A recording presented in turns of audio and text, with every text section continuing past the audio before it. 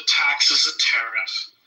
I said to the consumers. The tariff is in not the U.S. directly impact the American citizen in every single case. It's not. If the market forces can get the raised price, going to raise the price and pass it on.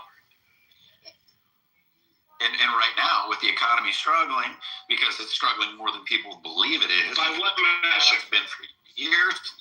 By what measure?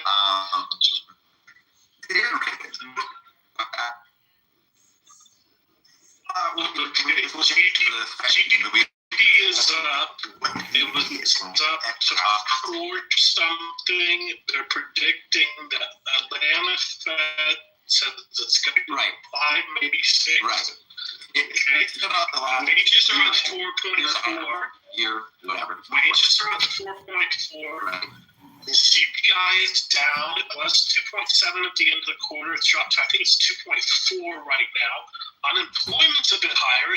Okay, let's go to the decline, because I'm going to go back to the manufacturer decline. Yes, we declined in 2025 and 2026 at the very beginning. So from let's do the whole year. The prior year, 2025, job losses were between April 2025 and December 2025. All the way to that time, we lost about 72,000 to 108,000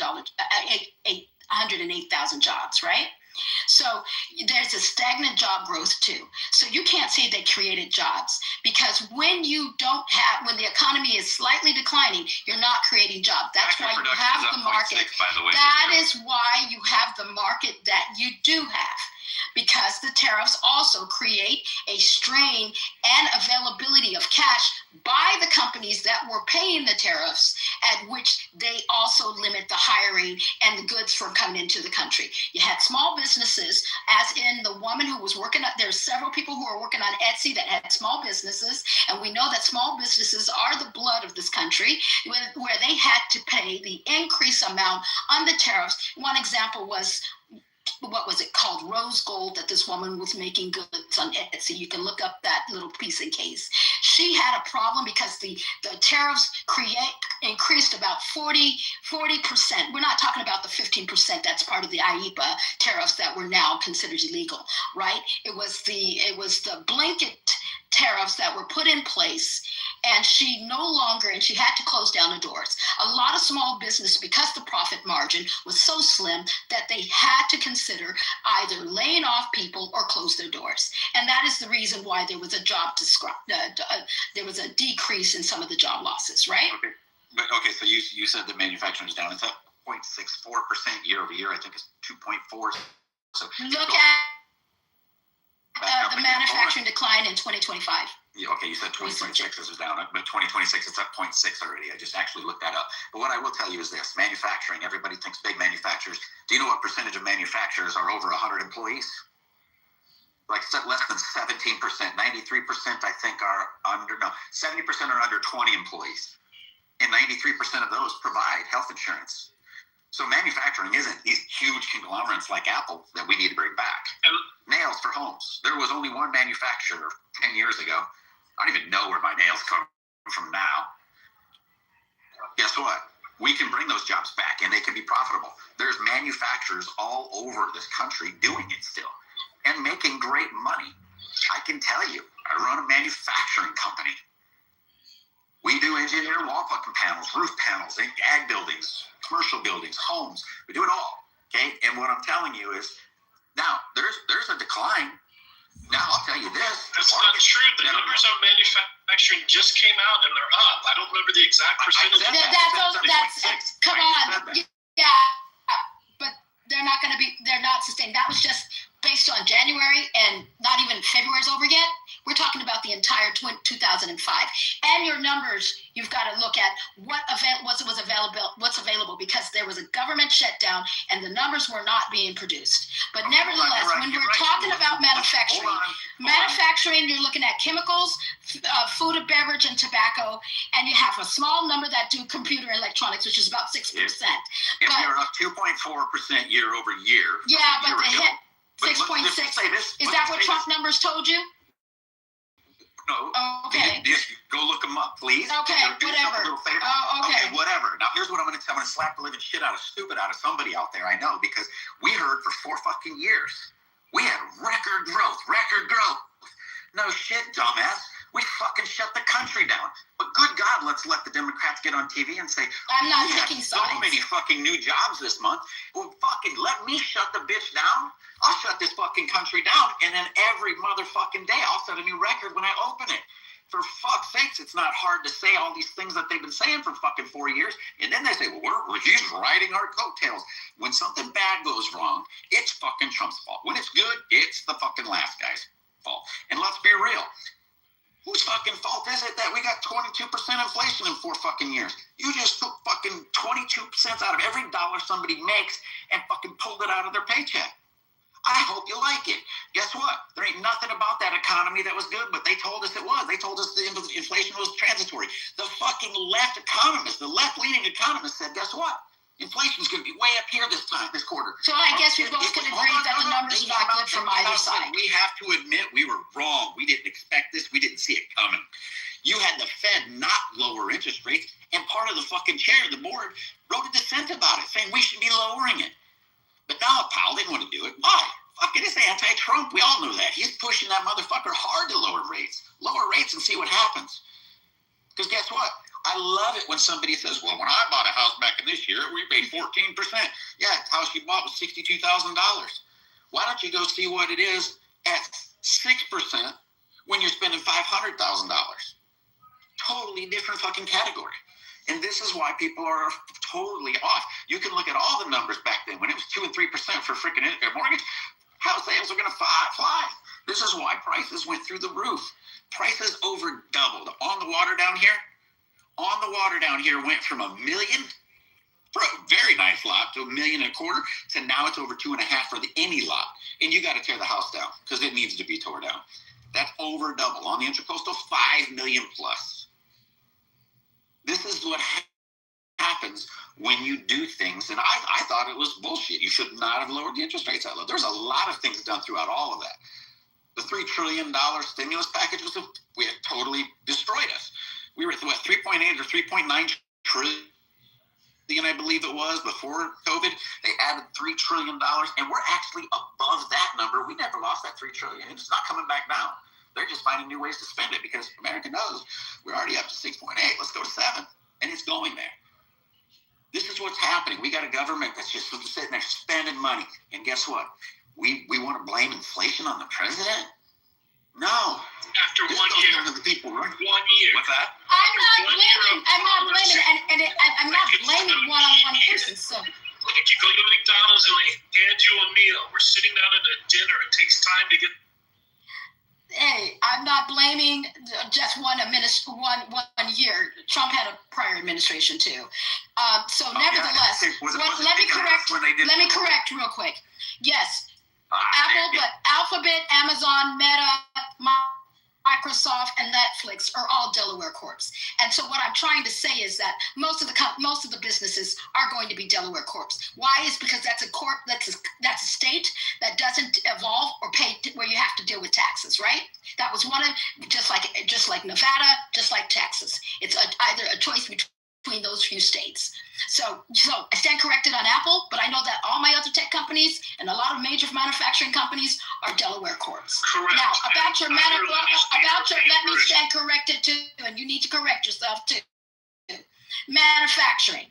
Let to be very clear. Yes, 70% we got manufacturers, but you know what they are? You got 12% that are chemical. You have 11% that are food and beverage and tobacco. Of course, we're going to have tobacco.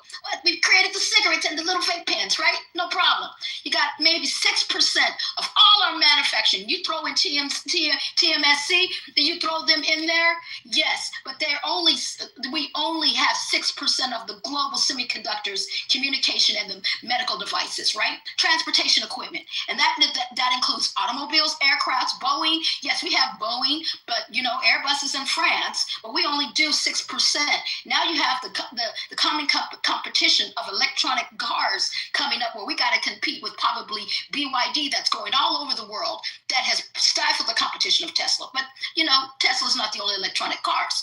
but it was one of the ones that were breaking grounds. And now we're only manufacturing of all this what we're doing internationally and globally, 6% of all of transportation equipment, and then fabricated metal products. Let's just be real. I'm giving you a percentage. I'm not talking blankage. I'm talking machine shops, forged metals, because we had a lot of our steel industry that had suffered from truly, and I'll definitely cite on this, where the tariffs, where we had countervailance, where people were dumping bad steel in our country, right? So I understand that. You have to deal with countervailance, which are taxes to avoid to deal with people that were dumping, anti-dumping laws, right? So the manufacturing that you're talking about is very limited in scope. When you're looking at chemical, food and beverage, computers, 6%, cars, 6%, fabricated metals, 6%. That's still not enough.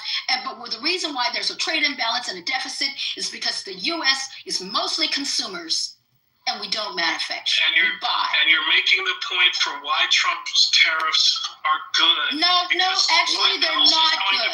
We're not good. Because if we're consumers, if the majority of our country is consumers, then how do we bring more of it back? No, you're not going to make it more back because nobody wants to pay. Ever tried to since NAFTA?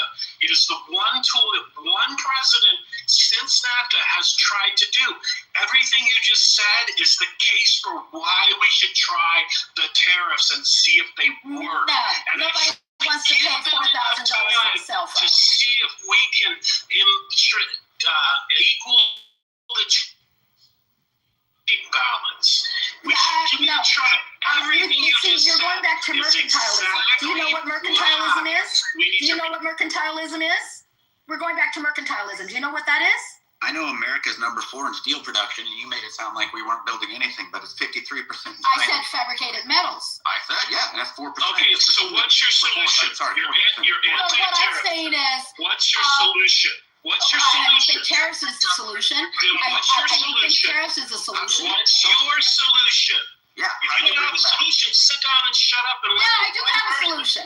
What is it? I believe in free trade agreements where there's a balanced trade where we agree to import certain amount of trade and a balance of having our farmers and other people exchange whatever trade that they have in return.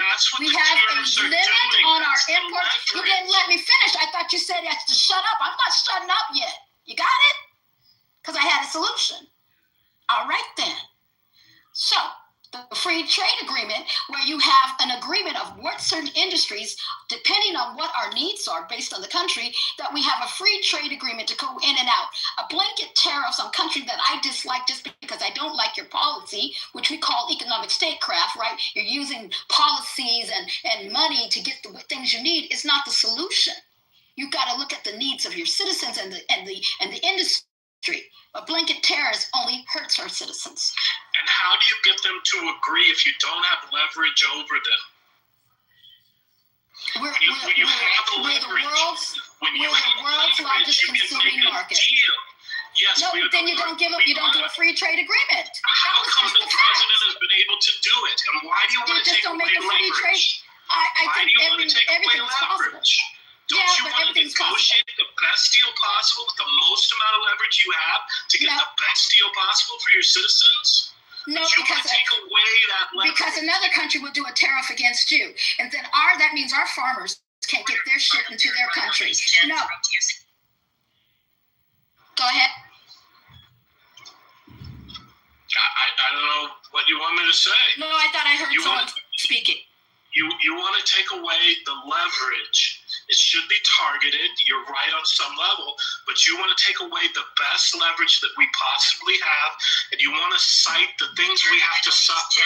I, for one, will pay the extra $1,200. I'll pay $12,000 extra per year to pay for the tariffs that it causes the consumers to pay more if it fixes the problem. And if you're not willing to, then fuck you, you're not a good American citizen, because you don't tell me what I'm sorry, when did your family come here? When did your family come here? Don't tell me whether I'm a good American or not. No. Because my family's been here since the 1830s. I'm sorry, my family's been here since the 1830s. So I'm a good American. I'm a good American. I'm a good American. I I've got 5 generations that died for wars on this country. If you just So no, I'm a good American. I just don't believe that slapping people. Country, and you're not willing to pay your share. Oh, baby, I paid my share. I I paid almost $100,000 in taxes last year. What about you? Okay. I paid $100,000 in taxes last year. What about you? I'm glad you paid $100,000 Yes, in but I taxes paid last my year. share. I paid my share. And I've got 4 generations of people that fought in the Civil War. But you won't pay an extra $1,200 in consumer goods going up. I'm American. So you'll pay $100,000 in taxes, probably because you don't know how to not pay taxes. No, I know not how to pay taxes too. I have property that I But own. the point is, I write off my stuff, but relatively, I paid. That's pretty Your decent. whole argument was that our manufacturing is not good, and we I need to said our fix that. manufacturing, you can't. No, I said we can't is bring. too much for you when you're willing to pay $100,000 No, a see, year. you're not even listening. You only listen to half the question, the comment. In taxes? No, It's what I illogical. said is you misunderstood. I said we can't manufacture everything in this country. That is impossible. We are not at the level, or we're good to do everything in this country. That is a fact. And now, if you want to live in your little la-la land to think America can do everything, then you go ahead about your I never said isolation. that, and that doesn't Well, yeah, but you said we did 75. Well, somebody said we have about. Manufacturing. We're only doing No, this and that. you misunderstood that. No. You cannot do everything in this It's about country. choosing What what can't we do? manufacturing we can do and do what we should do. And if $1,200 a year is too much for you to pay, when you pay $100,000 a year in taxes, but $1,200, let me cry over it, when the tariffs are the leverage that you're taking. No, but I don't agree, because I'm not speaking for myself. I'm speaking for the average American. The average American can't afford to pay $12,000 or $12,000 a year, sir. I'm sorry, the average American can't pay the $12,000 a year. Coming back, and all the areas we do want, because nobody's suggesting that all manufacturing should be done, just the important things. But Miss $100,000 in taxes doesn't want to pay $1,200. No, but see, it's not about me. See, that's the point. When you have compassion and empathy, you understand the rest of the people in this country can't pay $12,000 like you can, right? Because you think just because you can, everybody should do it. No, that's not the point. What is best for our citizens is that they should have the freedom of choice and buy what is best for them and their household. And I don't think it's fair or efficient for our American citizens to have to pay an extra 40% to 110%, which was on some of the products, on their goods that are going into their households. That is a fact. Can I ask you a question? All right, so is a person who has less money going to consume more than the person who has more money? No.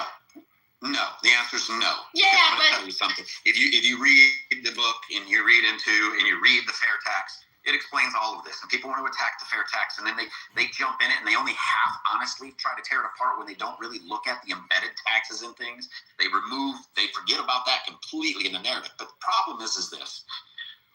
I know this because, okay, when we sell a building that's $10 million, a house, okay?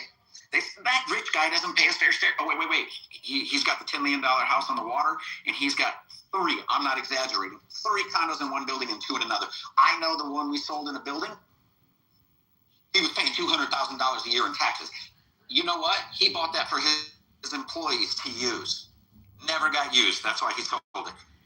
Didn't get used for 3 years. So he's paying and his main house is, I don't even know. I've never actually done my market on it, my CMA. But I'll think it's probably about 30 million since his boat is about 150 million, right? It's a beautiful house. But he's paying on all these properties, and he has 0 kids in the system.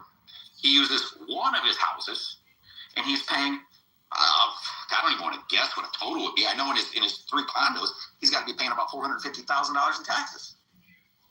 So you're telling me that the rich man isn't paying his fair share? No kids in the system. He's rarely here. When he's here, he flies in, he's on his boat. He ain't using the streets. He's employing people. He's got people at his house all the time, maintaining it, cleaning it, taking care of it. He's got a staff of 12 on his boat. Full time. And your point is? So my point is the rich are always going to pay far more in the tariffs than the little guy. So guess what? You can compensate for that. You can even do things like the fair tax and said, hey, we're actually going to give a kickback. These little stimmy checks that Trump was talking about, you could do that to the people at the poverty line, and you can find out you don't even waste, they found this out, you don't waste a dime trying to find out who's at the poverty line. What you find out is where's that line in each state. Every person in that state gets that amount. And people say, well, why does the rich guy get the $142 to cover that taxes? He's going to tip that the first night he goes out with his boys to the steakhouse. He's going to give that tip to the freaking waiter because he's going to spend far more than that. It's irrelevant. It's about saving money. Send it to everybody. It nullifies the taxes. It nullifies the tariffs. And guess what? It doesn't hurt them. It helps them more than it ever helps any of us, even in the middle class. It helps those at the poverty line. So you think so you're speaking trickle down economics, we right? don't want to have solutions. We always want to attack everybody's way unless it comes from our side. I didn't say it was right or wrong. What I'm saying is trickle down economics. That's what you're speaking of right now, right? I'm telling you, there's ways to do this, and I'm telling you, he's right. If you and him are trying to compete, and I'm sitting here going, well, wait a minute. I'm not looking for competition. I don't care. I'm just telling you, tariffs were not good for the average American. Because guess what? I'm just telling you that tariffs is not good for the average American. For you for 38%, who's going to be manufacturing and sending it here? And you know what? India, everybody's always worried about China. Oh, India, you know them? Turkey, you know them? Both of them are trying to work out deals to start doing more manufacturing and taking it from China. Who does that advantage go to? Yeah, because the tariffs are too high to import their shit into the United States. So what they believe is that they begin to isolate U.S. So once we become isolated and they create trade deals. See, you're not understanding. See, here's the problem. What happened when China? Here's the problem. The U.S. is pointing their guns at several different nations, right? See, you can't pick a fight with everybody. See, what you don't understand is you can't pick a fight with everybody because at some point you will lose. Because guess what you do? You can't pick a fight with everybody because at some point you lose. So what's going on is we're picking tariff fights with everybody. And you know who's going to lose? Is our citizens. What did the UN do the day after Trump said we're out? What did the UN do? I can tell you what they did without even fucking hesitating. If you know, tell me what they did without fucking hesitating. Thank you for admitting you have no fucking clue. No, and I don't need to prove my knowledge to you. See, I'm not in a little man penis world that I got to prove how big my dick is because I don't got one. You were in that. I don't got one. No, okay. So tell me, you're just mad because I make over a lot of money, right? Problem. Oh, bitch, you're just jealous. Now you got some hate going on here. You got some hate. Because America literally pulled out in the next motherfucking day. 193 motherfucking letters went out saying we're broken, we're out of fucking business. I'm sorry. I'm talking about the average citizen, though. I'm talking about the European Union, you dumb fuck. No, I'm talking about the average citizen. Because what happens is, what you don't understand is what I don't understand is they're broke without us. That's your assumption. Because, see, what happens is they can create, like in Davos, and other conversations that they've been having, even in Munich, when after Rubio made his speech, or did you see the speech that Rubio made? No, you didn't, right? Yeah. Oh, sorry, you're too dumb for that too. Okay, so what happened was that they're going to make their own free trade outside of us that may exclude us. And like I said, you can't pick a fight with everybody. Because when you're picking a fight with everybody, just because we're a superpower, someone will lose. Who are they doing it with, China? Are you too stupid to fucking remember what they said about it when China came to them? Oh, but China did come. But they're now doing deals with China, right? But didn't they do their deals with China now, aren't they? You know what they're doing deals with? No, they told China. They're doing deals with India. Do you know why? And they're doing deals with Malaysia. They're doing deals with everybody's doing deals now. And Trump is pissed off. And Trump is pissed off. And he's now telling them they better buy from us. So then they better went elsewhere. And China couldn't get it done, and then China came to the fucking table and bowed to fucking Trump and said, all right, fine. Actually, Guess no, what? did you ever see? Europe said Actually, no. Jinping, Europe you know what said he's doing? no. He's laughing. Do you Europe not see his said face? no. Because the Europe one thing said China no. said was, they've been Europe around for said no. 2,000 years. Europe said They know no. how to do patience. Europe said no. You know what? China Europe said they've said been no. around for 2,000 You know years. why Europe Do said you no? think Trump's going You to know why break Europe China? said no? Trump is only in the office for the next 3 years. They You don't think want they're going to Kia. break China? You You know got why a they said dictator no? going against the United Do you States. know why they said China no? is not going to break. They've been around What for happens 2,000 when China years. loses They're that? going to be around. They've been around for 2,000 What years. They'll be happens when around China loses that? longer than we will. What So happens when we China- need to learn how to Bullshit. play nice in the Where's their economy at? in the play yard. You know what's happening to their economy? They're Well, fucking the real estate you know market what? We is still tanking. need to play nice And in this is the where you don't playground. know what the Well, fuck you're what talking if- about. I- China I relies on do. us more than I anything. I do. I do. What if the other people don't play nice with you? You still going to play nice? When you don't play nice, then you you don't do tariffs. You do trade agreements, right? What You trade create an agreement? incentive, but What you don't trade have agreement? to. Just like sanctions exist. I'm not What against trade sanctions. agreement do you- I'm not against sanctions. I'm not against export compliance or trade compliance or regulatory compliance. What I'm not for is tariffs that harm our everyday citizens. Well, That's tariffs it. are not necessarily harming us. We're forcing other people to lower their trade barriers. Because they've been Thank you. erecting trade barriers left and right, and in all kinds of names. That's why we need to fight back. Thank you. I disagree that everybody has a trade barrier because just because somebody doesn't want to have modified GMO meat into their country, I think they have restrictions and Is standards. a Jeep Wrangler? U.S. would like to export is their a beef. Jeep I'm giving you an example. In- No, I'm not rambling. Is it Jeep I'm not Wrangler rambling. modified No, I'm just being fucking honest. meat in their system? Some of the trade barriers that exist have to do Okay, with so the let's be quality of honest. the meat or the Wrangler quality of the has product that's going into the countries. over 100% fucking Exactly. tariff on it What when it about the comes trade in. barriers for cars? China literally nails the shit out of our cars so people don't buy them. So But what the don't fuck we should do literally about it? nail the shit out of Chinese cars so that we don't have BYD on this market? We Show me told a basic- Canada show me- don't import show me BYD a into the $48,000 land. car We're in telling America other for countries $100 for. don't do Yes, this. because they Please did it show to me a us $40,000 first. car in their country we're paying Okay, for. well, but we tell other countries don't do this. Otherwise, we're going to raise your tariffs and we're going to cause you harm. China Oh, did come it on, to us please. first. Yes, they did. Okay. They raised the tariffs on the freaking on a Jeep Wrangler was the one that I used to specifically looked up, and it was right around like $48,000 at the time I did the research, and they were paying over $100,000 if they wanted to buy one there because China wants them buying their stuff. So literally over twice the value. So yes, should we tariff? Yes. Show me a car in China. Actually, no. Why don't we make Americans buy our Jesus Christ, stuff? You just can't fucking stop. Now, I'm just saying, why can't you just tell Americans to buy our Well, stuff? how do you do that? Can't you just mandate Americans to buy our stuff?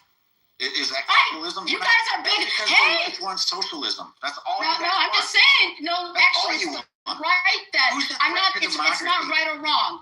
I'm just letting you know that certain countries or certain administrations right now are buying into certain companies and telling them that they need to now operate in a certain principle. You Okay, think the so- TikTok deal? We're not a free market anymore. We're doing TikTok. Free, whatever, come on. free, bribery, whatever. No, I don't know how you say it. So No, I'm I don't just need you to fucking saying know I it. haven't heard you say it, but here's the deal: if China, I don't want to fucking Oh, know it. I see, don't there give you a are. fuck. You You're fucking now fucking doing piss you personal off, Mom. attacks. No, Personal attacks are a sign of insecurity. There's no insecurity. It's your fucking attitude. See, It's there fucking you just- go.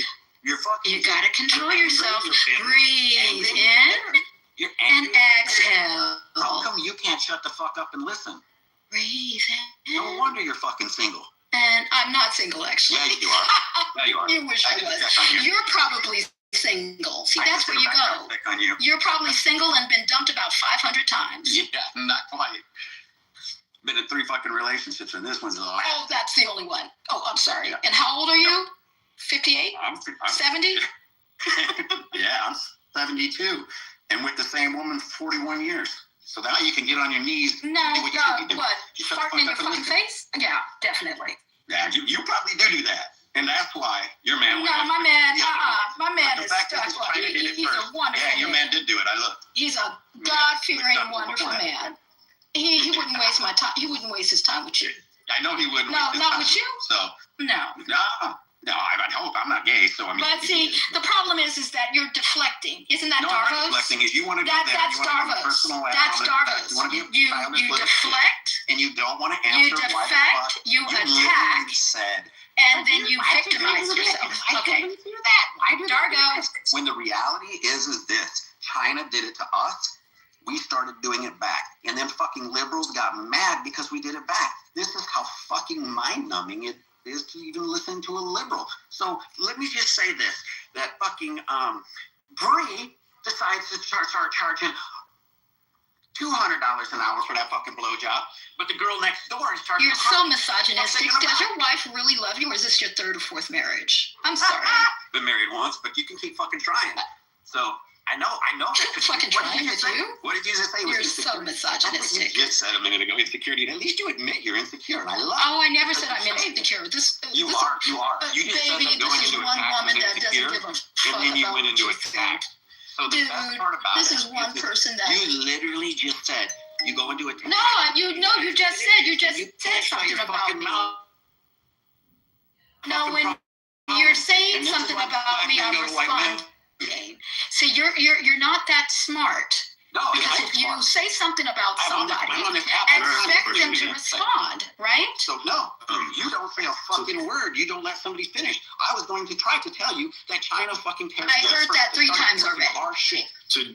And you can't fucking. No, I already heard that, and I said you can do sanctions, you can do whatever, you can put people on entity lists, but what you can't do is I don't think the tariffs are something that is healthy. Go ahead. I'm sorry to continue to talk, James. No, I was just curious, China put tariffs on us first, so you don't think retaliation tariffs are a good thing?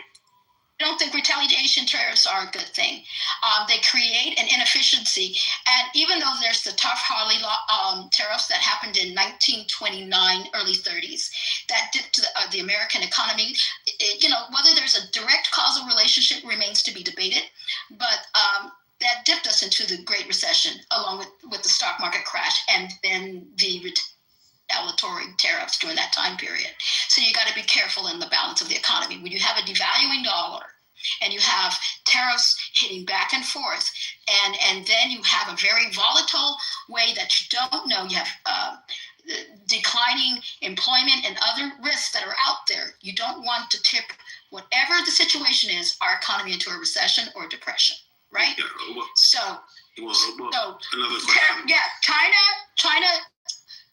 Well, let me respond to the China question. Like I said, it is not efficient to hit tariffs because in the end, our citizens as a democracy pay.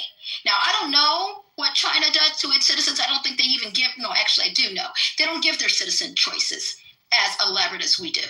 So when our citizens go to the market and they go to Walmart or they go to Target or they go to any other consumer retail store that has had a bargain price, right?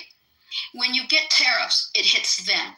So that $12,000 that William was willing to pay at one point, our average American citizen can't pay that. And that's what we have to be reflective on. No, I understand where you're coming from that, but I got another question for you. So you understand that if China produces a lot of stuff that we need, manufactures a lot of stuff that we need, right? And if they ever went to attack Taiwan, we would be at war with China. How would that impact our manufacturing needs at that point? Name what we automatically have to get from China. We have to. A lot of our medication. We cannot. I'm just saying what. A lot of our medication that we get from China. We can get our medications also from Netherlands and Europe. Yeah, right? That's the point. That Netherlands, Europe, they're also giving up their manufacturing to China. But that's why I said to you, okay, but Hanson, that's where I said to you, you can't pick a fight with everybody, because when we do these worldwide tariffs, we're picking. See, the logic doesn't make sense. We're picking on 139 countries. But yet, I'm just throwing that number out there. I think it's significantly less, but it's still high up there. We're picking on random countries, but see, all they have to do is United States. So the odds of exporting them, the damage is greater on us than the other way around. Not necessarily. Just because the number of countries, there are a number of countries, the size of the economy is much less than the U.S. But it would depend. Yeah, but it would. So I'm saying that the evidence is using the premise is the number of countries. That's not the relevant quantity here. It's the size of the economy. The size of the economy. True, yes. But then that means the United States, being as large as we are, shouldn't have to pick on the small ones. But when we're the small ones, if the United States is not largely their export partner. But when you begin to raise tariffs from countries that they're not, United States is not their number one partner, you're creating friction that doesn't exist. So when the United States went and said, I'm going to now do Vietnam and I'm now going to do Malaysia, a lot of the trading partners weren't necessarily the United States. They had large partnerships and trades with China. You are now causing a friction where, United States citizens, where we had essential goods coming from Vietnam or Malaysia or even Singapore, now have to consider, let me see if I can find another outlet for my product that now the United States has become very unfriendly towards me. The trade agreement that we negotiated about a year ago or 3 years ago, even when someone had brought up in our argument the USMC, which is former NAFTA, right? We negotiated that. Trump actually negotiated that in his first term. Now he blew up those terms and those conditions in those trade agreements. So by putting tariffs, you're now not only causing harm to our word as a country, because we're inconsistent with our trade agreements, because that's what it is. It's an agreement. Now we're now going to levy tariffs against you. Shows that you're inconsistent and I can't trust you. So it's best to find reliable partners. And the one thing that the market doesn't like is uncertainty. So people begin to move they don't want to bank their money against the US dollar. They start looking at gold reserves and the petrodollar becomes weak. The premise is wrong because the previous premises that if we're on the same playing field and people can make their choices, the thing is we are the most open market by far. Even after the imposing tariff in the world, and China is not the open market, and precisely where we have the trade friction with China is precisely because they reneged on the you talk about the trade deals, and they reneged on the trade deal, biggest trade deal, WTO. And it's reneged on with China, with America, and with Europe, and everybody. And then also, Europeans are also reneging on their trade deals because they're erecting the trade barriers. And so we're just pointing out this deficiency, to say the least, if not the renegation on the trade deals on their part. And we're just saying, well, here's the medicine. You brew it for yourself. Take a sip of your own medicine and see what it tastes like. And if you don't do that, then we're going to renege just the same. And either you break the trade deal with us or you mend your own behavior. And that's the purpose of this you can say friction or whatever. It's because they erected the barrier and they the treaty with open behavior and covert behavior. Okay, and that's the point. I don't. This is like game theoretic tactics because they are not observing the free trade agreement. Okay, I disagree. First of all, when you said that U.S. is the most open market, it depends on how we define open. If we look at open in terms of zero, one moment. Low tariffs, very low tariffs. Then Singapore has 0 to no tariffs, It's extremely low in its regulatory barriers. Then you have Switzerland. About European unions, right? And you I'm just Ireland. Ireland has a low tariffs. So don't shift. Ireland has low tariffs. Yeah, Right? They're part of the EU, not England, not the United Kingdom. I'm talking Ireland. Yeah, like Germany. Yeah, France. which I said Ireland. Yeah, Ireland. France. Ireland's in there because they didn't Brexit, right? Ireland is a small country. Yeah, but what I'm saying is openness can be defined, and United States oftentimes is not ranked as the largest in openness. But nevertheless, going back to the original argument on if they did it first, therefore we're doing it retaliation. When you have an agreement, they did not break the agreement. It wasn't until and I'm not saying who's right and wrong. First thing is the agreements were unbalanced in the first place. Okay, so now you're going to revise it and say it was unbalanced. Okay. Tariffs, not only higher tariffs, but also they had the non-tariff trade barriers, left and right, the obvious covert and overt trade barriers. But we have sanctions, right? And we're driving all the Wassenaar and all these other countries to comply with U.S. So we have sanctions. So just because they have trade barriers, we can put sanctions against them. Like we do with Iran. So we still use certain tools. You want to hurt the people in foreign countries. I'm just saying. The tariff is a better, more open. Sanctions are brutal. Yes. But tariffs are not friendly either, and it could be brutal for those countries that rely largely on them. Tariff is more. First of all, we don't have the kind of overt trade policies as other countries. Covert and overt the trade policies, and this is probably the only and open tools we have in our toolbox to force its change in whether it's foe or friend's behavior. We have other tools besides tariffs. It's basically economic statecraft, right? That's what we call it. You've been saying that for 15 minutes, but you still can't define your sensitive sanctions or tariffs. No, what I say is I leverage, if I am dealing with a harsh country, and I told you this already, this is nothing new. I said it earlier, I would leverage sanctions. Whether it's financial sanctions or hard sanctions that can be close to an embargo. That's what we've done for years with Cuba. I'm just being real. That's what we did with Cuba.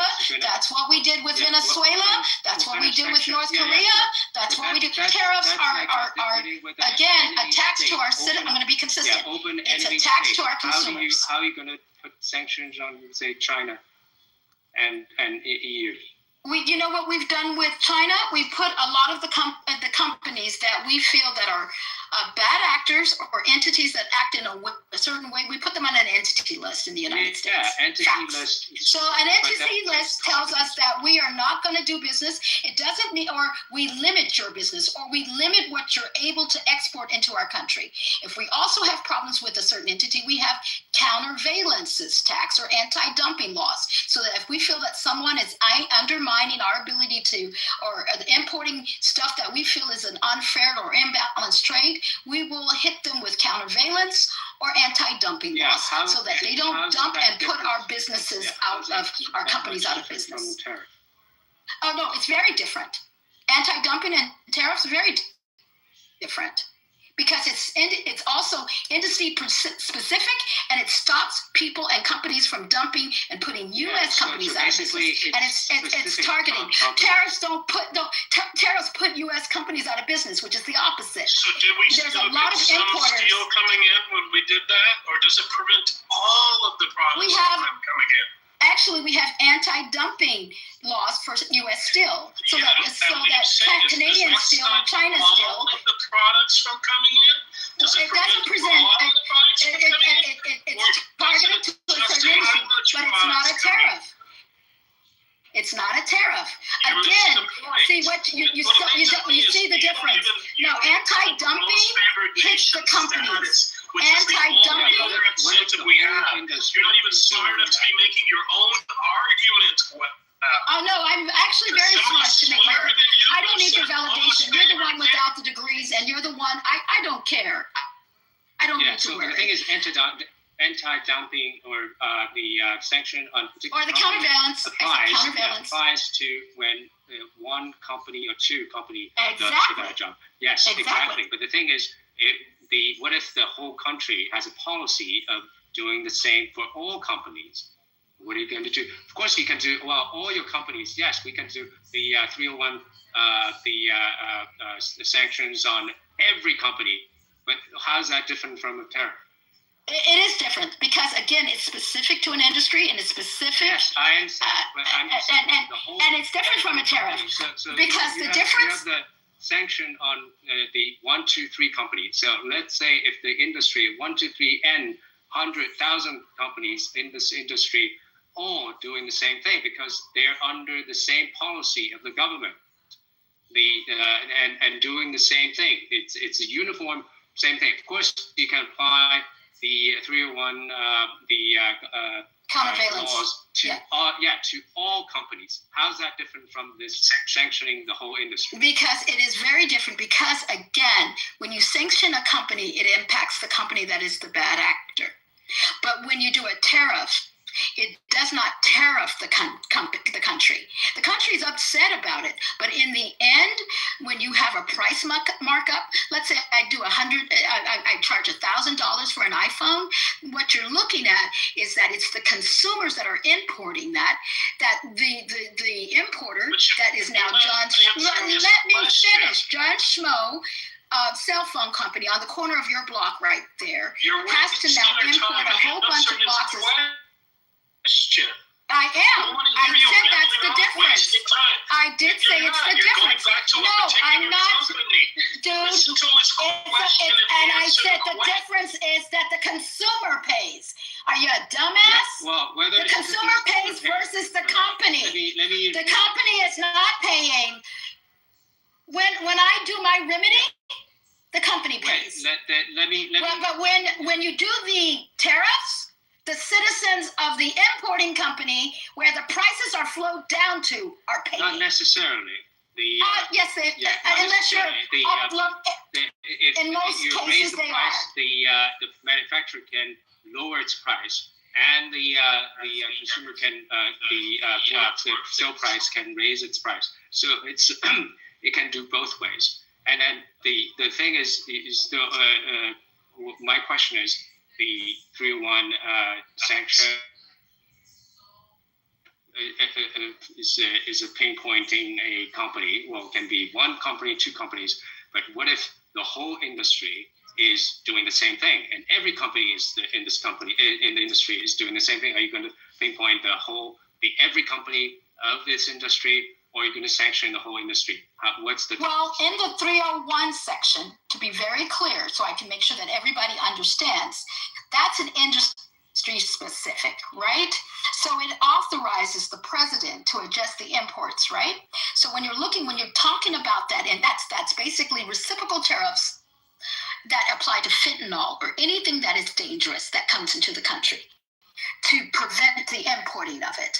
See, that's different than the blanket tariffs that were applied to a country, right? Again, I'm not, and I didn't say I never said. So let's say if we. It is different. If we because there's the IEEPA tariffs. You didn't answer my question. Let me restate my question. So let's say we focus on one industry before we focus on the whole country, and on one industry. So the one option is to apply a tariff. Whatever you say, to the whole industry of this country. And the other one is using Section 301 to apply to every company of this industry. And what is the difference? There's actually a big difference, because I think you're misunderstanding the 301 section. When you're doing a specific country, because you're penalizing them, tariffs will not necessarily be the best solution. You might as well block them if you don't want to do business with them, or you adjust your trade agreement with them, right? To limit what they're allowed to import into the country. So no.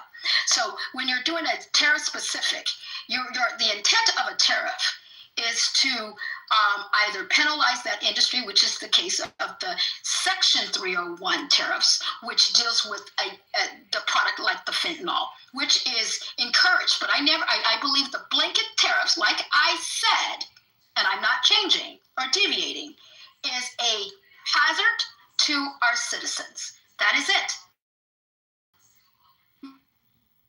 Now, if you're trying to protect an industry, I did answer the question. No, you guys don't like the answer. No, you don't like the answer because you're not smart enough to read the answer to understand the difference between a 301 and a blanket tariff. No, you don't know the difference between a 301 You don't and a blanket understand tariff. his question. No, what's the 301? What's the 301? What's the 301, William? So let me pose the question again. So whether it's 301 or any other laws we can apply, you're previously advocating for sanctioning individual companies. You can, yes. Right. Okay. So what I'm saying is, when you try to sanction the whole industry, whether you apply, one option is to apply a blanket tariff or whatever you call it. For national security reasons. Penalization. Yes. If it's a national security. For whatever reason, let's say. But we're just trying to see the difference, right?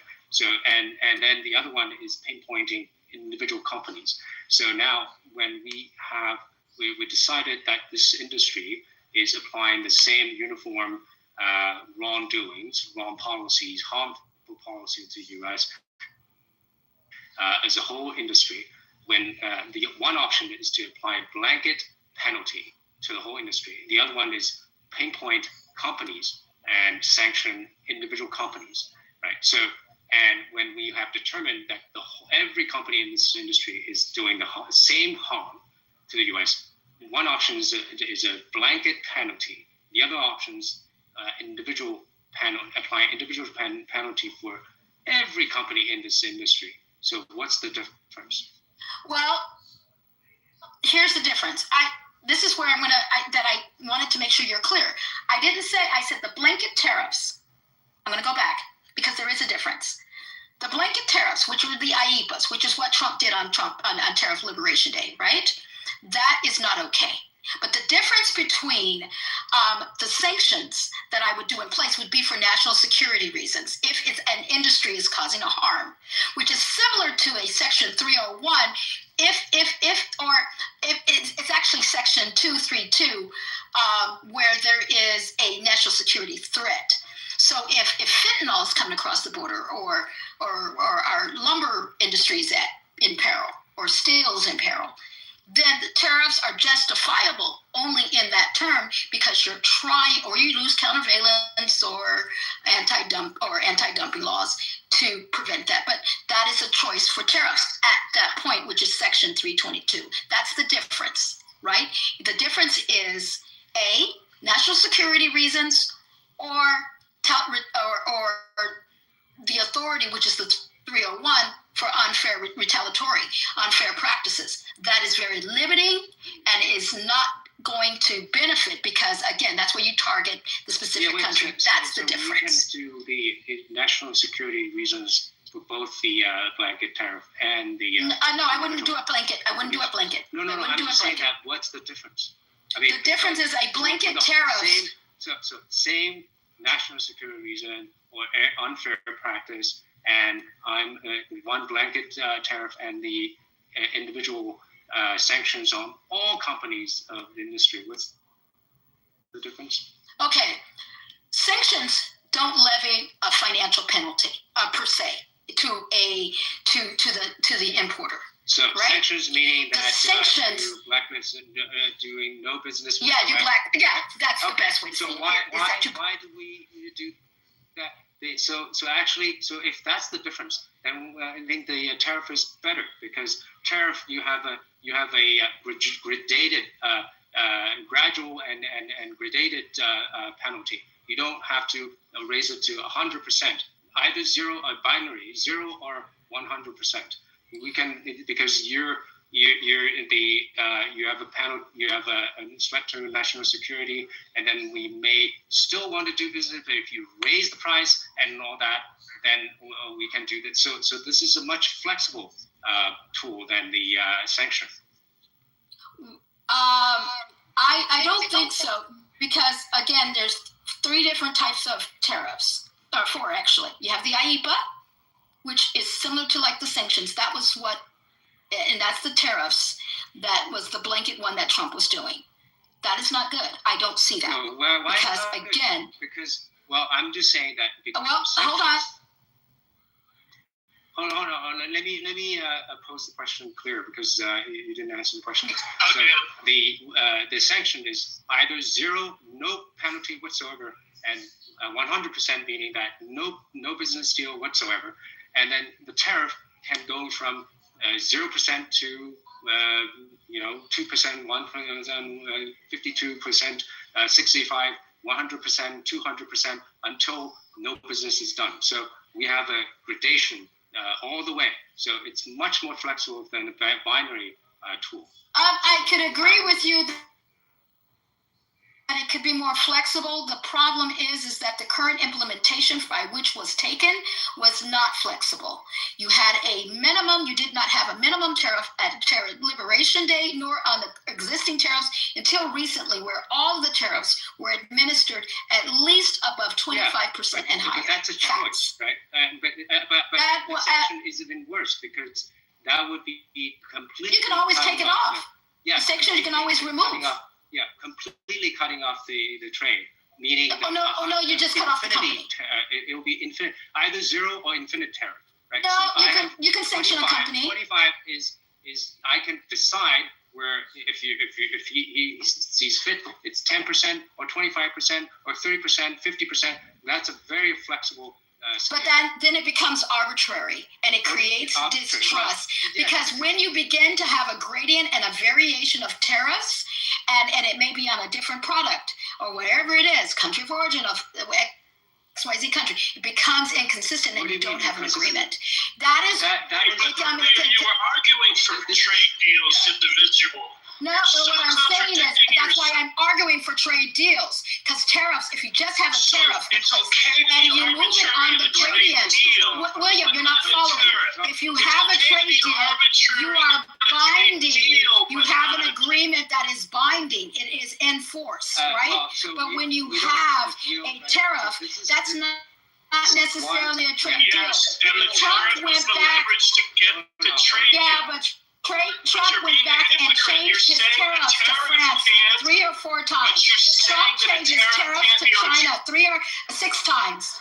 Yeah, I think you're missing the point. Trump went back and changed his tariffs to China several times. How can you be arbitrary in a trade deal? How can you be arbitrary in a trade deal but not a treaty? And how can you not see you did not understand. I said you can be arbitrary in a tariff. I didn't say a trade deal. You said you could be arbitrary in a trade deal earlier. No, you're missing. No, I said in a trade deal, which is a tariff agreement, I said you have consistency. It is in force. That is the problem is that Trump then introduced, and not just Trump, other people did it, arbitrary, like I'm going to now raise a tariff. Under what condition? What is your justification? Now are you pissed off with me because I didn't vote at the UN Security Council a certain way, or I'm now going to support X, Y, and Z, and I'm now going to support this. Now I'm going to raise your tariff 50%. So is your opposition to tariffs because of the motive or the incentive? No, the inconsistency of it being applying.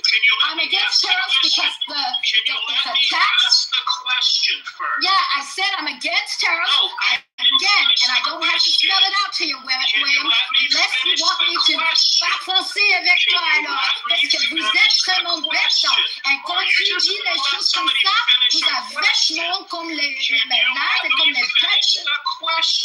No, I told you. I told you over and over again. I told you over and over again. It's a tax to our consumers. And our people do not need to have arbitrary cost rules on down to them. It's a tax to our consumers and our citizens. And they don't need to pay arbitrary. That is why I'm against tariffs. And until you get into your head, William, you just don't like my answer. William, you just don't like my answer. I I still feel like a tax. It's a tax to our citizens, and that is it. I do not care what you think. It does not change. It does not change the Supreme Court decision. It's still a problem.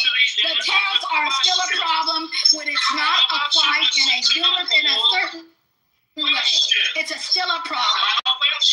William, until you can get to the news, a tariff is still a problem. A tariff is only good when you do it as a Section 301, a 232, or a 122. Okay. William, you're not very bright. Understand what a tariff is, and understand how it is applied. And I told you the IEEPA tariffs were not okay. Actually, no, I'm not, dear. You're emotionally unstable. No, I'm sorry. What do you do for a living? What do you do for a living? What do you do for a living? What do you do for a living? What are you, a road scholar? What do you do for a living? Why won't you let me finish? It's pretty simple. You can just be quiet long enough to let me finish the question, which is, are you against the tariffs because of the motivation that somebody uses to apply them? Or are you against the tariffs because that they are incentive to get a trade deal? They're not really an incentive to get a trade deal, to be very transparent. If they were, then there would be trade deals in place that are not met, and that they're not. There were illusions that they were doing. They were not signed. So I'm against tariffs because, again, you asked me the question, I'm wrapping it up. I'm against tariffs because it is a taxation to our citizens or any of the consumers that end up paying it in the long run. That is it. I've been consistent for the last hour. On the consumer. Correct. And shouldn't a sanction be reserved for punishing countries for bad behavior? But isn't that it? Can you just tell them that they were doing that? Don't we reserve You're inconsistent in your argument because you justified tariff as a way to implement or so to sort of influence their behavior. See, now aren't you you're kind of double speaking here. You're not consistent with your, yes you are. You're trying to say that tariffs should be used. What are the reasons why one should use, why should people use tariffs? Why should our government use tariffs? Why should our government use tariffs? Cuba, Venezuela, when we overuse the word sanction and apply it to trade deals instead of using it to punish countries for what the world considers to be bad behavior because you're more comfortable calling it a sanction, isn't that like overblowing the word sanction? Shouldn't we reserve that for countries like Iran, Cuba? No, we should just call it a sanction, right? So let me ask you a follow-up question. So you said why you're against tariffs. So had the tariffs led to trade deals when you claim they didn't, but let's say they had led to trade deals, would that have been a proper incentive to use if it resulted in a trade deal? No, I said no, because in the end, the tariffs rose its cost to the consumers. Okay. Wait, what? In the end, it raises price on the consumers. Is that what you said? Yes. So basically, your reason for against it is because it raises a tax on the consumer, right? Yes. Okay. So and Hanson, real quick, I do agree with the fact that they can adjust the price upstream, right when they sell when they have the deal with the seller at the very beginning.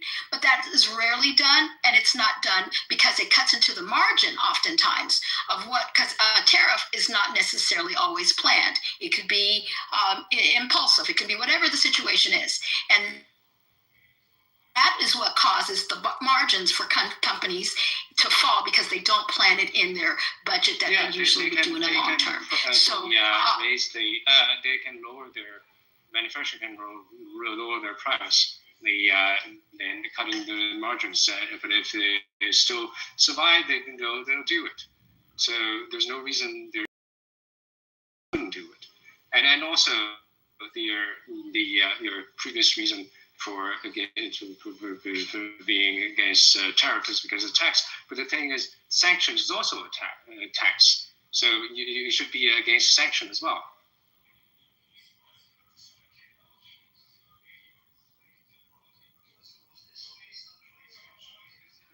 Right? I don't know. Do you hear me? Previously, she made the argument it's not taxing the same people, it's taxing the foreigners, not the American citizens, was her previous No, but the thing is, that's the same thing, right? I mean, because I know, she got really silent, so I was telling you what her answer was. I know, but we're just repeating.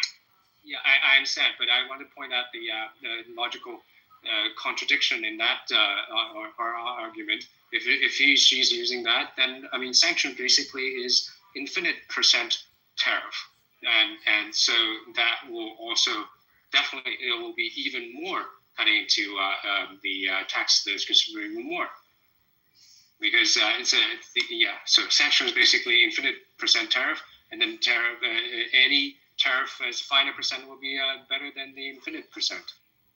I don't agree, again, because the tariffs is paid, like I said.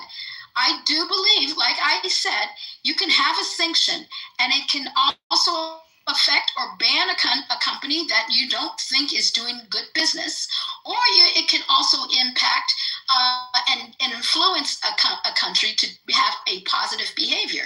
The tariffs, though, in the end, when you roll out a tariff, and I will continue to uphold this, it ends up impacting adversely the consumer in the importing country. Hang on, Chancellor William, can I ask a question? Chancellor William can answer this. What affects the price of a product, let's just say in America? The free market. Okay, and so for prices, if we limit something, if we put sanctions on something and limit the number of, say something is, let's just say it's eggs. We got plenty of eggs, but let's just say we sanction the country that's got sending eggs to America, right? We sanction them, and now we have a limited supply of eggs. What happens to the price of the eggs? That's exactly my point.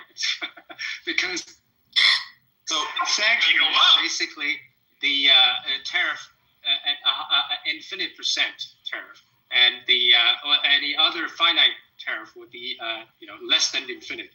So yeah, but that's not necessarily the case, because when you sanction a company because of behavior that you feel, it doesn't a company.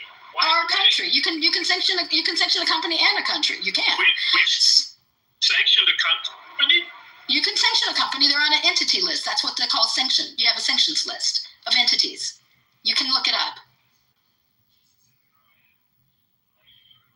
So when you do that, there's still unlimited amount of other choices out there. So eggs, you don't always have to get eggs at one source. So what I'm saying is that I understand your argument, Ice, makes sense. However, because of the diversity of the market, it is not a blanket from, let's say, we're cheese that comes from France or whatever the selection of cheese. It's not everything, absolutely everything that is coming in that's been selected that comes into from France that we're now going to do an increase at 40%. Right? It's not, and the cheese is not. It's not applied equally. Or what I'm saying is that there's an issue there, and you have other choices, but it hurts those consumers that when you have a tariff at 40% for France on their cheese, they're now going to pay a 40% augmented price. Well, the same argument applies. The same argument applies. Go ahead, William. When the supply of cheese goes away, you can seek other sources of cheese. So the same argument applies. And then the sanction is basically the infinity percent.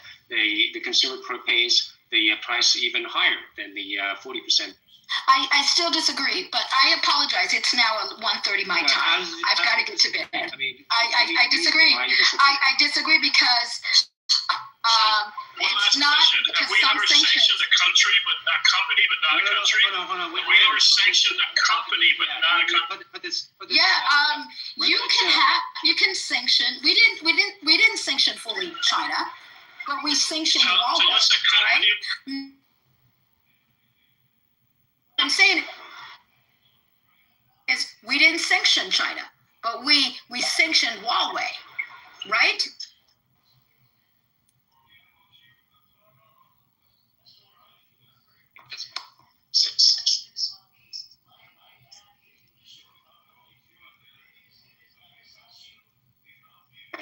Tariff. How does the 40% tariff is a higher tax on the consumer than the infinity percent tariff on the consumer? Repeat Well, your if we look question. at cheese, cheese is I said, number one yeah, producer of let's cheese say in it the doesn't world. matter. Cheese, okay, cheese company. But cheese we're number industry. one producer of One cheese in country, the right? world. So we Yeah, can- just confine this question, right? Cheese company, the French cheese company, one particular French cheese company, we can apply a sanction on this French cheese company. And then the other option is 40% tariff on the French cheese company. How does the 40% tariff on cheese company is worse than applying sanction, which is infinity percent tariff on this cheese company? How's Because higher? I'm going to go back to our original argument. Very good question.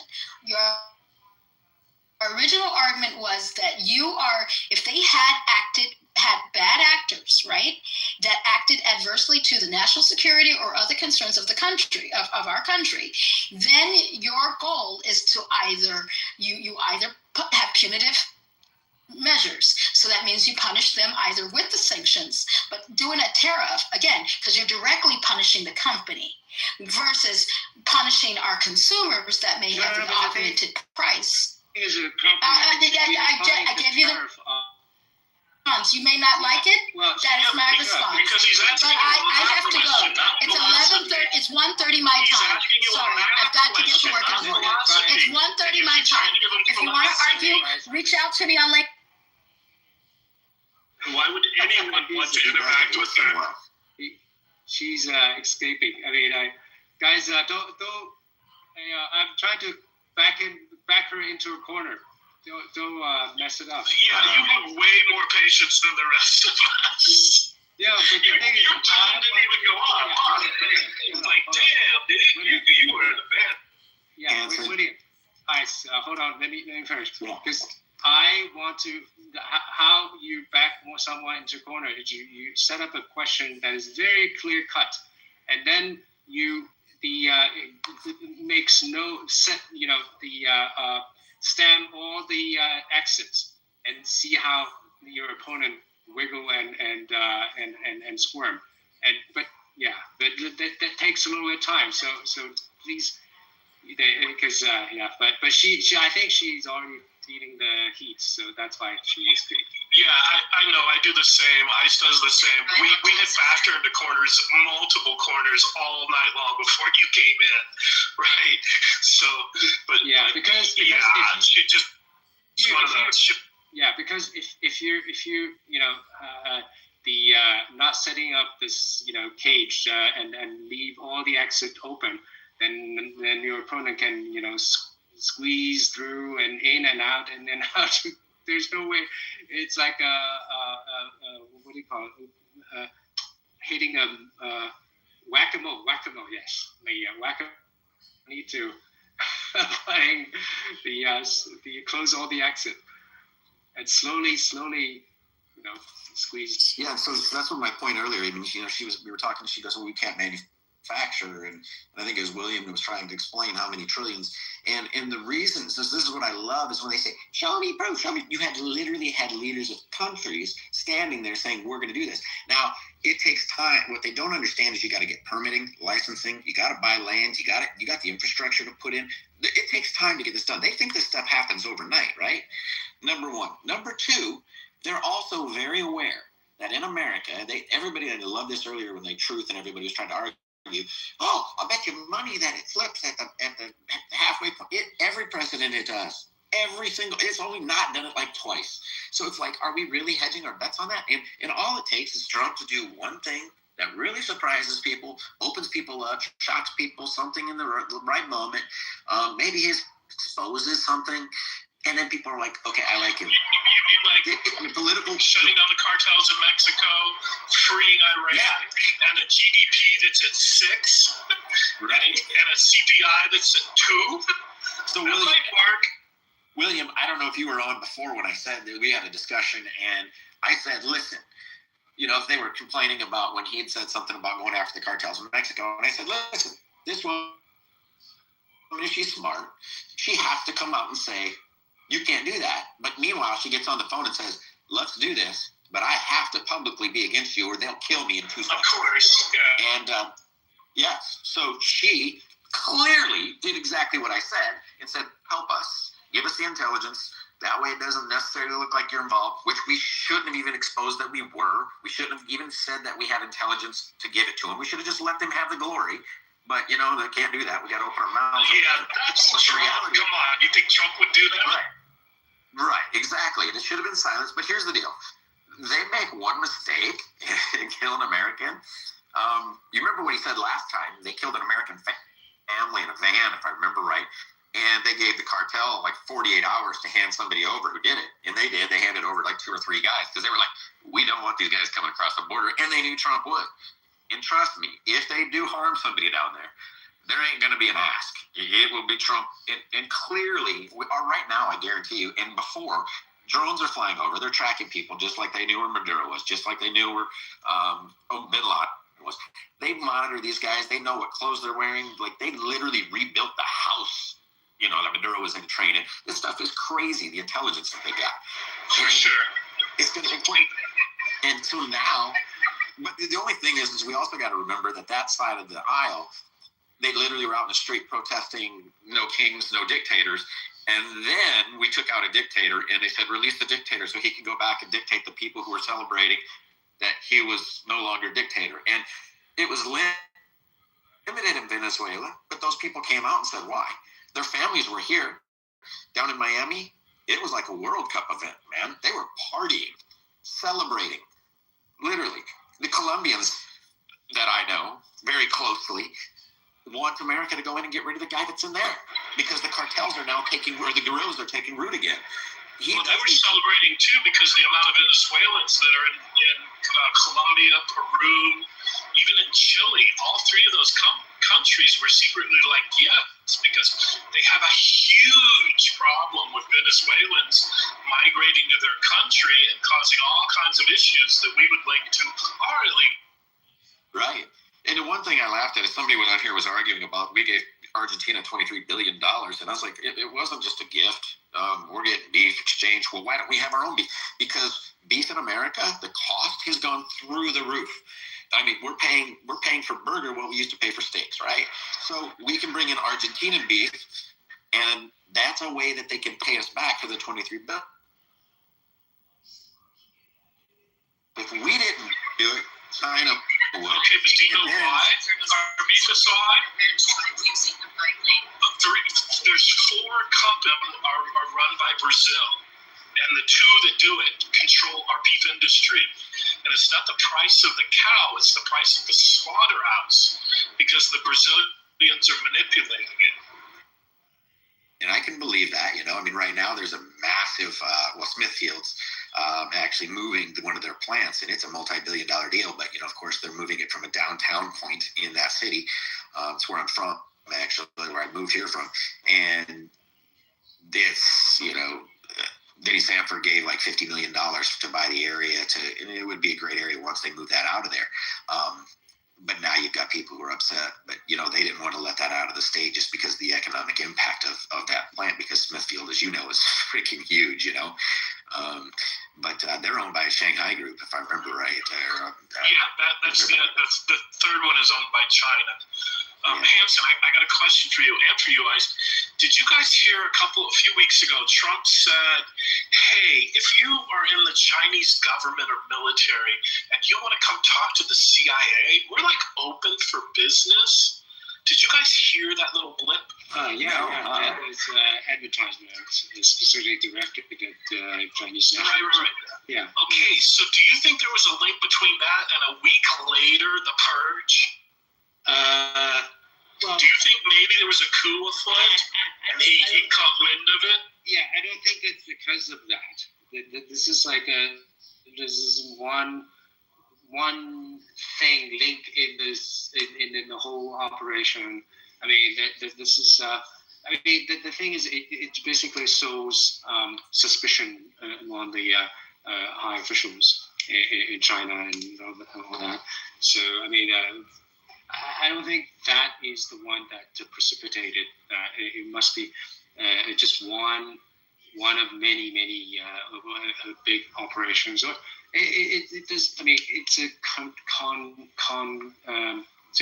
convergence or confluence of many events, and then of course Xi Jinping is a very suspicious person, and he basically purged everybody in the military commission, the high military commission. So except one guy who's doing like we call it political stuff. All the professional military men have been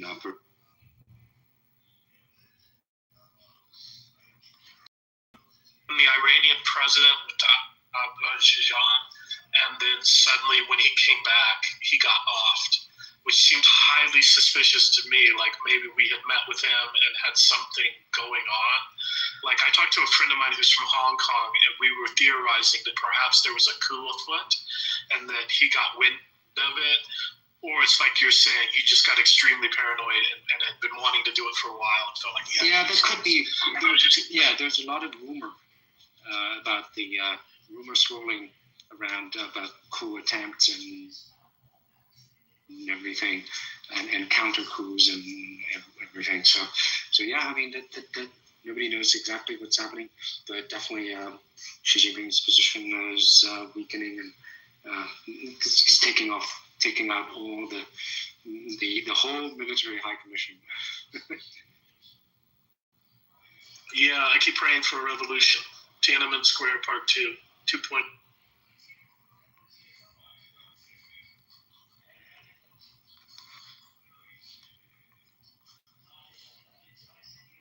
All the generals, not only the commissioner, all the generals,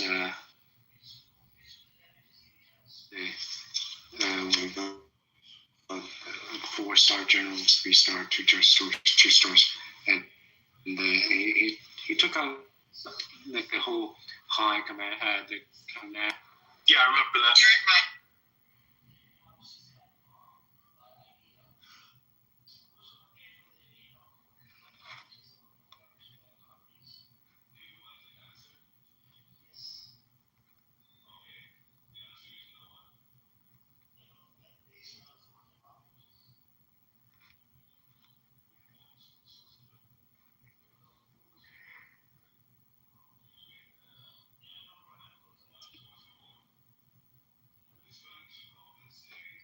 I know she's in the room.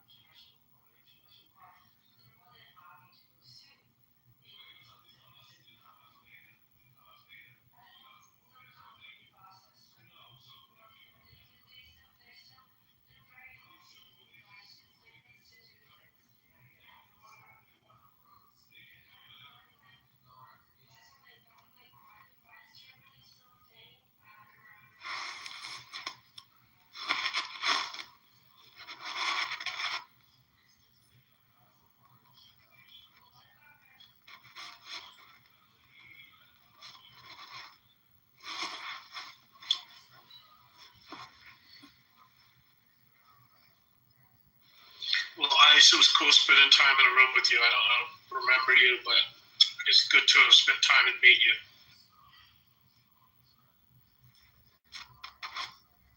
As well. Pleasure. And I know you brought up a certain person that I said wasn't real. And if you want to have that conversation like offline or something, I'll tell you what I know. heard. All right. But my suspicion is a clerk, very knowledgeable, absolutely, not questioning what he says in the analysis. But the people that I know that just didn't believe, and he said some contradicting things, that did deep dives on it, have come back and said he's likely a clerk. Yeah.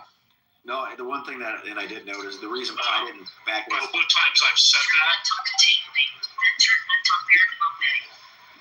Yeah, no, I have a guy down here that's a federal judge that I met through another good friend from back up in South Dakota. And I'll talk to him about it typically first because he's here. And then I'd always run it by. And they're pretty much always on point with each other. There's a couple times there's a little bit of an understanding difference or yeah, but this could happen. And then, he might say, well, no, we can't look at it that way. Like Abby was bringing up the second weapon thing.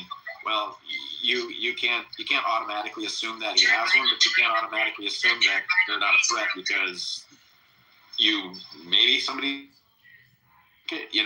So there were some differences in how the judge themselves would, allow that to be used in a courtroom. So it was interesting because, it's like, okay, well, I know this guy and this is what he's saying. He would listen to that argument and allow it because, hey, we don't know. You can prove there's a case where it happened, and I explained that. So yeah, no, I could see that. He could definitely be that as well. Yeah, his analysis is spot on. He just he gets heavily offended if anyone knows the law or counters anything he said. Like I got on his bad list the very first time where I said something. He said something. I said, no, actually, this is the law. And he goes, well, only if you live in California. And I'm like, well, I do. And you said earlier, you do. To this effect in other rooms. Suddenly some hot chick approaches me on Instagram. It's like, hey, what? Send me pictures. What's your number? Where do you live? And I'm like, what? Like hot women don't just come out of the blue a day later, right? so it's kind of like, but I got. I won't say anything bad about his analysis, but when people run to him, I go, hold on. It's not much different than the guy who calls himself a doctor, Adams, who isn't a doctor. It's like, okay, yeah, right. But you did mention it, so I just wanted to be like, it's not just it's not my opinion.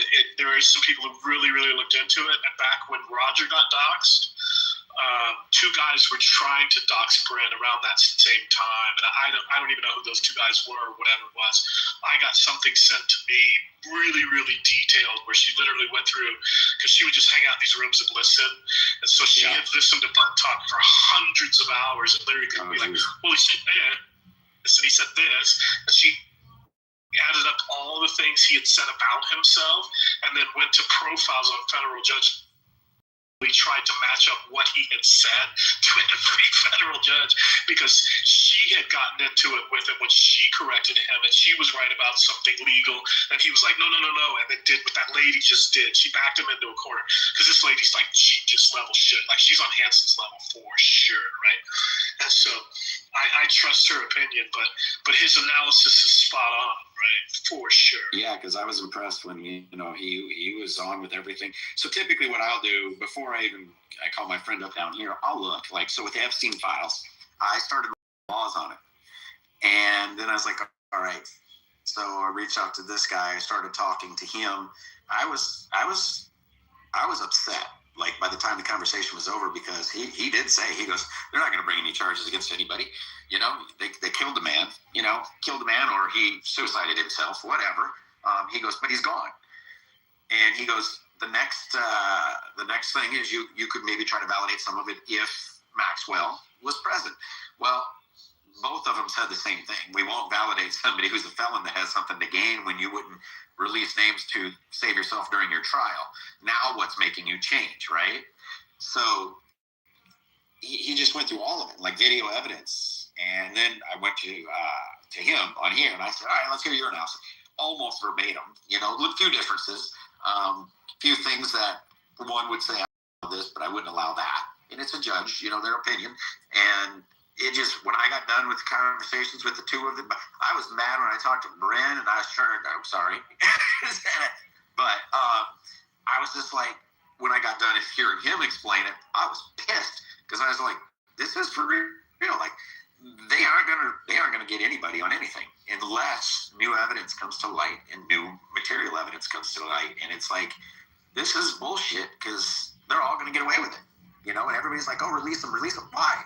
What's gonna happen? Nothing. You know, Britain's finally doing something, but what are they claiming? Oh, it's because they gave files, right? Nothing to do with the actual charges. It's something else. Yeah, you know. Yeah, Go ahead. I fully agree with you, and I would put the thing on Bren to be like 75% he's not, and maybe 25% he is. Yeah. But either way, even if he is, then he's an absolute liar on a whole bunch of other stuff, right? But yeah, Brent has a way of breaking it down, but he also has a way of just rambling on and on and on, and not letting other people talk. And it's like, you're not the only person who understands the law or has a perspective. And I think I've gotten banned from any of the rooms that he goes into because I haven't seen him on this app in a really, really long time. But yeah, I nothing's going to happen with the Epstein files other than the likelihood right now is Trump is using it in a Hoover kind of way. Like he's using it as leverage to get whatever he can. That's why we didn't get the other 3 million files. There's some dealings going on of, well, I won't release this or I'll redact that. You know, a bunch of shit's probably going down in that regard. But nothing's ever going to happen on them. But this none of this is new. I mean, Hoover did exactly the same thing. Well, decades. The beauty to me was the words of Kamala Harris that she just used right before that when they asked her, well, why didn't you guys release it? And she literally said, because we didn't want to interfere. We wanted to let the DOJ make that decision. Then as soon as they're not in power, they were all about trying to force the DOJ to make that decision. And to me, that's where the problem lies, is now your standards change. And my biggest thing is pointing out the hypocrisy. And I loved it, like earlier when Straits was like, then what about them? And then he literally turned around and did it like 10 minutes later, 15 minutes later. And I was like, the whataboutism is showing the setting of the standard that you guys have set, you know? I've literally used verbatim quotes from them, and then they're like, well, why do you got to go do the whataboutism? No. I'm using the quotes then versus now. Now it's different because what? It's the person is different. Now, if we want to be genuine, we hold that same standard. Like I said earlier, there's times I laugh when Trump says something, it can be funny. And then there's times where I'm like, dude, shut up. What's her name? Christine, no. I don't think she should be posing with a gun, doing the stupid shit she's doing. I don't think she should be paying herself for the ads. I don't think she should have opened her fucking mouth either time after the shooting. She should have been more controlled because we know we're in a divisive situation.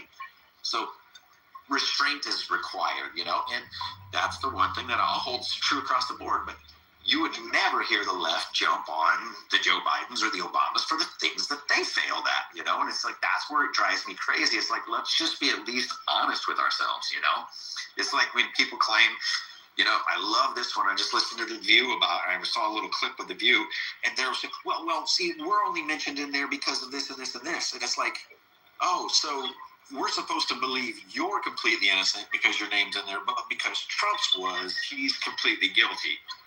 And when you ask these guys to prove that somebody did something, and I've said this before, have you ever been to Bergdorf Goodman? If you go in that store, you ain't walking anywhere without the hyenas on you. You can't move.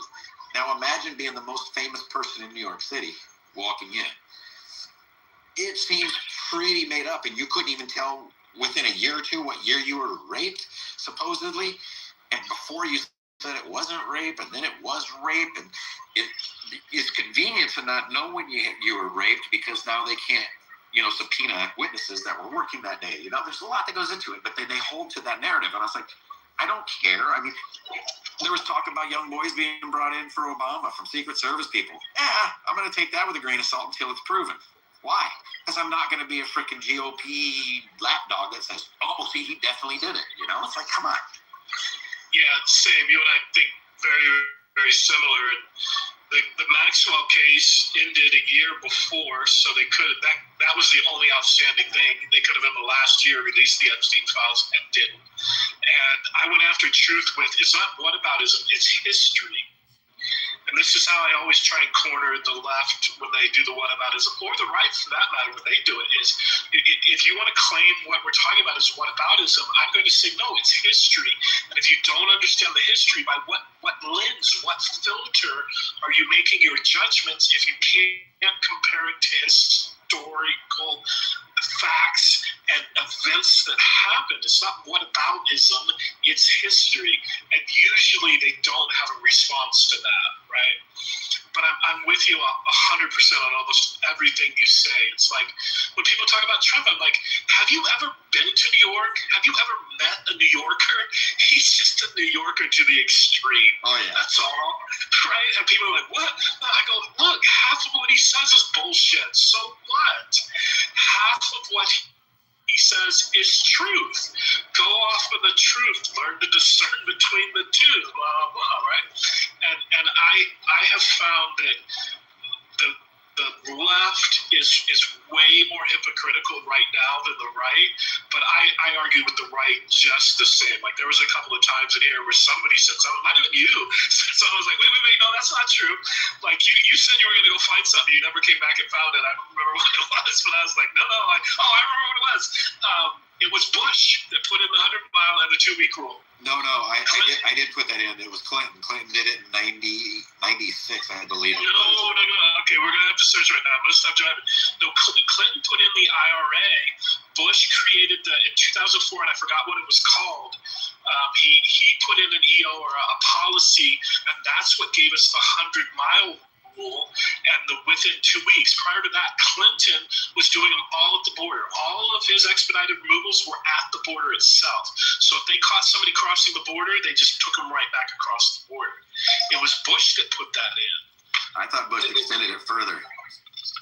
I'll pull over in a minute. I'll go search. I'm actually big if I'm wrong, right? But no, my understanding is that was Bush, and then but when you look at, and this was the thing about Trump getting rid of the 2-week and making it the 2 years and expedited removal anywhere in the country is the IRA and what Clinton passed didn't define that. That's how they got out of that rule. So what it's saying here is, so this doesn't attribute it just to Clinton, but it started in the Clinton era.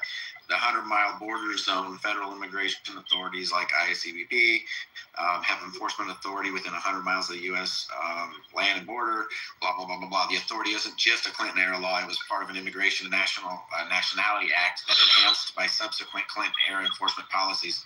But the 100-mile has persisted, so we know that. I mean, it was within it, but I thought it was grown after Clinton to more. Here, let me just see. Okay, but not in relation to the expedited removal with due process. That was what Bush put into place. At least that's my understanding. No, he extended it. Here, I'll find out here. Bush extend. Because my understanding is that is why Trump was able to rescind it, was because it was not in the original. And then it comes down to if you've been here for over 2 years, you have certain rights. And that's why he did it. He got rid of the under 2 weeks and made it up to 2 years. So no, it wasn't Bush that said Bush did not extend it. So it stayed 100 miles. He strengthened border security. Okay, the 100-mile thing existed long before even Clinton. That's been in since like the 50s or some shit like that, right? Yeah, that was the 100-mile. Yeah, the 100-mile aeronautical thing or whatever. But in relation to expedited removal, because we didn't have expedited removal until Clinton passed the IRA. Right? Yeah, they didn't get due process if you're within that. Yeah. Okay, so the due process. That was 1996. Yeah. Right, and expedited removal goes to 96, but expedited removal and no due process tied to the 100-mile rule. My understanding is that happened under Bush, and like he passed this thing. I don't remember the name of it, but it was like 2004 or something like that. And I could be absolutely wrong. I've done deep dives on a lot of this stuff. Yeah, so the full name is the Illegal Immigration Reform and Immigration Responsibility Act of 96. President Bill Clinton proposed to toughen U.S. immigration enforcement, reduce illegal entry, and streamline deportation. The removal due process, expedited removal allows immigration officers to deport certain non-citizens immediately without full hearing before the immigration judge initially applied. So, but I know Bush did something to, he extended, and it might not have been the distance, it might have been the reach that they could do it in, you know, as far as the means, not just, yeah, that's what I'm telling you. Is it was he linked it to the 100 miles. But that was under Clinton in already 96. existed. Yeah, so that was in 96, but the removal process started in 96. It linked the expedited removal. Yeah. Yeah, the due process and expedited removal started in 96, but it wasn't tied to the 100 miles or the less than 2 weeks. That came in the 2004, and it wasn't a law, it was like a policy or It whatever. says here, those caught within 100 miles of the border who had been in the U.S. for less than 2 years. So he had it as 2 years and 100 miles. And so maybe it was Bush that moved it to 2 weeks. I don't know. But that doesn't make sense. What? Yeah, I know Bush did the 2 weeks, but my understanding is all of Clinton's expedited removals happened at the border itself. No, this says within 100 miles here, so. Well, okay, hang on. I've stopped and I'll look. Give me a second. Because I try to get my facts right. If somebody brings me new evidence, I'm like, okay, hold on. Let me look. Because my understanding is if you're using the real name, it's the IIRIA. Yeah. Okay, that didn't it didn't put the 100-mile rule in. So when Bush did what he did, he was combining two things. He was saying, okay, this 100-mile rule exists and expedited removal exists, so I'm going to link those two together. Was the way I understood it. Okay, so here's what it says. It says Bush administration expanded expedited removal to include more interior areas, not just immediate border zones. Results, immigration officers could deport certain non-citizens quickly without a formal immigration court hearing, even further inland. But it doesn't give a mile range. It says more inland. So that's what I'm saying. That was the 100 miles. Well, Clinton put in the 100 miles. It was in before. So the removal of due process was under Clinton. Bush extended it into inland more. Under Clinton, it was just that 100 miles in less than 2 years. But he doesn't say 2 weeks. It says in less than 2 years here as well. It says Bush did not create the 100-mile zone. That came from the Clinton-era statutes. Bush expanded where and how expedited removal could be used, particularly into interior areas, and strengthened the overall enforcement. The Clinton-era law provided the foundation. Bush operationalized and broadened it for national security and interior enforcement purposes. So I thought I would like to know how he expanded it to inland. Like, you know, it just seems weird to say inland because you can't. He didn't. That's what I'm saying. Where are you getting this information from? He didn't. If you look at Google or ChatGPT, Clinton's expedited removals and how many of them were done directly at the border. That's what I'm saying is what you're reading actually convinces me that the research that I did before was accurate. So Clinton had expedited removal and the 100-mile rule existed, but it was primarily had more to do with how they could stop people. It's like, have you ever been to California coming up from San Diego where they have that little thing where they stop you and they could kind of check you? That's what was falling under the 100-mile rule under Clinton was they had I forgot what it's called, extraordinary powers, I believe it's called, within the 100-mile zone for certain activities that they did not have outside of the 100-mile zone, which basically circumvented the 4th and the 5th. Right? And so they were able to stop you, ask for papers. They didn't even really need reasonable suspicion. It was just kind of like, hey, there's a bunch of brown people. Let's stop them, right? They had what they called extraordinary powers within that 100-mile zone. But all of Clinton's expedited removals were at the border. What Bush did was he took expedited removal and expanded it inland to the 100-mile zone and put in the less than 2 weeks. So it says that he deported 12.3 million people, according to the Nonpartisan Migration Policy Institute, but the majority of those deportations didn't happen under expedited removal. Around 11.4 million. Just moved 11.4 million of the deportations were returns where immigrants generally chose to leave. Yeah, his expedited are around 1 million. Almost everybody says. A little under, a little over.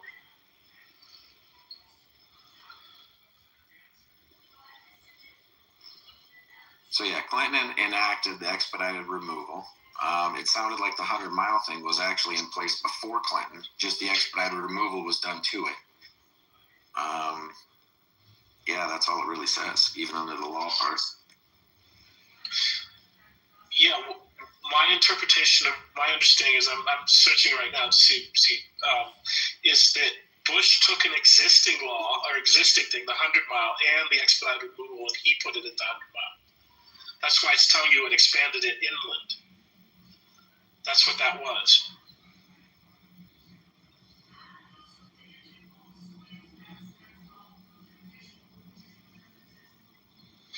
And what I found from doing a bunch of the different research is the way they report the stats is so different that it's nearly impossible to compare stuff. But okay, here's what came up when I put it into Google.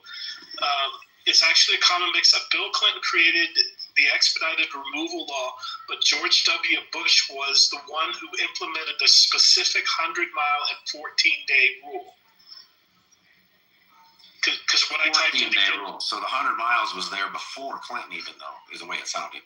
Right. The 100 miles existed because what happened in the 100 miles was that extraordinary powers. So they had the ability to pull you over and do things that beyond the 100 mile would be a violation of the Constitution. But they could do those things within the 100 mile because of the 100 miles existed prior. I want to say it was the 50s. You named the bill or whatever it was, right? But it was decades before, long before I believe even Reagan, right? And so the rule existed, but it wasn't tied to expedited removal. It was Bush that tied it to expedited removal because what Clinton was doing was basically like they came across the border, Border Patrol just said, nah, you're going back. Yeah, right? So 1946, the Supreme Court passed a statute of U.S. Customs and Border protecting the authorities to stop and search all vehicles within a reasonable distance from the border. Shortly thereafter, the agency defined the distance as 100 miles. So then all that Clinton did was enact that, if they were within 2 years of being in and they were within that area, they could still deport them without due process. So, yeah, and then I don't know, I haven't seen I thought it was 2 weeks. I read somewhere, maybe that was under Bush. It moved to 2 weeks. But 2 years is, I think, still probably the law because that's a little more lenient, Yeah, so that's what it says under the Supreme Court. Well, what it was under Clinton was if you couldn't prove you had been here for at least 2 years. That's why Trump went back to that. Yeah. Right? So you had to be able to prove you had been here for over 2 years illegally under Clinton. And Bush changed that to 14. And tied the expedited removal to the 100 miles on top of the extraordinary powers. And again, I've had this conversation and argued with people going like back and forth, and it's like there's so many different twists and turns and nuances that it's like I've thought about doing a documentary about all of this stuff and spent probably 40, 50 hours going down so many different roads. Yeah. Right. And this was one of them. Just like were you in the room when I was reading off what due process is? Yeah. I was like, hold on, because I found, and I had this conversation one night. I was talking to Abby. I said, Abby, can you name the due process rights? And she named them, although she named them differently. She used probably the term she learned in law school or whatever, right? But it did take, with all due respect, she's phenomenal. But it took her a little while. She had to be like, okay, let me think about this, right? Like, they're not common. And most people, when you say due process rights, they think they have a right to a free lawyer. It's like, no, you have the right to a lawyer. You do not have the right to a free lawyer. But most liberals will jump on, due process rights are being denied. And it's like, okay, at what point are they exhausted? And they go, well, what do you mean? They're never exhausted. Or you go, do you don't understand the difference between substantive and procedural? And they're like, what? Yeah. Right? And they don't dig into it enough. And I haven't found. I need to go and look for, because there obviously was case law that defined what they are. And I haven't tracked that down. Like the Gardner, Plumhoff, and Graham test are the three that I went and did the research on after Good got shot. Because I actually, when I started on that, I actually thought, okay, the first shot justified, the next two weren't. And then I was in a room, and people were going back and forth, back and forth, back and forth. And I was the only one who kind of brought up those three things, those three laws that applied. And some guy then kind of goes, well, okay, William, but can I explain something to you? And I said, sure. And he said, do you know how long it takes for the human brain to react after you've made a decision? And I said, no. And he said, it's less than a second. And I had already done the timing and everything, and I instantly went, oh, fuck. Right? Because then that actually becomes the justification for the next two shots, because what he was saying is you can't, your brain cannot process the car has moved, I'm no longer in danger, in the time that it would have taken him, because everybody who's anybody knows, double or triple tap, right? Like, right, like, one that had two to center mass, like, and I've argued with people about that, right? But I looked at that thing and said, okay, yeah, but he should have adjusted after he fired the first shot. And when I found out that just the biological aspect of it, and I suddenly went like, oh, okay. And the other one is really, really fucking complicated, but I still come back on the fact that he didn't get into the prone position. Right. And there was absolutely a time in which they had his hands, and then there was a time when they didn't have his hands after that. So he could have easily been reaching for a gun. Now, both of them are sad situations. We can look at both and be like, shouldn't have fucking happened, right? But most people don't even know that the whole thing started down the street at a donut shop where ICE had a guy they were trying to get out of there. They arrested the guy, and they couldn't get out of there because protesters had him blocked in at the donut shop, and that's why they called it CPV. So the idea that CPV didn't come and push him and all the other people off the street, and that had been going on for 5 or 10 minutes prior, right? Like, were you the one who said something about body camera footage? Yeah, so there was because I haven't seen that. There was one. Well, I think, I'm not sure which one are we talking about, Renee. That was actually the one he was holding, so I don't know that it was actually body cam. It was him holding the phone. Oh, no, I thought you were talking about Preddy. Oh, Preddy? I'm trying to remember. There was a view.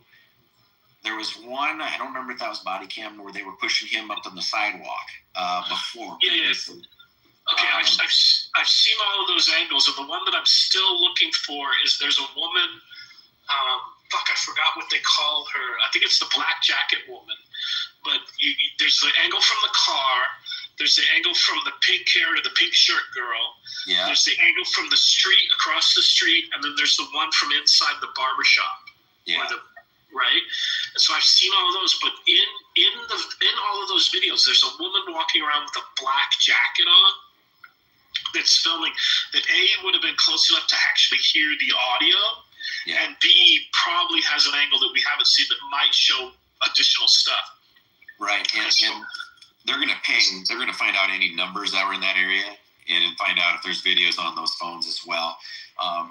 It's no different than the case that happened in Frisco, where every kid's phone that was there was taken, and they can do that legally, and they can literally say, you are not allowed to post that on social media, anything else, and you can't. You're legally obligated, because it hurts both the client or the defense and the prosecution when they do that, because you don't want a tainted public jury. Now, we know we largely have one in most cases, because I had my son, he had not even heard about it, to be honest with you. He just doesn't, he's not into the news and all this at all.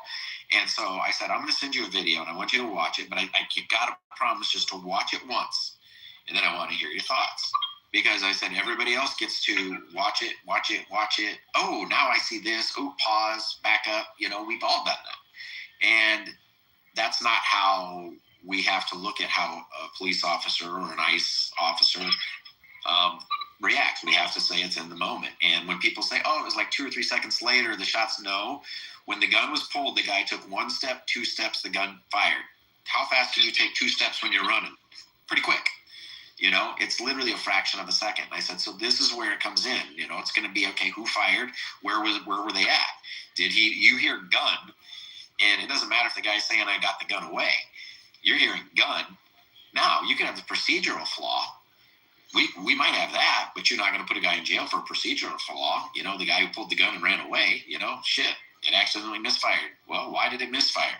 Well, that gun doesn't have safety, number one. Number two, you put a hair trigger on a gun like that, you know, one that has a 2 or 3 pound or 4 pound pull, because I'll tell you what, my SIG doesn't have safety on it, but it's got an extremely long pull. Why haven't I put a new trigger on it? I don't ever want it to accidentally pull. You know what I mean? So it's like, I didn't put it on. So, you know, there's going to be a lot of things like that guy can be like, I bumped the trigger. If you bump a trigger and it fires, shit, you know, it's an accident, you know. But so has that been proven that it misfired? Yeah, there's a picture where you can actually see the back of it. No, I've seen it. I just haven't. Like, there's a lot of people who say that. I just don't know if there's actual backing up evidence other than that picture that you've run across. Yeah, just the picture, and then if you listen to, there's one where you can hear it, and you hear the gunshot, and then you hear the bang, bang, bang, bang, you know, and people always want to say it's excessive, and I'll boil it down to this. There was a case in Florida where they asked the sheriff why they shot the man 53 times, and the sheriff says, because we ran out of bullets.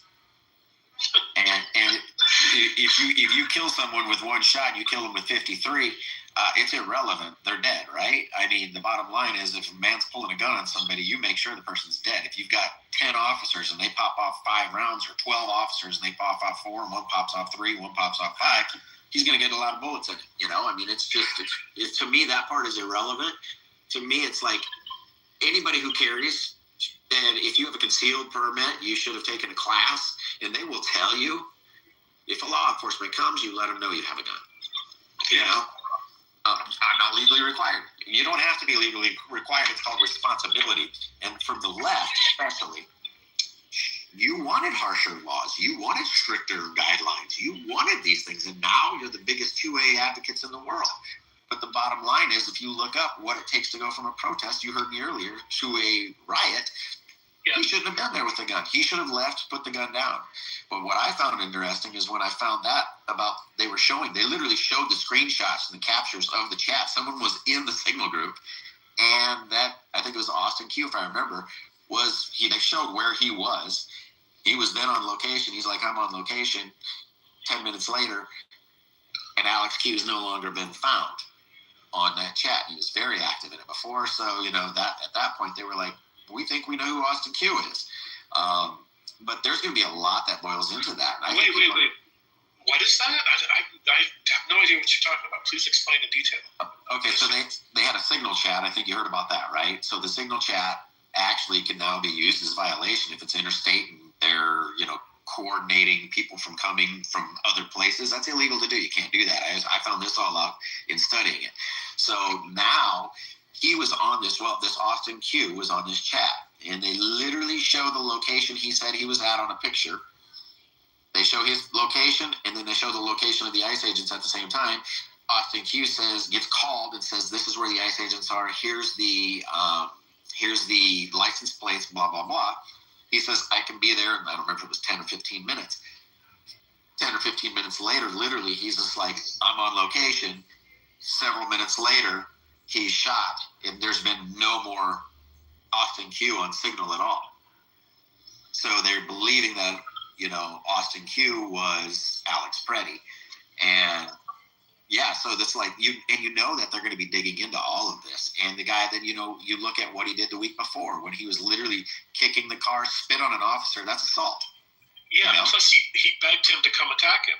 Yeah, and I'm sorry, but these people are doing this and antagonizing the situation. That already crosses the line. You cannot intervene with. You cannot put these guys in where they fear their life. When they're hearing they're going to be killed by many people, I'm sorry, when somebody starts approaching you, you take exception to it, you know? Do you think Secret Service asks any questions? If Trump is 30 feet away from me and I reach into my coat, what do you think Secret Service is going to do to me? They're roughing me up. Oh, you know? For sure. Do you know about the 10-foot rule? What's that? Okay, so here's the thing, and this is what I wish ICE Watch would teach their people, right? But they won't bring up the permit thing that Abby was talking about. Okay, so obstruction of justice, and these are the two biggest things that people just don't understand when I say they're obstructing justice. They're protesting, they're illegal, no. Okay, so obstruction of justice, there's this thing called the 10-foot rule. You are supposed to stay 10 feet away from them. Within this, if they walk towards you, technically you're supposed to then back up and be 10 feet away from them, right? I think I remember reading that now. Yeah. Okay. You cannot get in their pathway, and you cannot be in between them and what they're going toward. Like you can't get between them and the person Right. they're after. You can't stand between them and their car, right? And obstruction of justice qualifies if you are honking a horn or blowing a whistle. If the agents cannot hear each other talking to each other, Yeah. obstruction of justice. Right. Yeah, when I was reading through all the details, this is where I have to laugh at people because they read one thing and then they read something completely. I'll just go back. One I had to break down was, the Frisco case, right? This is where people think that, this is the way it is because I read this. No, when you go to a self-defense attorney in Texas and you look up on their website, I went to several of them, like probably 5 or 6 of them, and almost every one of them, I think every one of them, on the front page had a list of things that you had to meet in order to be able to use self-defense. And people were like, well, this is one of them. I said, no, you didn't listen. The self-defense attorney, this is all they do is self-defense, says you have to meet all of these. And if you don't meet one of them, self-defense is out the window, right? And this is what people miss when they're trying to read the law, is what the law is saying has to be met. And again, you and I both said it earlier, the car was moving. I think I looked it up, and I think there's like 60 some different charges where a car can be considered a weapon, or you can be charged with a felony for driving at somebody, putting people in harm's way. There's a whole list of these things. And so a car is a deadly weapon, and the woman put the car in reverse, almost ran over her companion, and then started to go forward, almost hit it. I'm assuming it was a Fed's car, because it was like a silver Explorer. But if you watch that video, she almost hits it. That's when they finally start to approach. When it goes around her in front of her, they start to approach then, because now you almost hit a federal vehicle. And so they went to approach at that point. That's when all hell breaks loose, But to me, it's just like, I told my son this before he started driving. I said, listen, I don't care if a cop accuses you of anything. I don't care what it is. Do what they say. Get out, get on your knees, lay down. You call me. We'll deal with it later. I just want you alive. For sure. Don't argue. It's called the talk in certain circles. Yeah. In criminal justice class, they brought in a guy who's done like the most interrogations. Either like were 5,000 or something like that, right? But he always told us, never say anything. Nothing. I don't care if you have video footage of the guy across the street shooting somebody. Don't say, I've got video footage. I didn't do it. You shut up and you ask for an attorney. And he literally brings this guy in and he goes, I knew I was getting confessions. I have to do this. I got to make sure in case there's anything. But then we get people to admit they did something they didn't do just because they want to go home. And I was like, how can you live with yourself as an interrogator knowing this guy didn't do it, but he's saying it, But that's the thing. If the people listen to the Miranda rights, because they'll say, oh, but they said this or that. No. The Miranda laws the rights are very clear. Anything you say can and will be used against you. With an emphasis on will. Yep, and there is nothing that says will be used to help you. If you say something that is used to help you, that doesn't get to be used. And it's like, so it's so clever, the way it's all done, but people are naive to it, and it's just like, learn to just shut up, man. Be cooperative and say, I'm sorry, what am I going to do?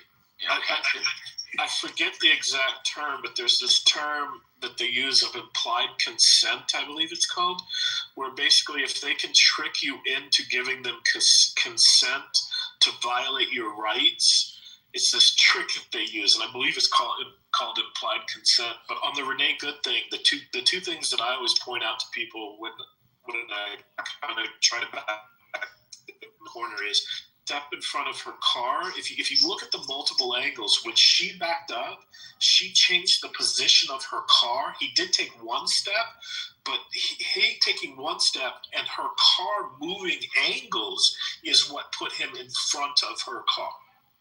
Because he stepped in front of her car. The other thing is, and somebody had pointed this out to me, and I went back and watched the video and went, holy shit, I never saw that before. When she first starts to go forward, her wheels start spinning. Yeah. So he probably would have heard the wheels spinning. She probably put more gas to get over the wheels spinning. Yeah. Right? So if that engine revved. Which gives panic, yeah. Right? And they point out those two things, and usually that's when the cognitive dissonance, and they just like, I'm a this, I'm a that, the names start flying.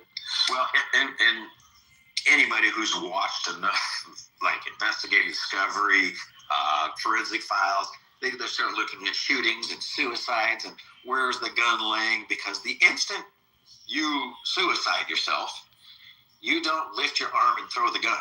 It literally goes limp and drops. There's a certain way a gun's going to fall. And you don't, when you get shot and you're killed, you don't just keep your foot on the gas. You're not all tense. Your body's going limp. You're dead, right? She hit that car going pretty fast. So she, like you say, it makes sense now, because I was like, damn, she got some speed up. But like you say, she was on the gas pretty good trying to get it moving. Once it got momentum, it took off, and she smashed that other car, and that's the thing. A police officer has to look.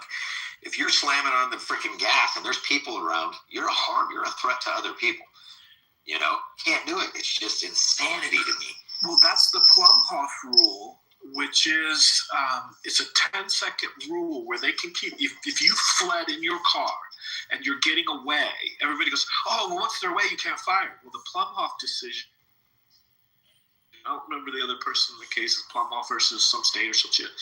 That gave us the 10-second rule, which is essentially if they believe you are still a danger to either the public or another law enforcement officer, they can keep firing for 10 whole fucking seconds. Yeah, which is another reason why, like, the second and third shots kind of qualify and make it, it's a sad case, but it's justified. Yeah.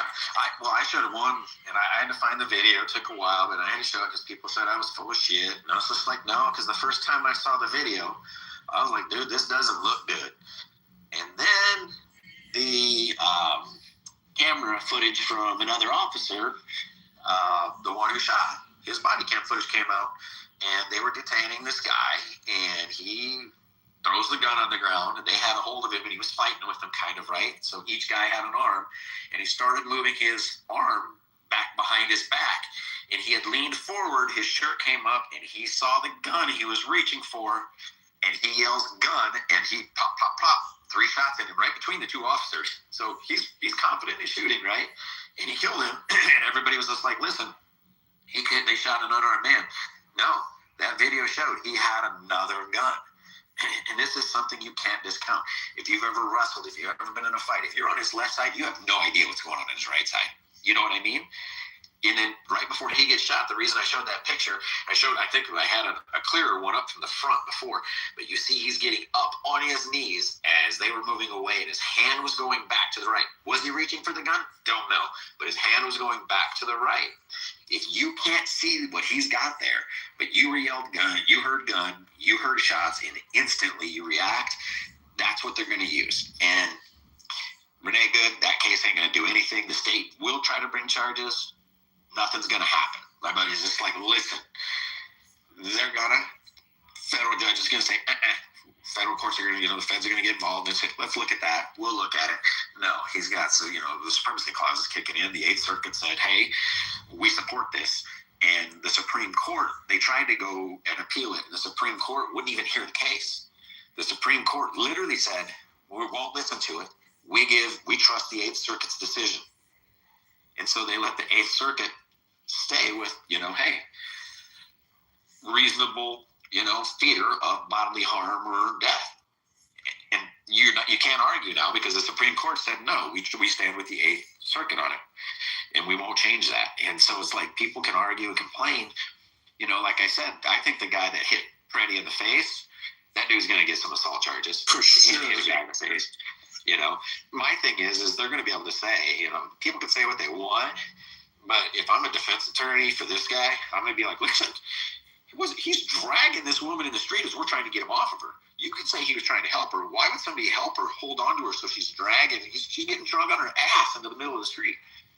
What was he grabbing in her bag? I don't know. We don't know. Let's be real. These people are not friendly. What did they have in their bags? We have no idea, And that's the thing that, if I'm on a jury, I'm going to look at it as I want to see the truth. I'm not going to say just because he's an ICE agent, I'm going to let him off. If the guy was an asshole, he's going to see trouble. I'm looking at those going, reasonably I could see that, in the heat of the moment. You get to see the video once. And if I'm a defense attorney, that's what I would do. It's like, you get to watch this video once with me right now. And then I walk you through, what did you see? Did you see this, this, and this? Now you get to see it from a perspective or spectator's perspective.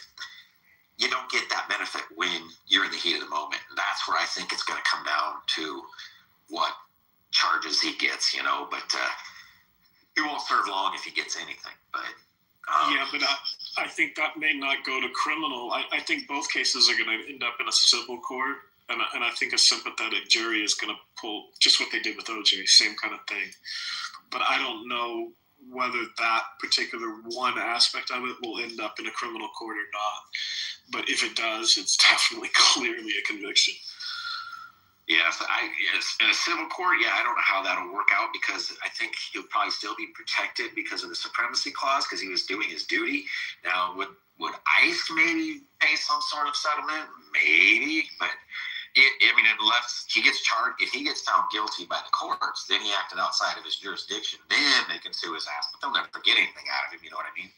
Yeah, but the supremacy clause, I don't, or his immunity, I don't see how that matters in a civil case. In a civil case, it's like, do you feel like they violated his rights? Yes or no, right? It doesn't have the same burden as criminal. Yeah, so I can't see how they couldn't bring it to a civil trial, whether it has merits or not, whether it would succeed or not, whether they would find it to be, immunity applies. I can't see a jury doing that. Yeah. I don't know. That would be an interesting one. Yeah, that's a question I would ask Abby if she was awake. Yeah, right. That would be a good one to know how that would work out with civil. Because I thought I looked it up, and I just honestly, you read so much. You know how it is. You start digging so deep, you're trying to remember it all. But I started putting notes on my phone. Right. Like literally, if I had to, I could go in and dig up so many different things. Like the thing we were talking about earlier, I have entire notes on expedited removal. That's how I was so certain. I was like, no, I did the research on this, right? Just like a bunch of other things that I could get into. I know most of it by memory. The difference between the two warrants, the 200 and the 205. The 200 basically, when they come with the 200, it basically means there's due process rights still entitled. Yeah. The 205 warrant means they're not. They've been exhausted. It's either a final order removal and absentee, or they're doing it under expedited removal. And then there's I've learned all the different stuff from USCIS to. I can't tell you how many people do not understand. If you cross the border illegally, you are not entitled to asylum. End of story. Yeah. Right now, your lawyer can file a waiver and basically it's a forgiveness. And I forgot the number on that one. It's the same. What is it called? It's kind of the same thing that the USCIS uses, which basically says, well, we know that our client broke the law, but we want you to just kind of overlook it. It's like an exemption kind of thing. And if your due process rights have been exhausted and you're in court and your lawyer pulls out a stay, which somewhere I have the number on that form as well, pulls out a stay and your reason is for an appeal and you've appealed at the BIA, then they can't challenge that because there's two ways to appeal. So if you appeal at the BIA, it's a whole other entity, right? Whereas if you're trying to appeal in the immigration court itself, the judge can say, no, we don't think that you can be, we're going to still deport you. We'll give you your appeal, but you have no right to stay pending that appeal. Whereas if you file in the BIA, then supposedly they have to give you the stay if your lawyer knows this is shit. Now, under the Trump administration, who knows if they're actually following that procedure? But like I learned all the different aspects of it, like from no matter whether you're on the right side or the left side of the issue, right? I looked at all the different stuff, and I have notes on my phone. Like if somebody called me and said, my girlfriend just got arrested, she's a legal immigrant, I'll be okay, here's what you got to do. This is what you're supposed to have. This is what you're supposed to do, right? Because I dive deep into shit. Like I wanted to ask Abby about, did you hear about the Berry case? The Liam Ramos? Do you know what I'm talking about? The 5-year-old kid? No. Oh, is that the one where the dad ran? Yeah. Okay. So the judge wrote this ruling, which basically was backing up what the Democrats have been trying to say, that they want to move immigration from civil to criminal. They want to take it out of the executive and move it to the judicial. And his ruling basically, they let the father go based on that. And then he brought a total violation of church and state, said orally in God, and I don't remember the exact wording, but he literally is quoting like biblical scripture practically within his ruling. But his ruling was a clear attempt to legislate from the bench, because his entire reason for letting the father go was basically saying this should not be in civil, this should be in a judiciary, right? The way that he wrote the ruling was like trying. It was almost like he was begging to have them reverse it, go to the district or to the circuit court, and then potentially the Supreme Court. So that they have, and the Democrats have been saying that for a while now. They're like, look, this should not be under the executive. This should be under the judiciary. And it's like, okay, but then that makes it no longer a civil issue. That makes it a crime. Right. Now all of a sudden we're going to have due process issues. Now all of a sudden they get rights to a free lawyer, right? So what's that going to cost and all these different things? But oh God, can you imagine? It'd be a clusterfuck and a ton of fucking money. Well, okay, so I have to laugh because it would never happen, but that's what they're pushing for. Right. Was it DeSantis? I think it was. Didn't he fly in the immigrants to Martha's Vineyard? Because it's a sanctuary city, and they literally had them out with less than 24 hours. And they were literally telling them, if you leave now, we'll get you a lawyer and tell you what you have to do. And it's just like, so you're literally teaching these people how to break the law, number one. And all these people should have said, no, we like Martha's Vineyard. We're sure. Do you think they really wanted to be herding back into the chaos that was New York City or wherever they were sending them? It's like, Martha's Vineyard, no, find a place to put us here, But no, those rich people and those Dems, they got them out faster than they could ever imagine. And I had to laugh at that because I was just like, thought you were a sanctuary city. You sure are very good at it. Yeah, I think it was Abbott that was sending him to New York, and then DeSantis was like, hey, I'm going to try that. I thought about buying buses, actually, because I was like, you could probably get a hell of a contract when that was going on. I find the hypocrisy to be so, I can't tell you how many liberals do not understand that the Democratic Party used to be anti-illegal immigrant. Yeah. Cesar Chavez, anti-illegal immigrant.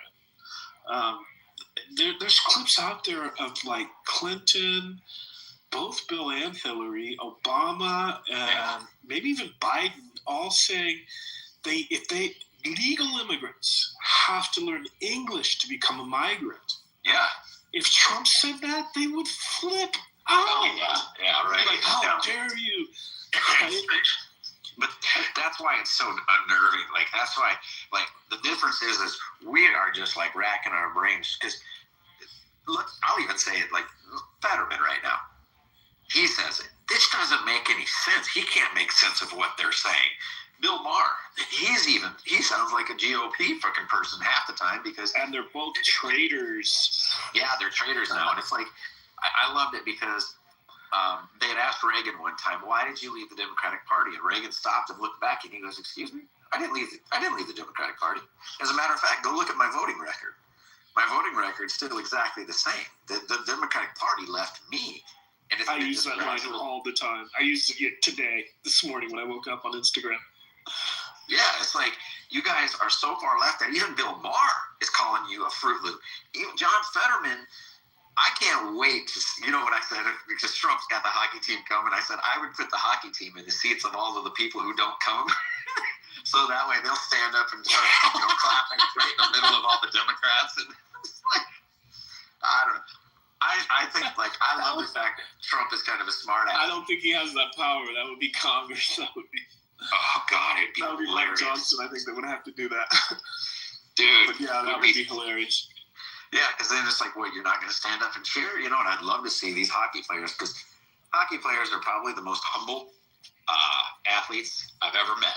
Like, sold one's house, and I would show up, I'd knock on the door, and they're like, "Stop knocking on the door, your family, just come in." I was like, "No, I can't do it." It's just weird to me. I'm from the Midwest, or I was military, so I was all over the world, but from adult life, high school and adult life was from the Midwest, and it's like, you just don't do that, and so, but just how, easygoing they are, but man, they're down home boys, and so, they were all, like when Trump said that, they're all like, we're in, down here when they got the Stanley Cup.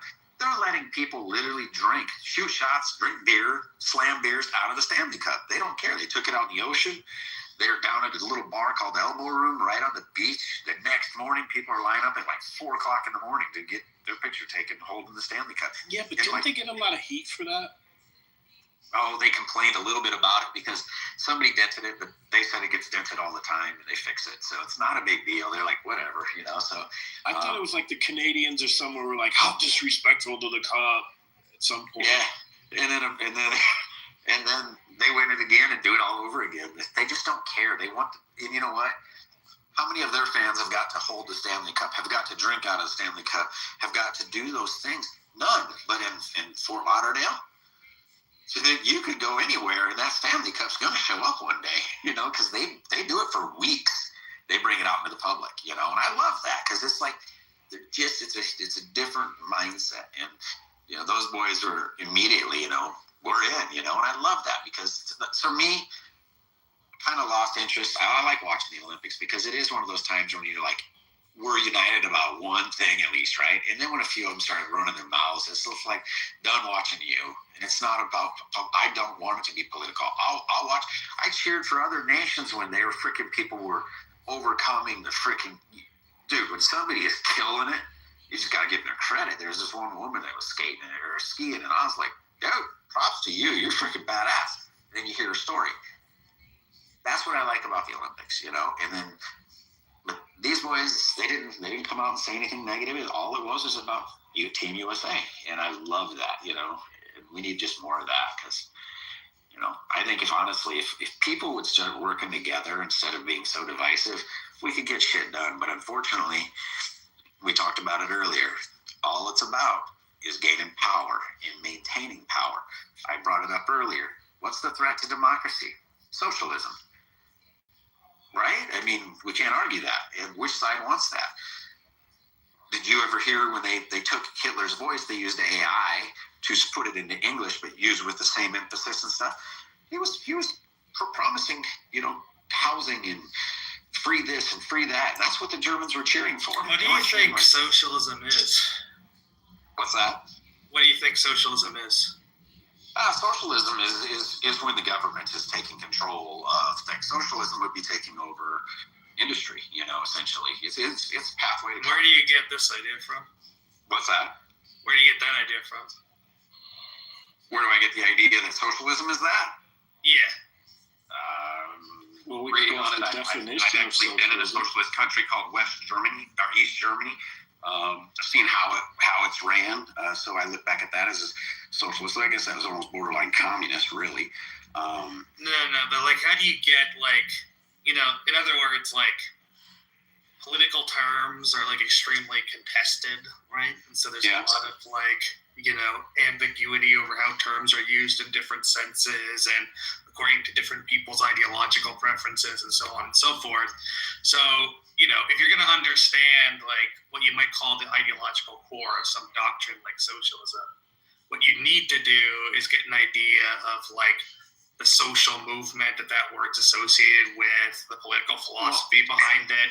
It wouldn't just, you wouldn't just be able to get a good understanding by going by like, oh, well, I lived under some regime that called itself socialist, and that's what socialism is. No. What I'm saying It's is kind of socialism is 100% when the government is in control. And well, yeah, I'm just asking you to support that with some evidence from the study of socialist ideology. Well, are you talking clinical definition or the colloquial? Clinical? What is we're not talking about medicine, buddy.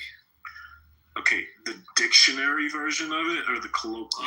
Going to dictionary is also not how you study political ideology. I just told you how you would do it, right? I'm Any of going that kind of to evidence? define it as exactly what I just said because I go by the definition. I don't want somebody's new age version of it.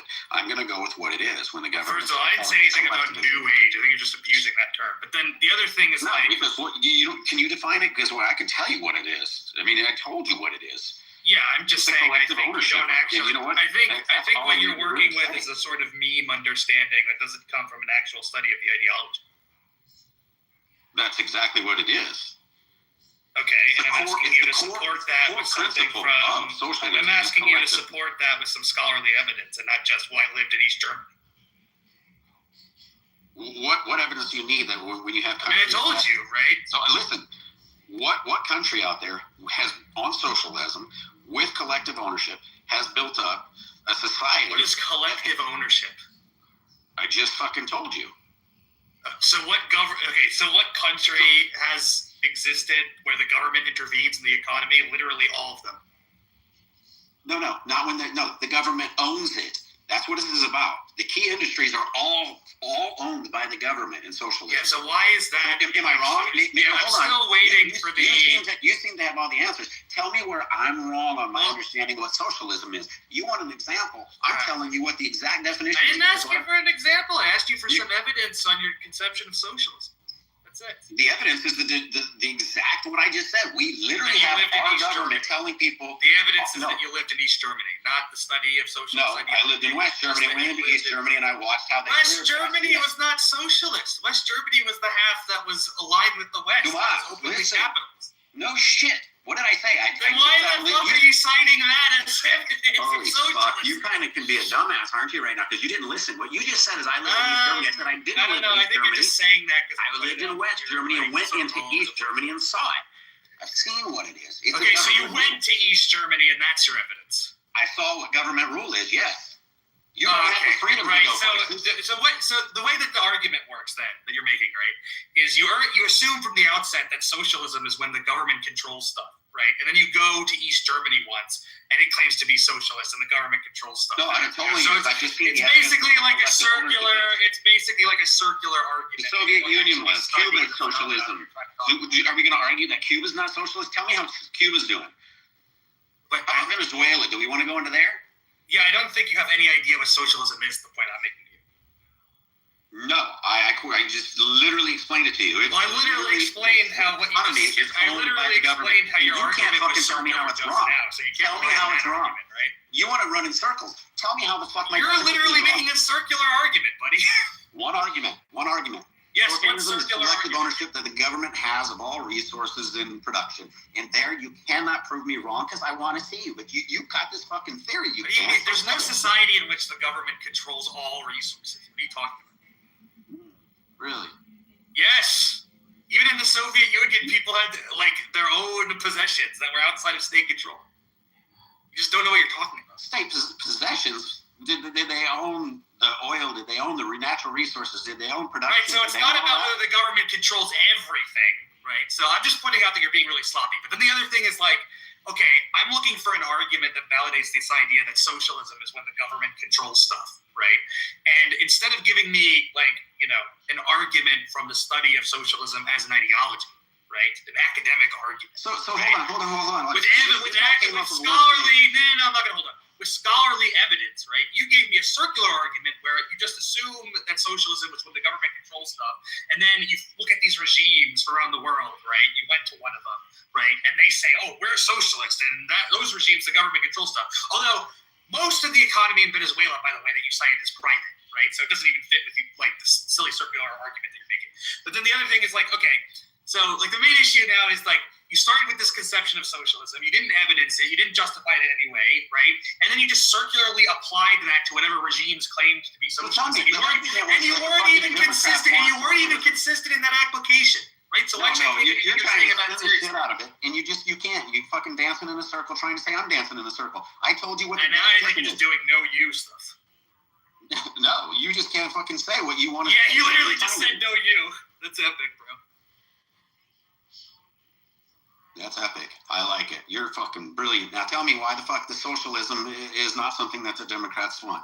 Tell me that when they want to give free things away. First of all, you have to understand what socialism is. It's a democratic socialism is what they're going to say they want, right? Well, first of all, you have to understand what socialism is. And Venezuela is a socialist country, by the way. It's a socialist country. So didn't you just say that socialism is when the government controls the main industries? They do. Okay, in Venezuela, most of the economy is private, so you don't know what you're talking about. Let's see your evidence. Every major industry in Venezuela is. We can just look it up. We can literally just look it up right now. I will right now. How much of Venezuela's economy is private? National major industries, especially approximately 70% of Venezuela. Shut up. Approximately 70%. Approximately. Hey, buddy, I'm getting the evidence that you asked for. Buddy, hey, are you scared? Are you scared for me to read this to you? Orientated hey, buddy, are you scared for me to read this to you? No, but you're so fucking scared. Hey, buddy, are you scared? Are you scared? Are you scared? Hey, you socialist. I know you are. I know you're scared. Are you scared? Are you scared of me reading this to you? I'm reading it. I'm reading it. No, I'm reading it. You want to hear the evidence that you asked me for? I'm reading it. Just I'm reading it. Hey, you want to hear it? Are you scared? Are you scared? You asked me. Okay, you're not scared, then let me read it. You're not scared, then let me read it. Let me read it. You're not scared, then let me read it. I am. Expanded state-run social programs and redistribution policies emphasize anti-imperialist left-wing rhetoric just because you don't understand socialism doesn't mean you're like going to die or something. Just like suck it up, have some humility, and let me read the evidence that you asked for. Say it's not a cure. Why don't you let me read the evidence that you asked for? Why don't you let me read the evidence that you asked for?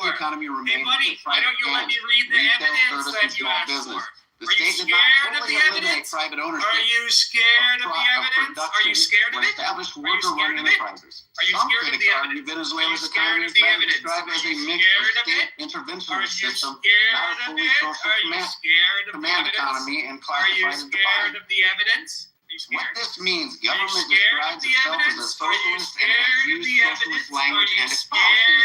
By its own definition, it defines itself as a socialist policy. Many aspects of the economy and socialist economy, society, state control, and redistribution. I know. And here's the deal. Look, why don't you just want to hear the evidence? You asked for the evidence, you don't want to hear it. Socialist identity. Like, come on, buddy. Why are you scared of the evidence? Chavez and Maduro. Why are you scared of the evidence? Argue the country did not fully implement all of its classical socialism in the economy, partly socialized. Why are you So scared there of we the go. I evidence? just own your fucking bitch Why ass. are you I scared of just the own evidence? your bitch ass. Why are you How does scared it feel of to the have my evidence? dick in your mouth? Why are you scared of the I evidence? just fucking own Why you. are you scared of the evidence? Why are you scared of the evidence?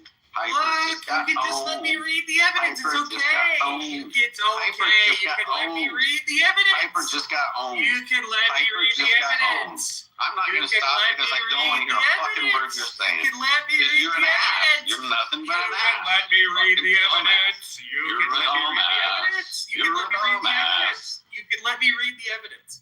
Right? Nah, So you're a dumbass. approximately, hey, don't be You're a scared. dumbass. Don't be scared. You're a Don't be dumbass. scared. Don't be scared. No, I Don't be just read scared. it. If you Don't didn't be listen, scared. you should probably Don't be do such a this, scared little bitch. Come on. I get. Don't like be a little scared bitches little like bitch. Don't be a scared little bitch. Come on. Oh, Don't be a scared little bitch. Come on. You can't have the name Lisa and be a scared little bitch. Come on. Little bitch. Come on. You can't be a scared little bitch. Come on. Come on. You can't be a scared little bitch. Come on. Come on.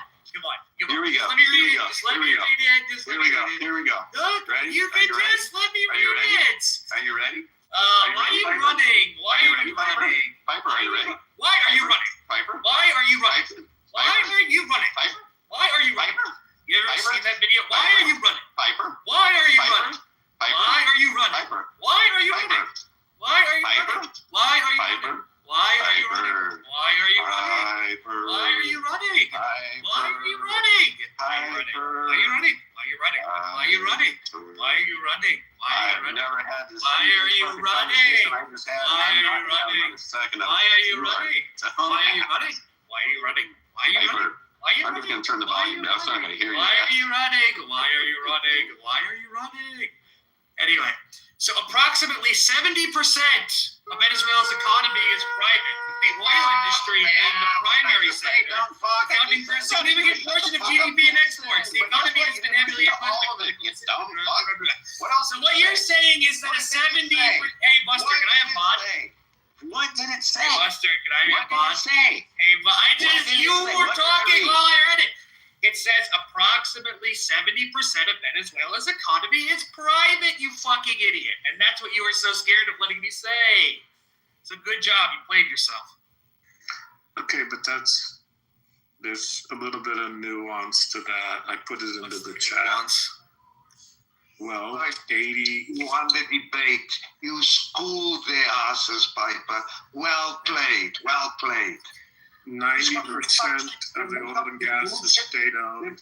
100% of the mining is state-owned. Like boys, right? 95% of the retail is All right, private. James, I appreciate your enthusiasm. What are you saying, William? Okay, so oil and gas, 90% is state-owned. Mining is 100% state-owned. Banking is mixed. Retail is 95% private. Telecommunications is mixed.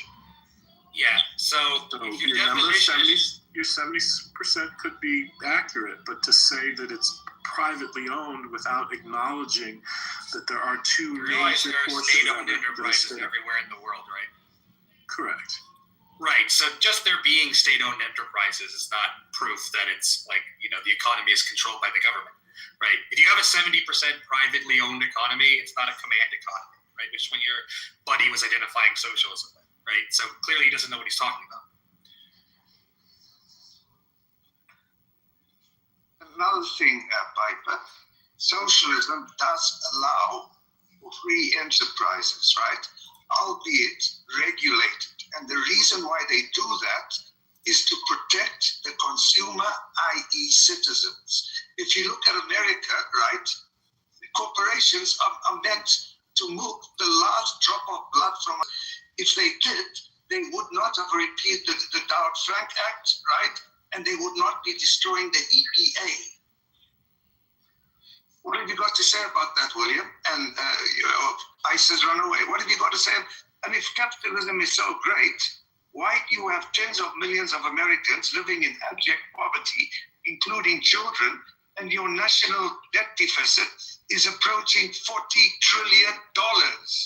You are creating a debt and passing it on to future generations that did not cause that debt. So and you say America's great. When was America great, right? Define great, and for whom was America great? America was never great for women and black and brown people or gay people. So who was America great for? For white Christian men. That's all. What have you got to say to that, William? Did I say anything that you said, or you just came up to attack me? You're making assumptions about me. Listening to you and ICE distort, for example, what happened to those two American citizens, right, that were murdered by ICE. One of you said... If you want to discuss that, I'm at the end of my night. Brother, why would I discuss anything with you when I hear you lying continuously? I've never heard Piper lie. Your narratives about the protests. Look, what does your constitution say? Does it say that only American citizens are afforded the protections of the legal protections of the Constitution, or does it say all persons? What does it say? It says all persons, but that does not mean everyone has due process rights. If you understand what expedited removal is, then you'll know what I mean by that. But if you came up to attack me, I'm not really in the mood to be attacked. If you have an issue with something I said, name what you said, what you think I said that was wrong. But I'm not in the mood to sit here and argue with people. I've been in the room arguing with people all night long. And I'm sorry if something I said offended you, but please don't make assumptions about me, my political views, or anything. If you have an objection to something I said, state what you have to object. Outside their adjudication, outside their court, right, when they went for the immigration hearing. Why is it that ICE agents, right, are not only covering up their faces, they are not showing their badges, they are refusing to provide their names, right? And they're not telling other people where their family are located. America under Trump has become lawless. If you don't like the way America works, the way to go to and do that, right, is to work through Congress and the Senate to change the law. But let's talk about Venezuela, right? For Trump, right, to have done what he did, he would have needed congressional approval, which he did not get. That's or even not ask true at for, all. right? Dude, how can it be that do not understand the War Powers Act. Constitution than you do? He did not need congressional approval. All he needed to do was notify Congress within 48 hours. He needs, look, dude, even when George Bush, I didn't like the man, but at least he sought congressional approval to do what he did in Iraq.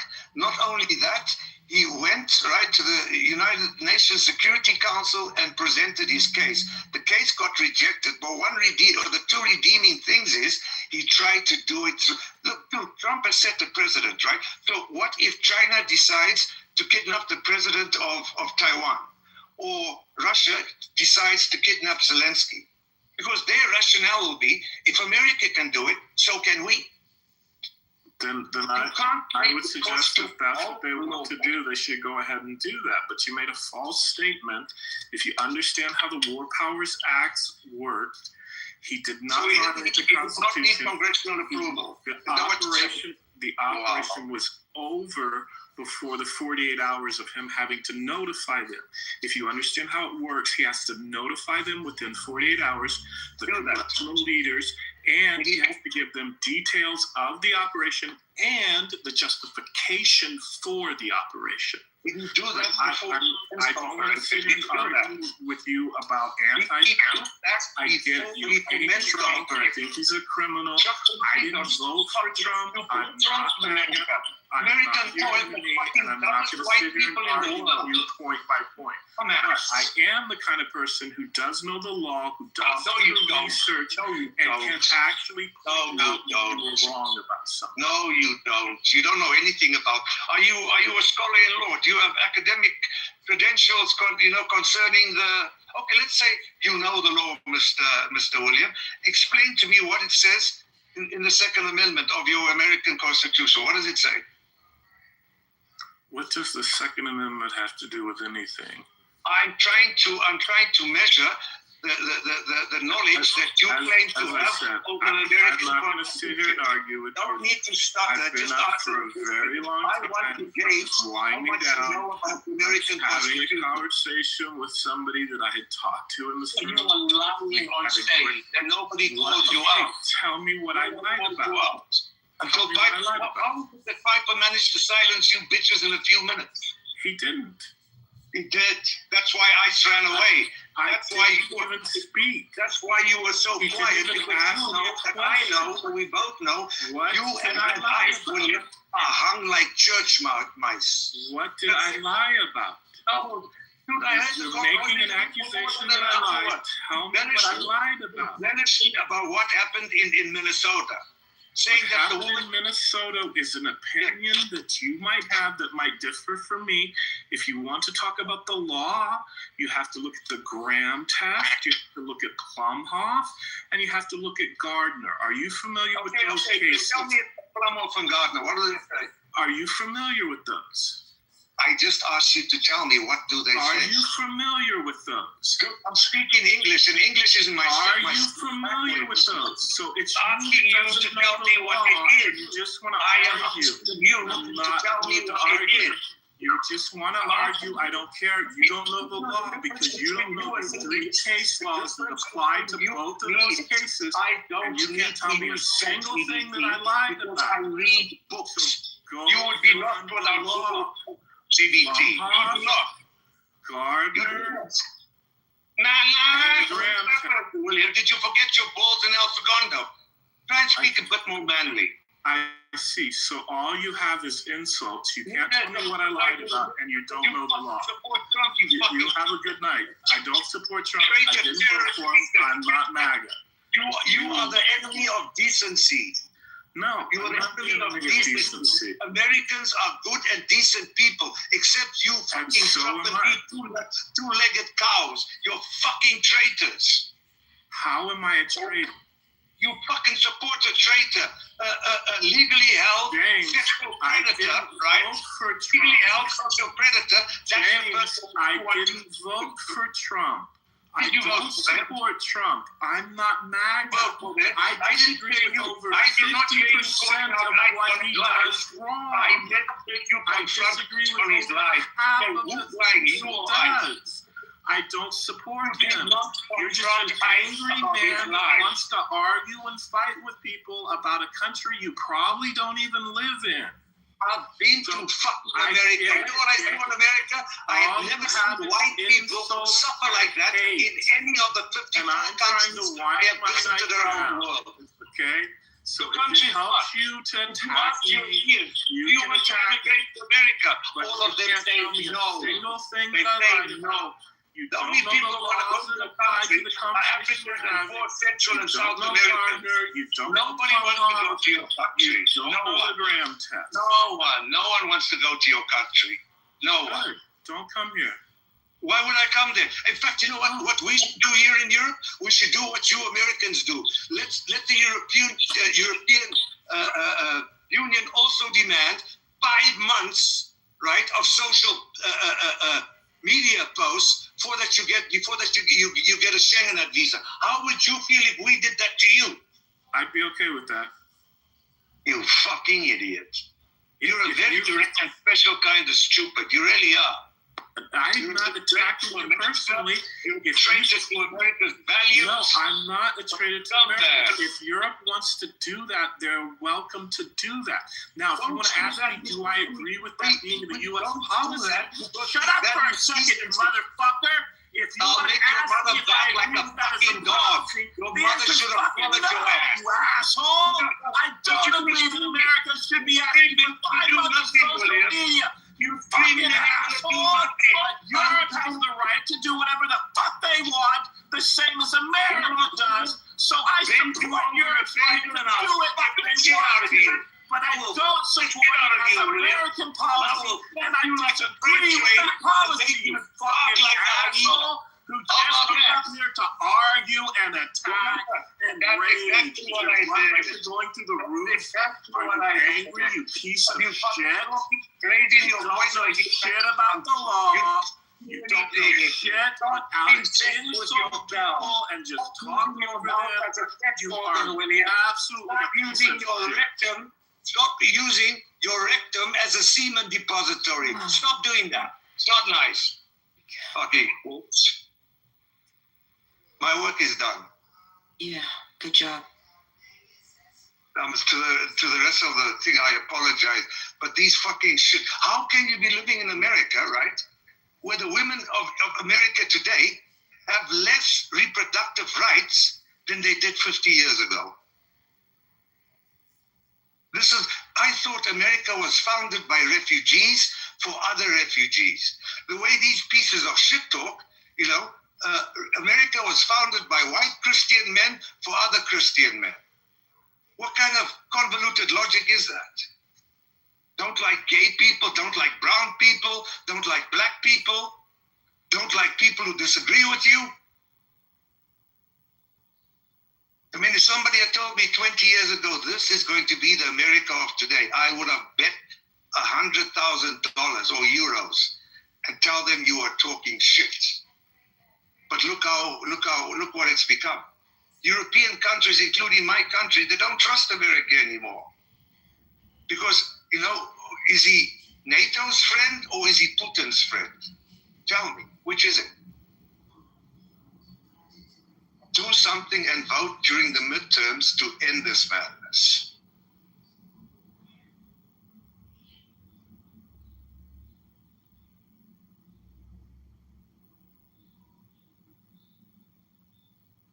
I want America to be as it used to be, Its power was, creating consensuses, right? Multilateral consensus before they acted.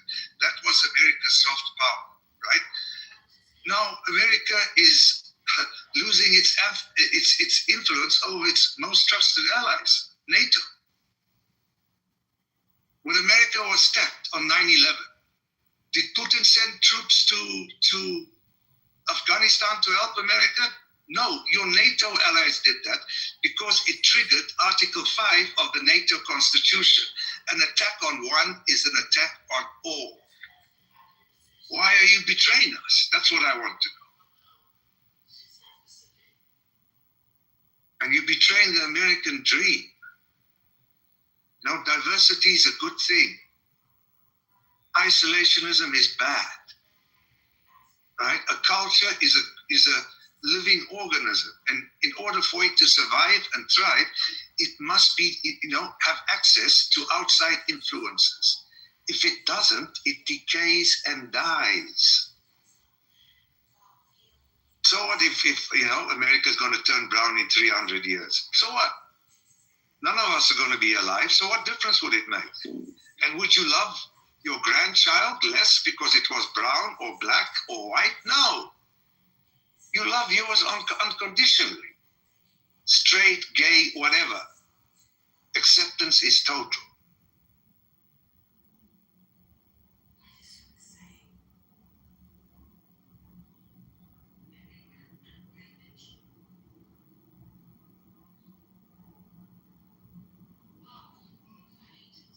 You had the balls. I mean, you were very assertive, telling lies. You and William bouncing lies off each other. It was like a circle jerk, like being in the Caucasoid cave. But now you're in the audience. I don't have mods. Why don't you man up and bring your ass on stage so you and I can debate this? Oh yeah, I forgot. You don't have the balls to do that. You talk from afar. You talk the talk, but you don't walk the walk. I mean, your portrayal of what happened to that poor woman and that poor man in Minnesota, the lying was unbelievable. Why is that some American stupid people like ICE have so much confidence when they don't know anything? How can you be stupid and confident at the same time? How the fuck do you do that? Don't you get tired of people calling you stupid, ICE?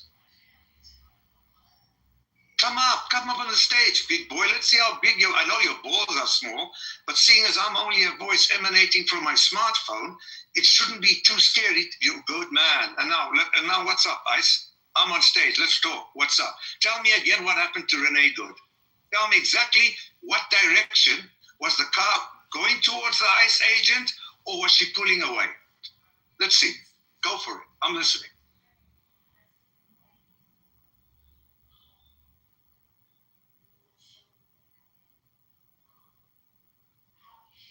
Tough now, are you? It's nice when you're in a circle jerk with your fellow Nazis, but then when you get challenged or called out, you fold like cards, you cupcake princess. Fucking big mouth, no brain, no balls. So you came onto stage to be quiet, you little Caucasoid. Not so assertive anymore, are you? You assume that nobody can read a book. You assume that nobody does research. So you think by telling lies and embellishing, you're going to get... You know why I don't lie, ICE? because it takes too much fucking work. Because I have to remember the original lie and each lie I tell after that. That's why I don't lie. I don't lie because I'm not a coward and I fear no one. And unlike you bitches, if somebody asks me a question whereby I don't know the answer, I will say straight up, I don't know. I'm not going to pretend that I know. You would be lost without ChatGPT. Lost. You would have nothing. When I was growing up as a young man, we didn't have Google or the internet. I had to read books, right? And the good thing about that is I can remember in fact, most of the shit that I read for me to pass my exam, right? You bitches have fucking Google and the internet and ChatGPT, and you're still fucking stupid. How does that work? How does that work?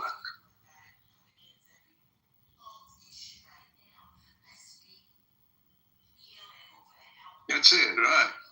Fucking telling us how the American police system works. Mr. Ice, can you tell me the difference between probable cause and reasonable articulable suspicion? Mr. Law Enforcement, Mr. Ice, I know everything. What's the difference? Listen, child, are you ready to listen? Only if you're not going to lie. Are you ready to listen?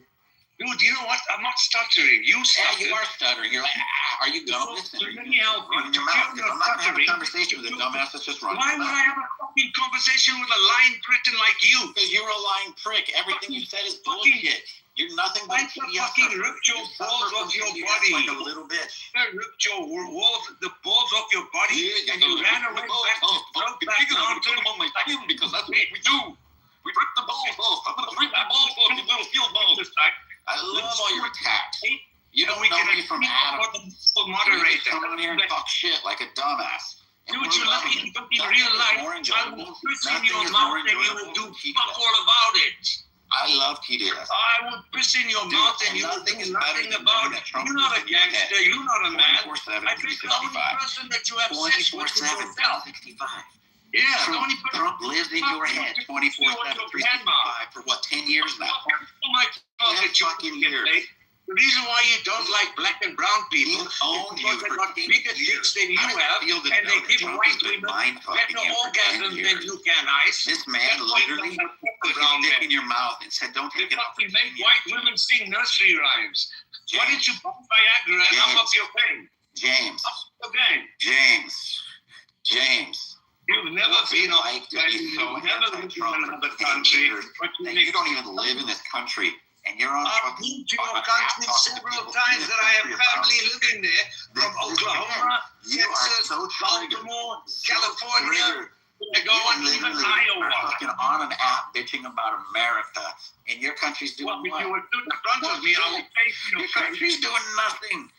They're not committing genocide in fucking Nigeria. At least my country gives all of us citizens health insurance. At least my country, we have no homeless children like you do. Why didn't your country go help Gaza? Your country was the one that was sending the children. Like you do. Your country is number one in the world at fucking pedophilia. Reproductive rights. Number one country in the world. Who are you? Who are you? You guys marry young other women what they can or what they can't do with their women. Who are you? This is the reality that we live in. What she can or what she can't do with the woman. Here's the deal. It is are you so gonna get fun just listening to you bitch about Donald Trump in America. Fuck Trump. Trump wasn't there and his fucking teeth because he was whilst he was being violently and vigorously skull fucked by Vlad the Impaler Putin. Trump is a Russian bitch. Trump sold Melania to Epstein, and Epstein sold Melania to Trump. Donald Trump. I love these stories. And here's the funny part. He's the most investigated man in the world, and none of it came out. And you don't think the Democrats would release it? Norway, Dude, I've never seen somebody quiet as triggered as you. You're the most TDS person on the face of the planet, I think. And I'm so happy to get to hear you explain, because nothing is more enjoyable than true TDS. You can sit there and say, hey, I don't agree with him on this or that. Like I did with maybe 5. But I didn't give 2 fucks about mine 99.99% of the time. I might make fun of him when he couldn't pull a chair across the beach. But that's what I did. I just laughed a little. You know, I didn't wait till his dad. I didn't call him Satan.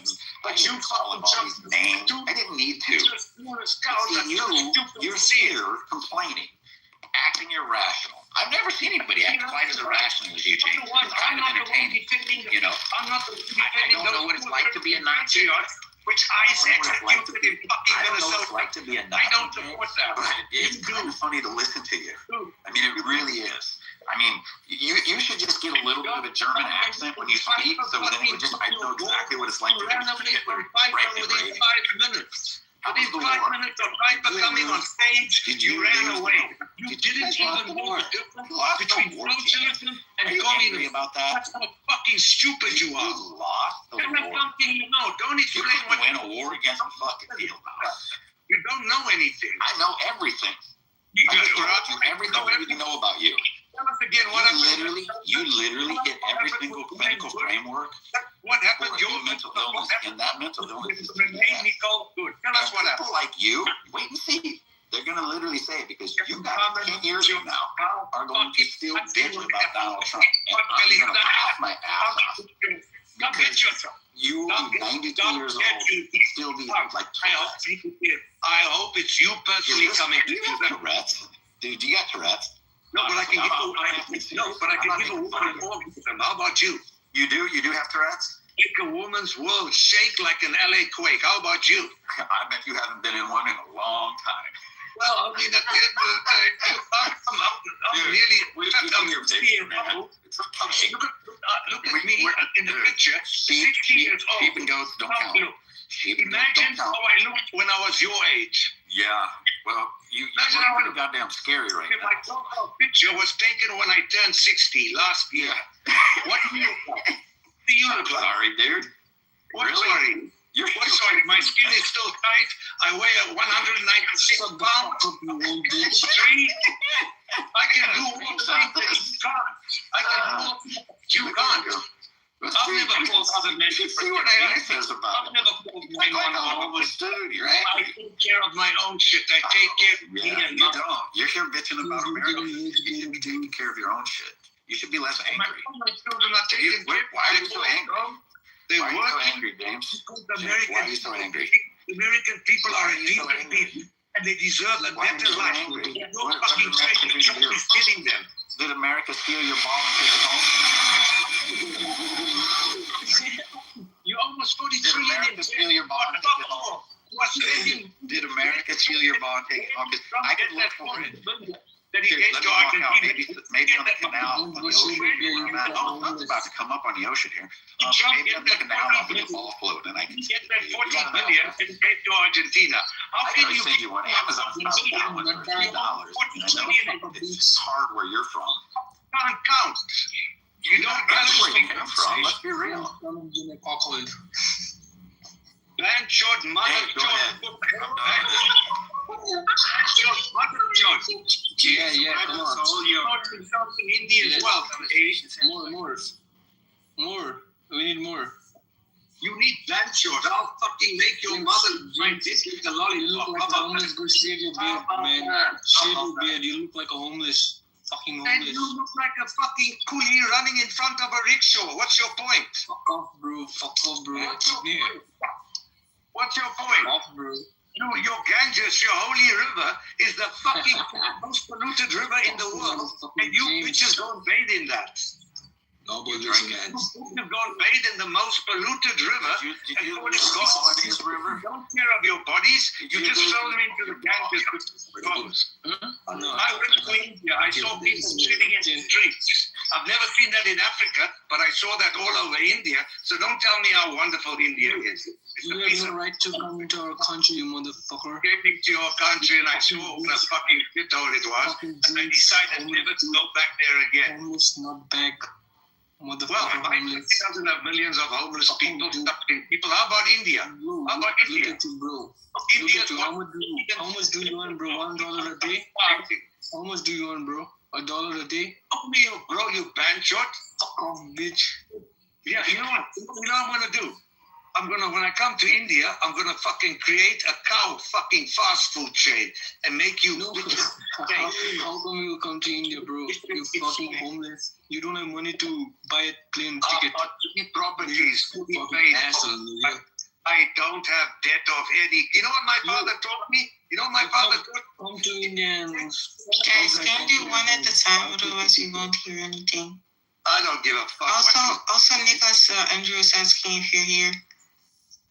I don't give a fuck what you think, Abby. I know, but like we won't hear anything. Yes. Only James yelling. is a motherfucking nutbag. James, answer me. Your mother's got dandruff on her back and her legs. Fuck James. you, dude. Fucking Indians This are motherfucking bugs, man. Maybe Motherfucking... smoke a joint or something. I smoke joints every day. You James, fucking what's look your home address? like What do you this. do? Well, how can you have fucking dandruff on your mother's mustache is thicker than yours? Why is that? You fucking hairy chimp. What's your home Fuck address, off, bro? bitch. Like, Yeah, you This fucking hairy chimp. motherfucker hooligan James.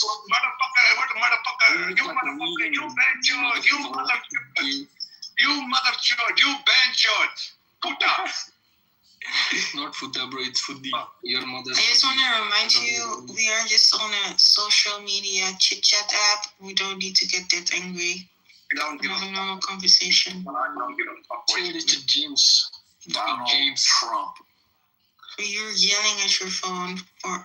I don't Two give a fuck strangers. what you think, Gabby. I've told you that before. I don't like you. In fact, no, it's not true. I love not liking you, Abby. I've told you this many times. who do you like? Wait, are you gay? Not you. James, how much do you love Donald Trump? Honestly, tell us. Donald Trump is like a stubborn strain of fucking syphilis that won't go away. That's Donald Trump. Is that clear for you? So you're gay, right, James? I'm gay enough to make your mother fucking scream like a fucking dingo. Take that to the bank. You, right, and your Spock-pointed ears. Fuck all three of you. You don't at all sound hateful, James. Not at all. What's that? I'm saying you don't sound hateful. Not at all. I'm direct. Yo, And James. you know what? I don't hate anyone. I don't hate Muslims. I don't hate Jews. There's certain policies I dislike. Sounds But like I you don't- hate everything. You hate life. Sounds like that's right, dude. Like your bio doesn't make sense if you're acting like this. It sounds like you've never given yourself an orgasm. Even I though have, you dude. swallowed. I have. No, you have not. Come on now. The last woman to look at you was your Mima. Come on now. We both know. Dude, have you ever like try to like jerk off and then like at the same time like, just about James, just as you're do about you to know come, the like, you fascism kind of like lines put with your thumb in your the ass left and then more you than it is the right? A bit of advice. If you treat women with respect, you have more chances of getting laid. Hey, wrapping their head in sheets isn't respect. Stop, James. Oh, no, I'm not a believer in religion. I'm not. Why would I? Stop. For no reason. Stop living the denial, man, dude. Just stop. You know, Donald Trump. What's your home address, man? especially you white incels. You know what would impress me? If you go into the projects and say what you say here on Clubhouse. But you'll never do that. That's the difference between you and I, right? There's no difference in my personas on Clubhouse and in real life. I am like that. Wow. I am like this in real life. I'm fucking direct and I make no apology. You're damn lucky you don't live in America, because you wouldn't be like this. Dude, you American bitches only feel safe when you call other men to protect you or you fucking buy a gun. I'm old school. When I fucking go to battle, I do it with my fists. I bet you Not do. with other people. Where are you from, man? From your old man, you go to He's battle from with the Netherlands. funny shit. No, dude, guns are for cucks. Donald Trump would kick your You ass. need to be safe in this life. You know the only things you need to be safe in this life? Having respect and manners. And you got Only- You seemingly don't have any of those things going for you.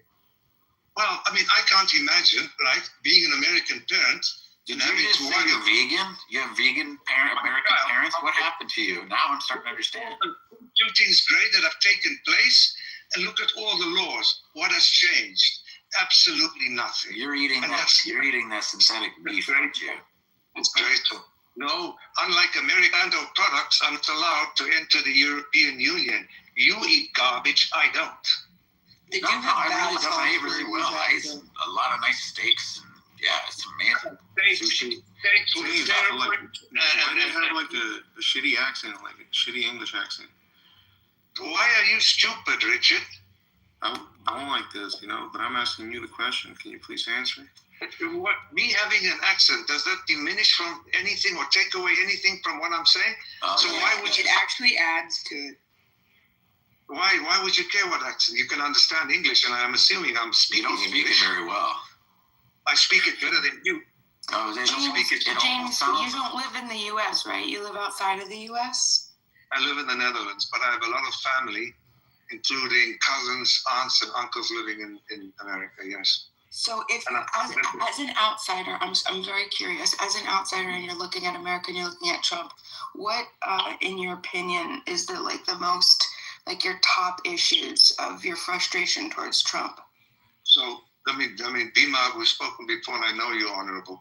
So let me try and answer it this way. As a foreigner, as an outsider, looking into America, at America, from the outside, I see that all Americans love America, but not other Americans. And the reason why I say this, if all Americans loved other Americans, all Americans would have affordable health insurance. Things like that. My kids, I was lucky, my father was Dutch, so I came here when I was a very young boy, but I had 3 children, and luckily in the country where I lived, right, I was able to give them the best that I could give, right? And all I want is for other children to have that chance. But why do you look like you come from like the Caribbean? Your first statement was really powerful. Could you what was it you said, that all Americans something, but they don't like each other? Yes, all Americans love America, but not other Americans. Yeah. Because it did. Yeah. All Americans would have health insurance, and more, even, just as important as health insurance, all American people ought not be homeless. Yeah. So I think when I hear that, I agree with you. I agree for different reasons, though. I'll tell you. I think the same. I definitely the left and the right, because that's really what I feel when I think of America. There was a point where I felt like I was a true American and I was inside of it. But for the past maybe about 10, 15 years, I feel like I've been an outsider looking in. And that's given me a particularly privileged position to be able to look at everything with a little bit more, sorry, Nicholas, I think there's a feedback coming from your thing. Thanks. My brain can't handle that. I appreciate it. So it gives me a little bit more, I don't have identity tied to either side. And so I see how both sides are so incredibly just exhausting. With the healthcare, I agree. Oh, hold on. Sorry, Gina. I'll try to wrap it up. About both sides, what you gonna do? What you got plotted out? Oh, thank you. I'd love to grandstand and soapbox about my stuff, but let me just get this out to James real quick. So, James, the left. On either side. So whose side is you on? Because I think the Bible says all men are liars. You on somebody's side. Yes, I'm on humanity's side. Yeah. Well, that's on left and right. Humanity is on both sides. No. So, hold on, man, it's not good. And Gino, I appreciate it. We can hold on. Let me just learn this real quick. You saying you ain't on no side, but you on humanity's side. Right, that's correct. So who make up left and right men? Correct, humanity. Right. So. Right. So are you? Okay. Okay. So I'm gonna go on keep this talk. All right. Thank you. So no, that's a great point. So yeah. So I'm on both sides. Exactly. That's exactly right. So I'm on humanity's side. So James, so this is what I just wanted to land with you. So the healthcare thing, I totally agree with you. And I think most Americans would also want the same thing. Like if we just had an ability to sit down and really talk about it. Same thing with education. But the problem is because both of our sides, both the left and the right, are so divisive. For example, Gino, I'm sorry. I just want to get this out to James, and then you can take over. I promise. So both sides are just so divisive. So, for example, with the healthcare, they have they've over the years they've condensed their positions, and they're complete opposites. If you were to Google or ChatGPT, and you were to look at Gino, please, I don't want to be rude, but it's really difficult. James, if you were to look up the top 10 most concerns for the Democrats, and then the top 10 most important concerns for the Republicans, you're going to see that on both. First of all, they're different, and then they're completely different, and then they're on the opposite sides. Gino, please. Gino, please. Please, somebody up here tell me why make them better than Trump. Stop. Give me one thing. Did you not see? You talk the whole day. Let the woman speak. You sound like Trump. Yeah, and you sound like a field nigga. What's your point? And you sound like a house nigga, a field nigga. What's up with that? You sound like a field nigga. I'll fucking touch you out. What? You think you're the people kill each other? Fucking black American man like beat his ass? People kill each other. I'll fucking hit you. You think that you're surrounded. You young people kill each other. Fuck you and your albino ass. Fucking purple dumb having heart. You want to fuck up. Shut up, to you, bro. Go make me a sandwich, Howdy. Go make me a sandwich, Howdy. Man, do it to your race of people. Go pick me some tobacco, Howdy. Our neighbors, I said. Go pick me some tobacco, Howdy. What you complaining for, James? Go pick me some tobacco, Howdy. You sound just like Trump. Shut your fucking skank ass up. Yeah, see? Fucking no education. You ain't no different. Fucking be all the same liars. You can't even respect women, fucking disrespectful dog. You interrupt the woman when she's speaking, you fucking dog. What is you?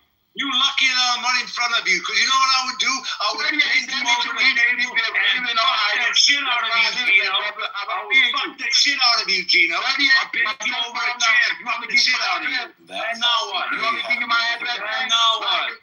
Go fucking give you my address? Tobacco, ho. Make yourself a make me a sandwich. Go make me a sandwich, Gino. See, I'm your slave. That's what you want. Go make me a sandwich, you fucking house nigga. Go make me a sandwich. Okay, brother. What kind of sandwich you want? I'm not your brother. None of my ancestors took a boat ride like yours. Fuck you and your brother. Your kids is 99.9. Fuck you. Your kids, if you go get a DNA, your kids 99.9 too. You don't even have your same, brother. 99.9. The difference between us is I take care of my children. You 99.9 a man. You 99.9. I don't need other people's money to raise my children. I raise my children by myself with my own fucking money. You know where your money comes from? That's where your money comes from. Being a man. Where do your money know nothing about? Yeah. So you're not a man. You're not a man. My money came through my education and me working. Where did your money come from? What country you live in? No, okay, you first tell me about your history and I'll tell you about mine. Okay, I live in the United States. What country you live in? I live in Europe. Hey, you live in Europe. You live in? What hood you live in? What hood you live in? What country you live in? What section 8 house do you live in? Do y'all steal and kill over there in Europe? Do we all what? Speak English, you fucking cretin. It's the only language in Europe, man. And you can't even speak it. You fucking idiot. Do y'all commit adultery? Yes, we commit adultery. Yeah, you know we don't have. I'm asking you, brother. What's more different than Europe? We don't have a crack or a methamphetamine fucking epidemic like you guys have. We don't have that. We don't have that. Hey, James, hold on. I just want to ask Gino something. He told you to do the medicine. He didn't take the alternate into cocaine. There's a few more cucks like you on stage. Into cocaine. I don't take cocaine. Why would I take cocaine? Who make the medicine, James?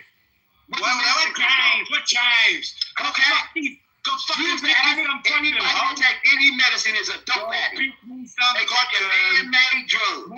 Anybody take an ass, anybody that took any medicine, you taking the same drug. My ancestors never took a boat ride like yours.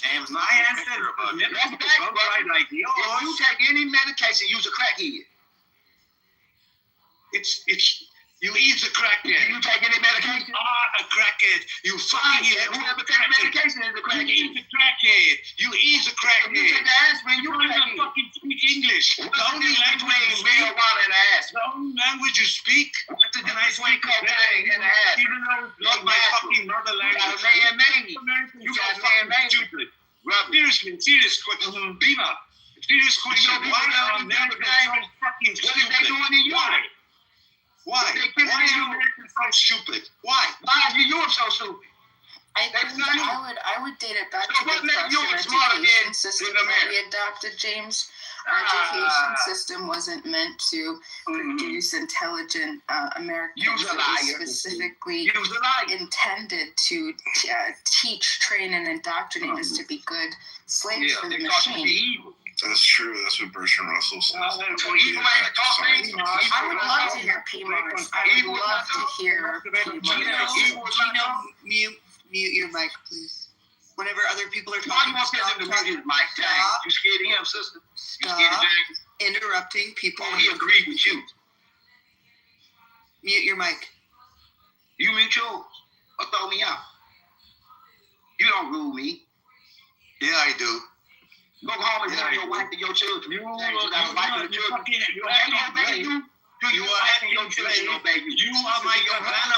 Gino. You are my cabana boy. You are my cabana boy.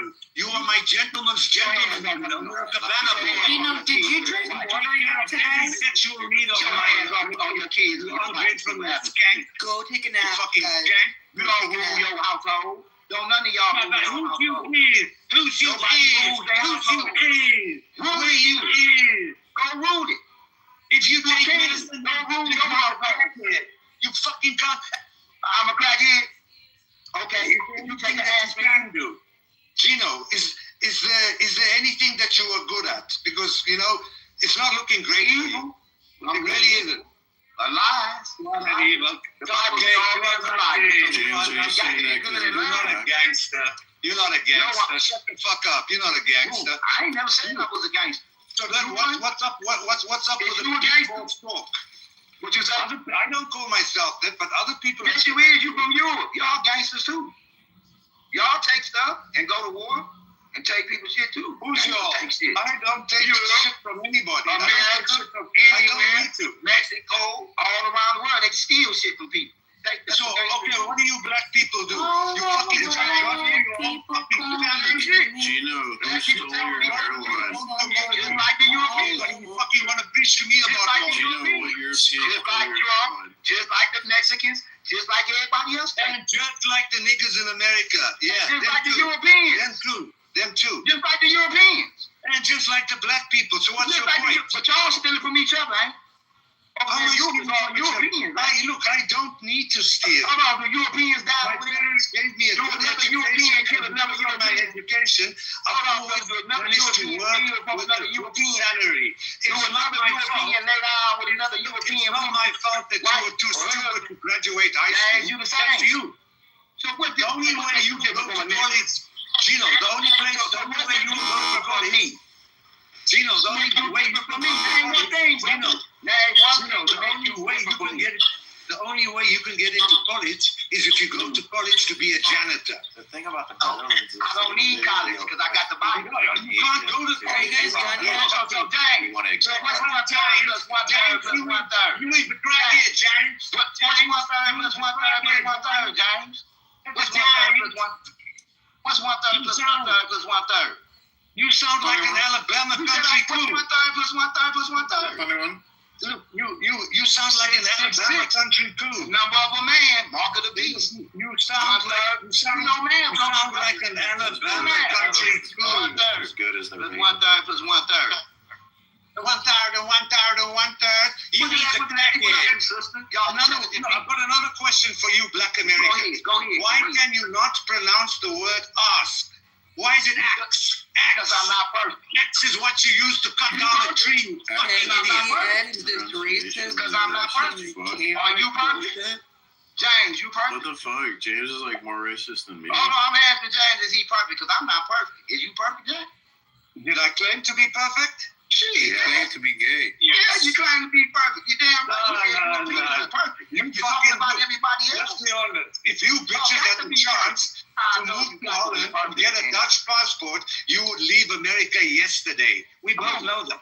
Where I'm gonna go? Well, we have high taxes Where here, I'm so gonna go, I gang? don't come. Don't nobody want my black ass. No, the Netherlands is Where full. I'm Don't gonna go, tell me. gang? Don't nobody want my You're black ass. Remember you an said Arab woman. Don't nobody An want my Arab nigga. woman is saying But you can Oh, go no, anywhere you want to go, Don't gang. insult me. Don't nobody want my Don't black ass. insult me same by telling fucking- me you're Where I'm filthy gonna go, Arab. North African trash. Where I'm gonna go? I'm not. The Africans don't. I'm not Fatima, dumbass. Where I'm I'm gonna go? Abby. The Africans don't want my black ass. You dumbass, Abby. The Africans don't want me. I'm a Zeke. I'm a Zeke. Fuck you. I'm not Amazigh. You're confusing me with Don't someone nobody want else. my black ass, man. Oh yeah, you lived in Belgium. Yeah, that one is the Don't nobody want my black ass. Y'all You have have to to be be like, about- oh, you was in Belgium? You're just a big. James, you can go all around the world, can't you, James? James, I've you been can to live 53 anywhere countries around around the world, Gino. How Right, many because you're countries have you European. been You can to? go anywhere you want. I can't do So what. what's stopping you as an American from visiting other countries? Remember you said I was a nigga, stupid, dumb. I ain't got nothing, no education. Yeah, but you no education, but you waste your money and You buy never told me you're filthy and Arab. buy fucking You gotta have some for your education. children. No, James, you live in a continent country. It's expensive to go to Europe. It costs thousands Hey, of dollars. Pumas, to go know there. what the difference between You gotta have some money. Pumas calls everybody gay, but then somebody had a recording of Pumas masturbating But on it ain't no gay Saturday people over there in for other Europe. men. It ain't no Do you gay deny that, people in Europe. Pumas? That's waste. James, Well, you are ain't you talking to me? This is the one When who you gave knew out about the Pumas, I never masturbation. gave you that. Other people did that. Hold on, wait. You said Pimas. You know what? Pimas is somebody who Pumas was caught masturbating on Saturday. yelling. Shut up. Hey, Nobody the cares. Europeans gay. Whatever he does in his private life, nobody cares. Well, that's no. They got European gay people. Oh, I thought They got you were saying European- beam. Do they No, got he said European Pimas. I gay? don't know what you want, Debbie. Who the fuck are you? Do they got European gay people, James? What the? Do they got Anyway, European don't ask gay? people to come over here in the Netherlands. Stay where you are. You please. got nothing to say about it, Do they got Abby. European You're gays, just man? as brown as me. Abby, Is it you are not Europeans that's blonde, gay? and you don't have blue eyes, so shut the fuck up. I have blue eyes. What the hell? Can let you yes or no? You blue-eyed people You're is fucking gay. brown. You're a mutt like me, Abby. I'm white, dumbass. Yeah, but And you're I not have blue white. eyes. People kill the sheep. Don't Blue lie, eyes Abby. people kill the I do. See, Abby, that's one of the reasons why I don't James, like the you. blue-eyed You people kill the fucking sheep. tell lies like a rug. Do blue-eyed You people lie tell like a lies? rug. Do blue-eyed people tell lies? Yes? Okay. So what makes you more different? What Name the one point more I thing was that you making, know shut the different than fuck me up, and but I'll tell you why. Name one Abby thing. is you don't like me. You She has no Oh, hell no. I'm not way gonna of like other you. people wanting to immigrate That's to a Holland. lie. You can't come. Name one thing. When are Name you gonna one thing. Lie you. Yeah, You it's are You like me. admitted to me not being white, Oh, you Abby. are lying just like me. That's why I don't lie. Ain't nobody. First of all, you don't know how I look like. Lies you down. Abby, you're a liar. You're a Enough. Calm down. You're a fucking grown man. Shut the fuck up. honestly, Abby. You got 99.9. Black people. Why don't you talk 99.9, about James. black people to a black Go woman see here your in father. Holland? Kick them You from know the you room. get your ass beat. James, You know that. DNA testing. This is You know that those black sisters will beat your ass, Abby. 99.9. I'm 99.9. You talk to black 99.9. Gay. about black people on I thought you Clubhouse. knew math, James. I thought you said I was smart. You'd get fucked up, Abby. Bible You know wrote that. it You know that. You forgot Can math. you keep these guys? Please. Zeros Yeah, I and think ones. he's confusing me with someone else, but I'm no. looking at you.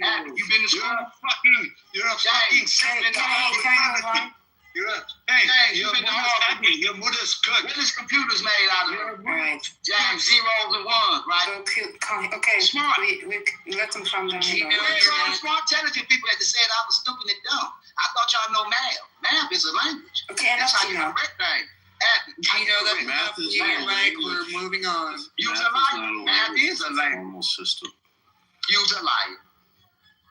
Math is not a language? No, it's a formal system. James is gone from Okay, the we room, agree. Gino. Okay. James is gone from the room. Zachariah. So I Gino? thought y'all went to school.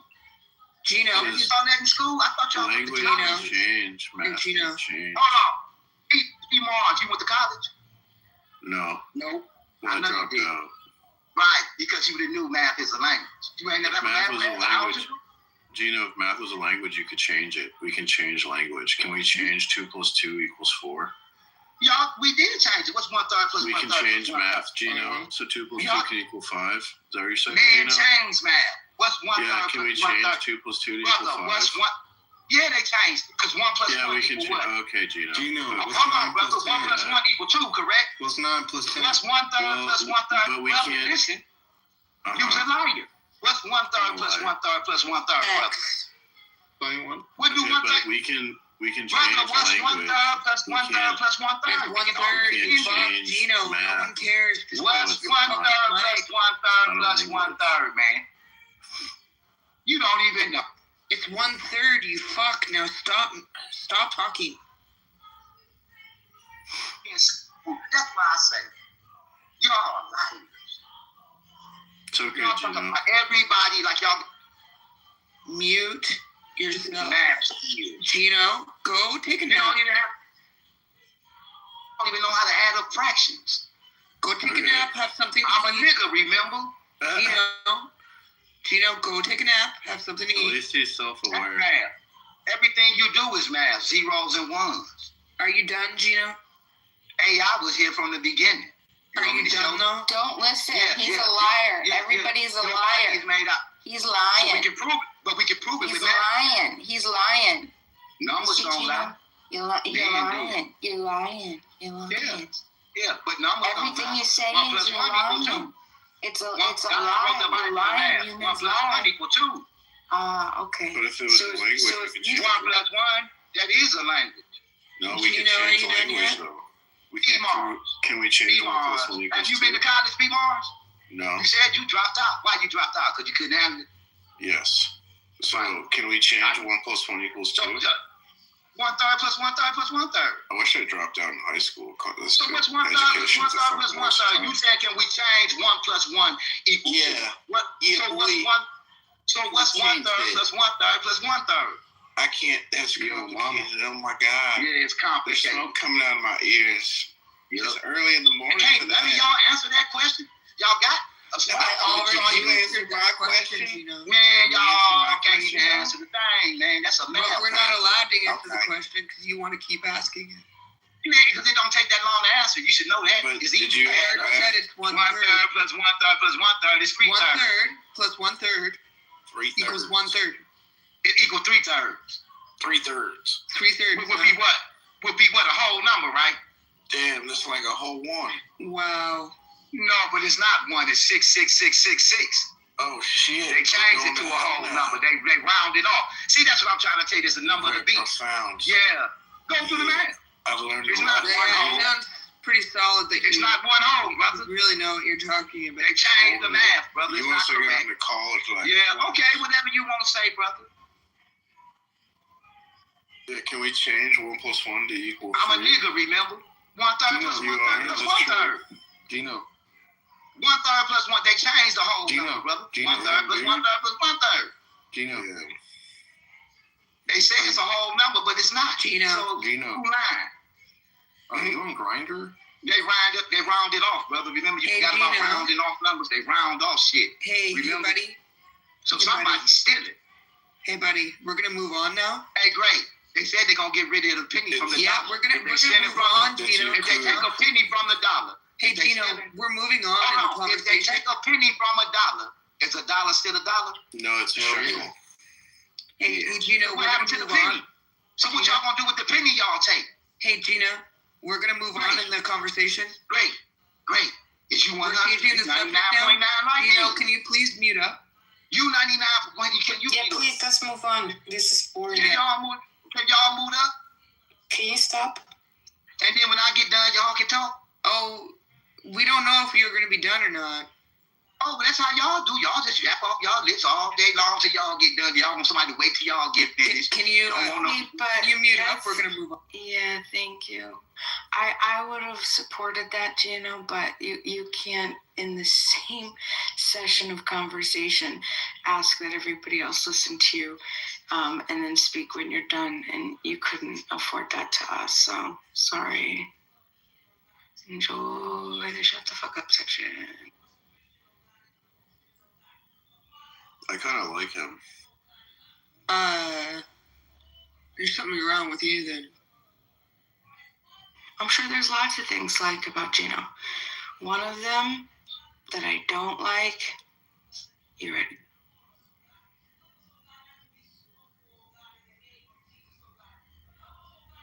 There's definitely something wrong with me. Yeah, there's something wrong with all of us. Or is there? Are we exactly how we're supposed to be? No, we could be better.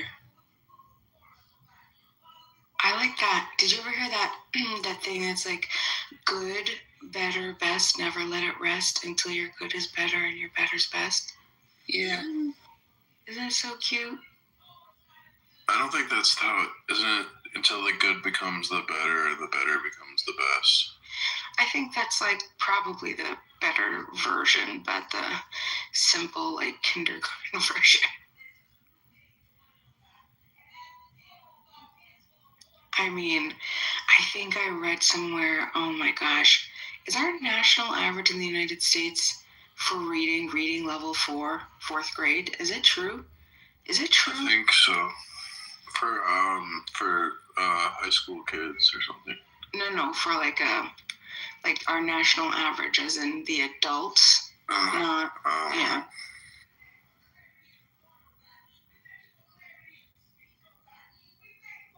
I like to read. You do like to read? Yeah, I read every day. Yeah, tell me. Yeah, but you didn't even go to college, P-Mars. What's 1/3 plus 1/3? What's something you're reading? Right now I'm reading the Bible because I've never read it cover to cover. I'm trying to study it. Before that, let us know how that goes. It's going good. I'm on Deuteronomy. Where's my car? Yeah, I'm on chapter 5. I like it. I like it. Are you taking notes?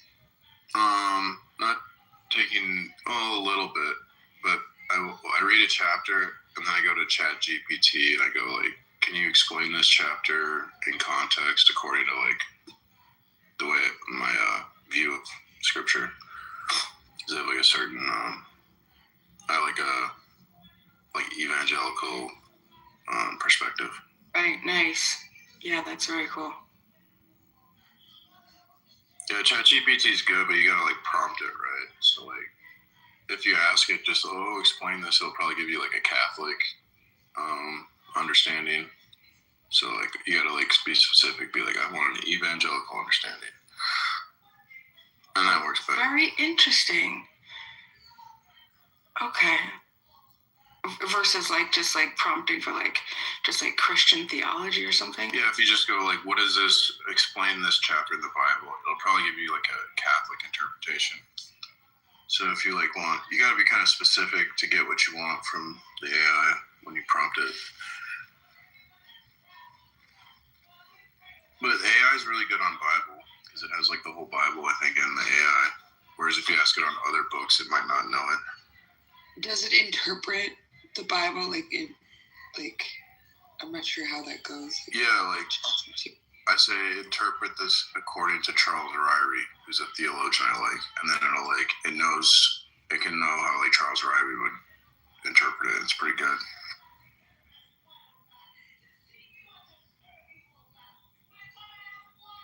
So it's ChatGPT's interpretation of somebody else's interpretation. Yeah. Yeah. Well, I also read his book, basically. So it's like I've read theology books, and I haven't even like read the Bible cover to cover. I don't know why.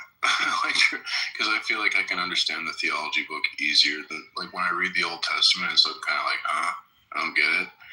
But then when I go to the ChatGPT, then it kind of explains those things, and then it makes it easier.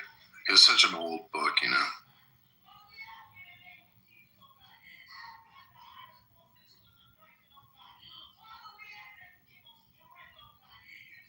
But I love ancient wisdom. I think like modern thinking is like lame. I like the ancients. I think they're based.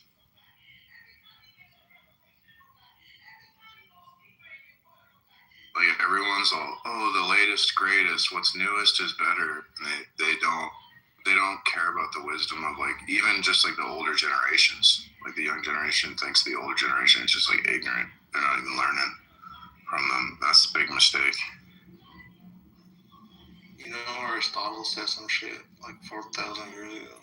I don't know how many years ago. Yeah. He was like, slavery is cool. That's what he said.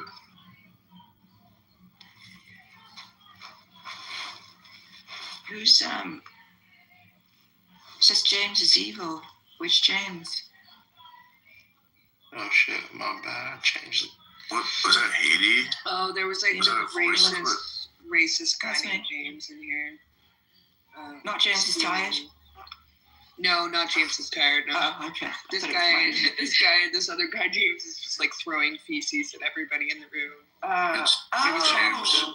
Wait, is he really angry all the time? Yeah, James Yeah. from Holland. Oh, he's terrible. Yeah, I don't know about evil, but he's really difficult to talk to. 'Cause he just gets like, yeah, it gets really bad. Well, he would attack me for being racist, and he was just being super racist on this black guy on the panel. Yeah, I mean, he's not, yeah.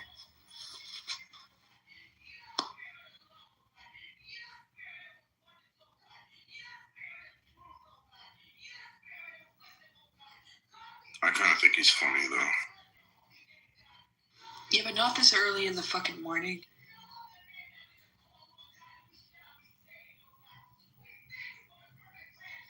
But he just must be angry, like, all the time. Every time I see him, he's so angry.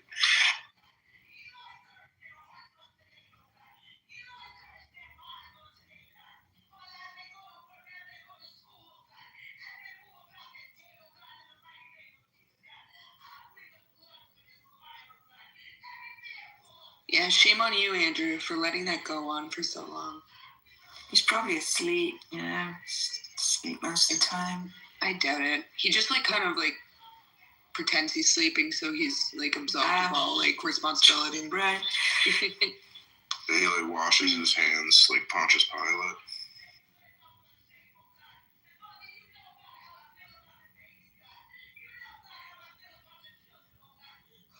I think I have an idea of what he's doing.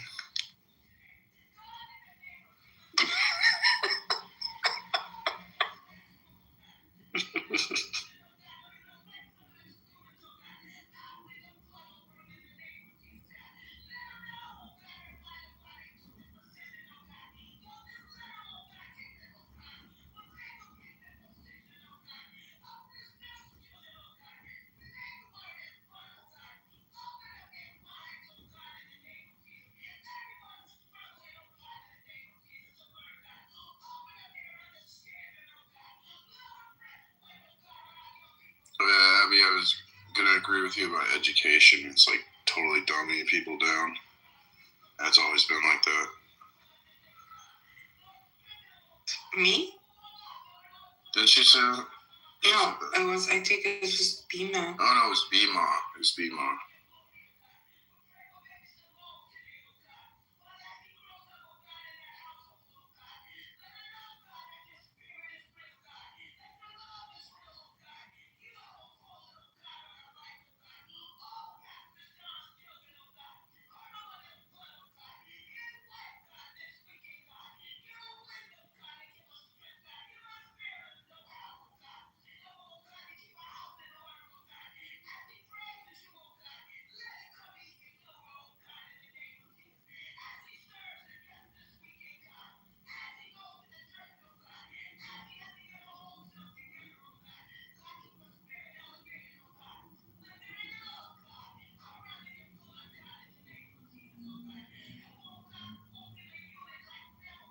So you're being accused of being a racist, Pimar?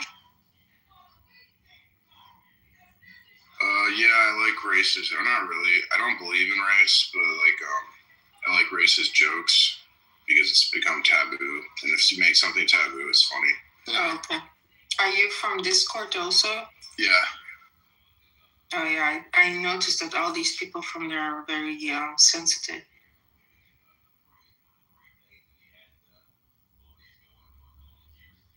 Like I do TikTok a lot. I do TikTok lives, and I like prove the Bible. It's true. I do debates. I'm like the best debater.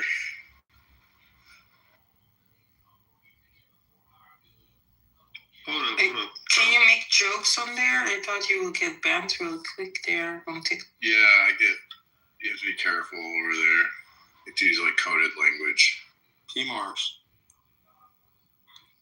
You said you're the best debater, like to debate the Bible. Yeah. You prove the Bible. Yeah.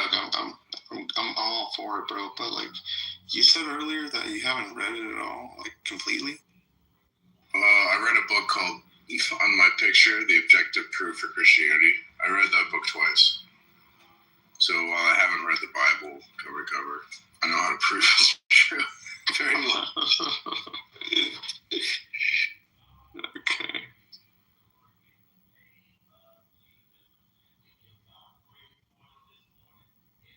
It's more like a philosophical, metaphysical argument that I make.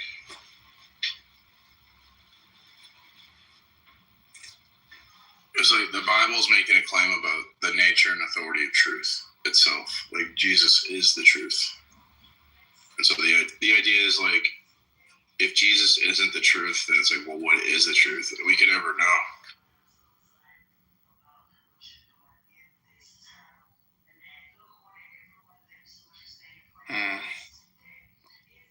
So unless the truth is like a literal person who's like, hi, I'm the truth, and like speaks to us, then we'd be in the dark, just guessing what really is the truth.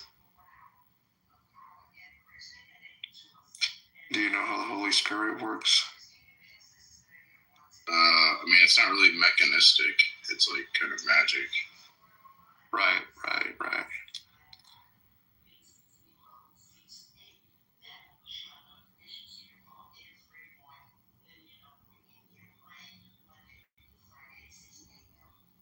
I just think of the Holy Spirit as like the power of God's love to transform people and transform the world.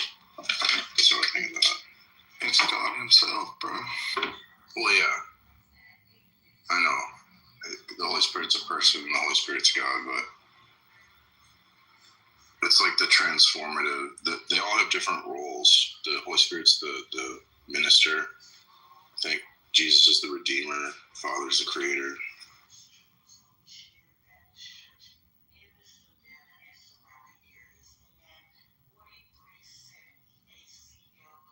So, under the influence of the Holy Spirit, bro, I proved like how the Bible is real, and it basically what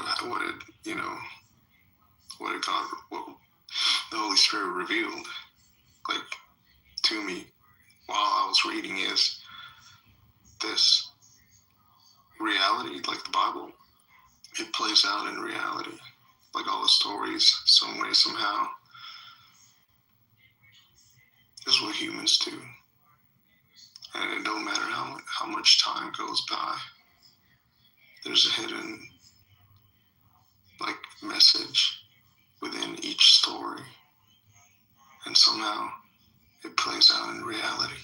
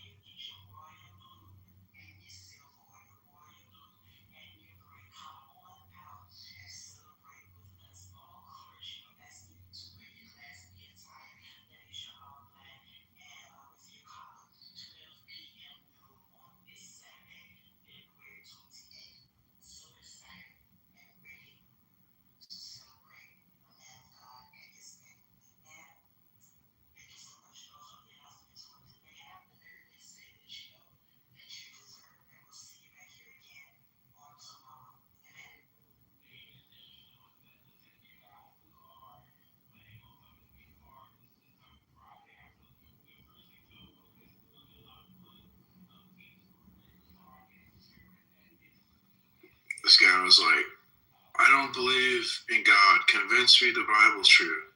And I said, okay, well, if you don't believe in the Bible, then I'll kill your whole family.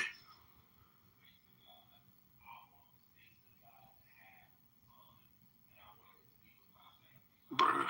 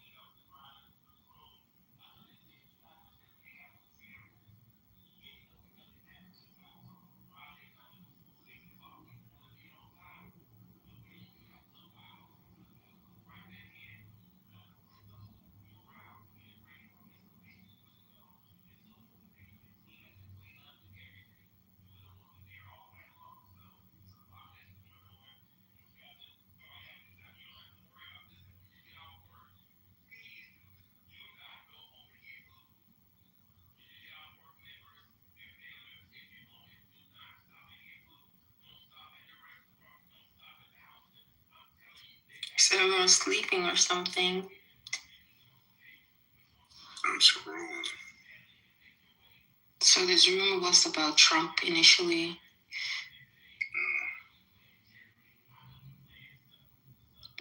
I don't know if ICE is still there. I would have debated you, ICE, but fortunately I have to leave soon.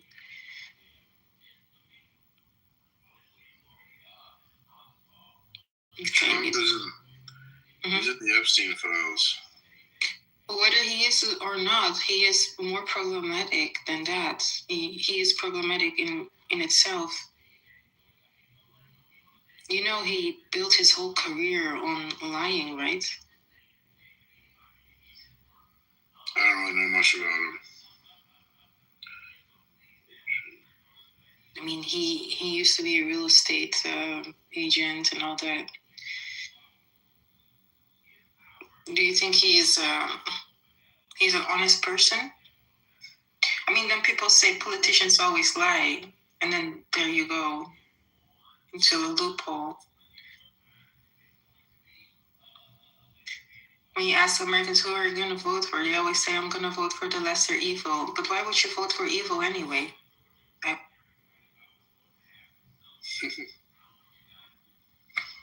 Good question. A lot of these people who want like deportations and stuff, how much did Trump deport anyway compared to Obama? Not enough. Yeah. What up, Austin? What's up, Rick? How you doing? Hey, Austin. Good, bro. All right. I'm doing well. I remember when I almost got deported from Mexico. I really did. Fucking, their version of ICE, whatever their counterparts are, just showed up at my house to see your papers. I need to see your papers or something.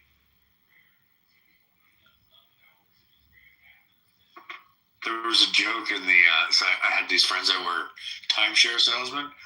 They'd be like, when immigration comes here, all the white people run. What the fuck? I'm not kidding, dude. It's much funnier there because it's true. Like, everybody there works illegally, like all the expats.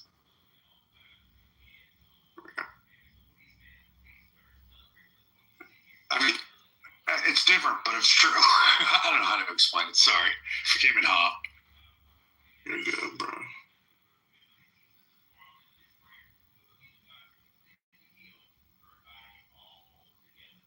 So, anybody on the East Coast? We got 2 feet here in Jersey. 2 feet of what? Of snow? 2 feet of snow. Damn, that sucks, dude. Here in California, nice weather. All right. I mean, you do until it fucking, mudslides. Wait, Richard, you didn't hear there was so much snow in the East Coast? It was even on the news over here in Europe.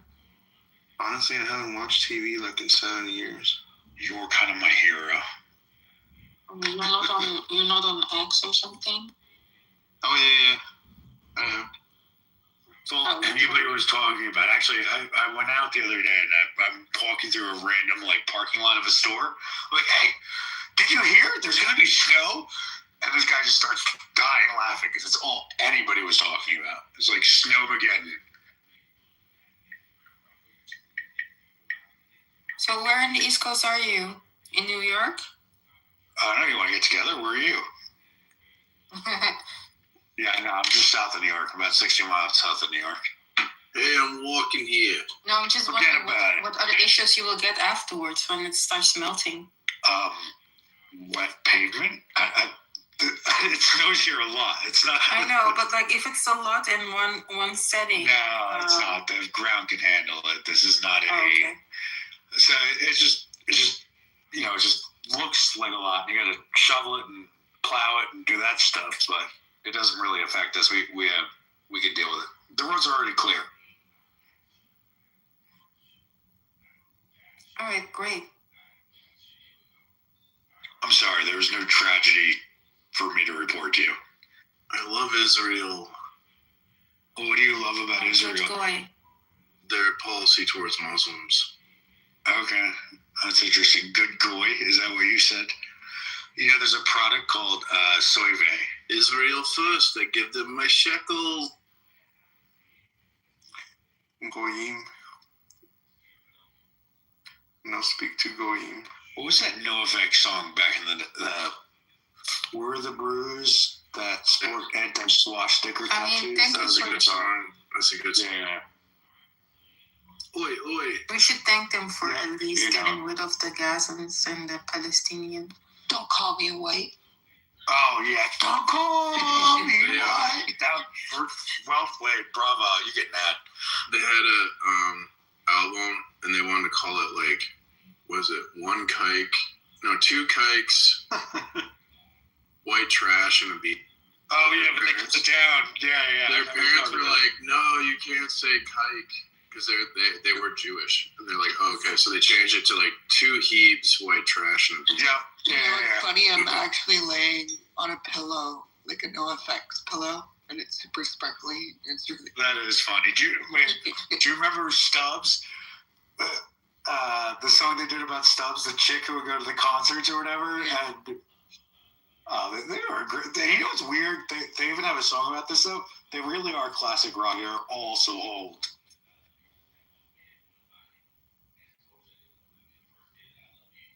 Do you guys know who Bouncing Souls are? No. Ole, ole, ole, ole. Nothing? All right. I know that song, but I don't really know Bouncing Souls. All right. Well, my story has no substance, so I quit. No, you're valid. Thank you for validating my parking.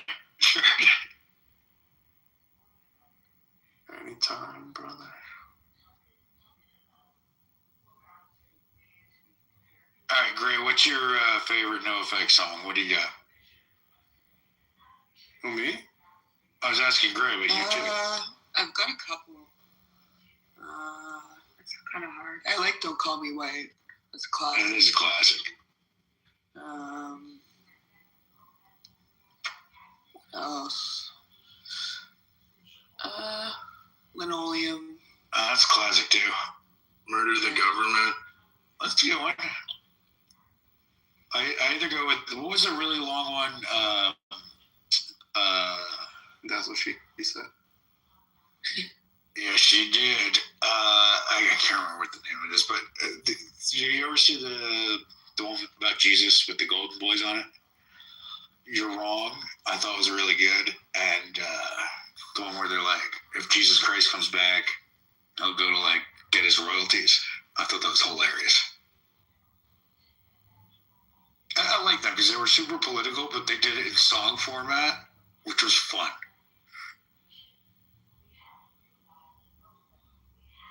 You ever listen to Johnny Rebel?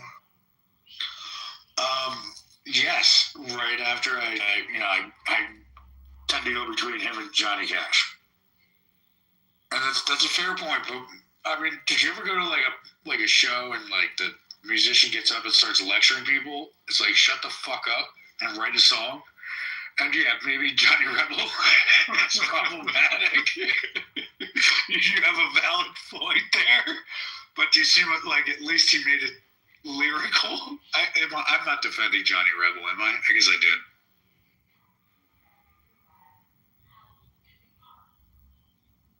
I would have not known about him if it wasn't for Clubhouse, bro. Johnny Rebel, yeah, that shit's fucking. Even Johnny Cash, like, Picking Cotton, or what did he have, some cotton picking song? It's just terrible. Remember Johnny, Go Fuck Yourself? I just made that up. No, I totally remember it, dude. It's a real thing.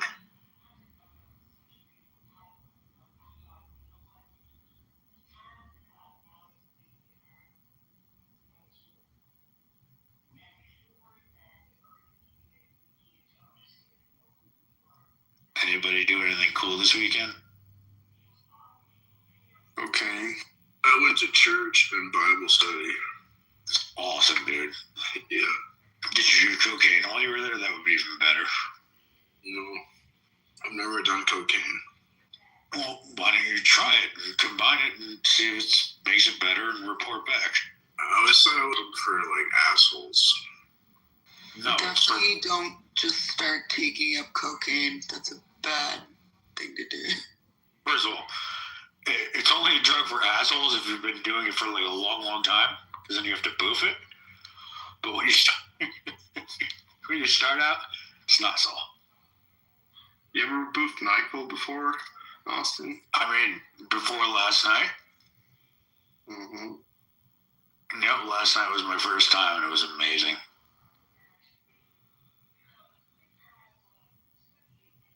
They should have like an Uber for boofers, like somebody to come and boof shit into your ass. You need to boof the Bible. I mean, no, I'm trying to pray the gay away. I feel like that's counterproductive.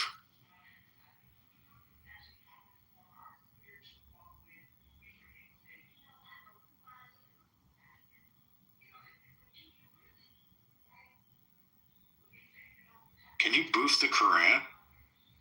You can most definitely boof the Quran. I wonder, do you think the Quran is more boofable than the Bible? Fuck yeah. I think if I had to shit on one of them, it would be the Quran. So if you're shitting while boofing, you're doing it wrong. I just want to point that out. Oh, I wasn't talking about boofing. I was just talking about shitting. I know that. I'm really trying to tie it all together. I don't like Islam because they treat women like objects. I mean, technically, isn't everybody an object? I never understood that. Right, you got a point. So if they don't treat them like objects, they're not real, which is even more fucked up. No, people are entities. But aren't, okay, I haven't gotten to that level. Yeah, you're probably like an object. I feel like you're meant to stay inanimate, but like I hear you anyway. Ever been treated like an object, Austin? I mean, only when I'm paying for it.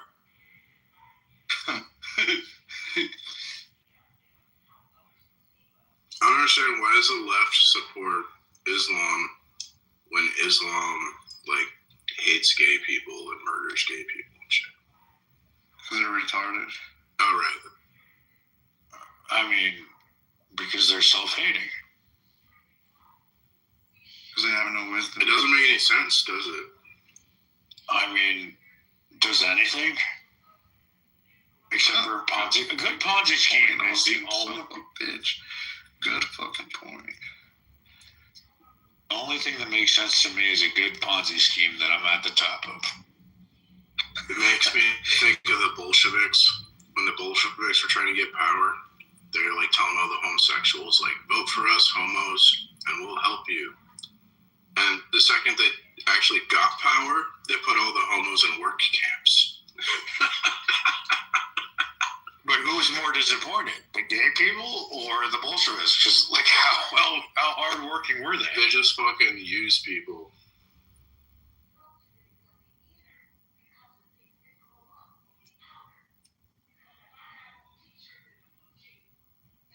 You know, I think let's tie this back to no effects and just say everything in moderation, especially moderation.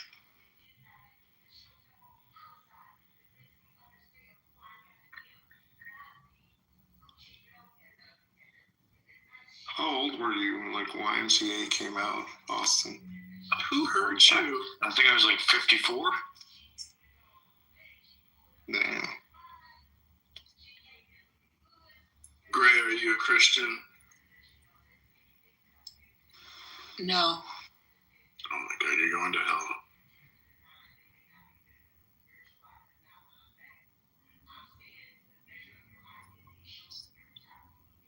But what if, like, there is no hell?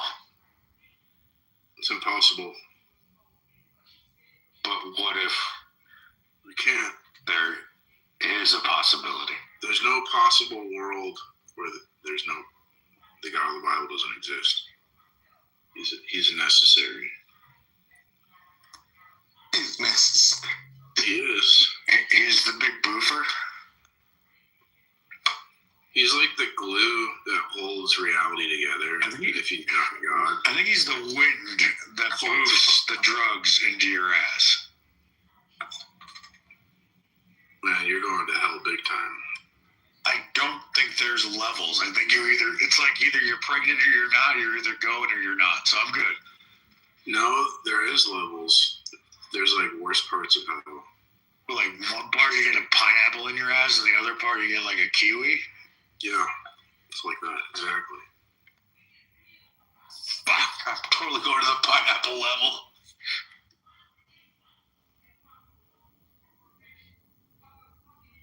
So what do you know about Kabbalah? That it's when the Jews were held captive by the Babylonians, they learned Kabbalah. It's like black, ancient, they're called black magic, ancient mystery of religion. Is that where the Jewish space laser got started?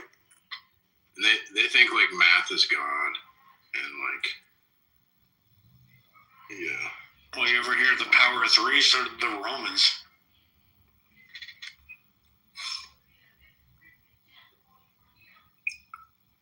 And they're pretty powerful. Like Madonna, Kabbalist, the Kardashians, Jared Kushner. Kanye. Is Kanye? I don't think Kanye's just like crazy. Oh wait, he got kicked out, right? He's like a dark magic now or something. Like no racism intended. I see shadow people, and I'm not talking about African Americans. That's uncomfortable. Blame it on Tourette's. What's up, Bob? You got a counter argument to tag yet? Wait, are you serious? Yeah. How do they look like? Tag is the best argument. Precept eliminates all mediocre debaters instantly. And then you're just left with the masters. Yeah. You guys heard about the Tourette's thing, right? Yeah, that was funny. I said I made a video about that. No, I identify as having Tourette's, so now I can yell racial slurs wherever I go. I should have thought of that. Andrew, I have Tourette's. I just have Tourette's.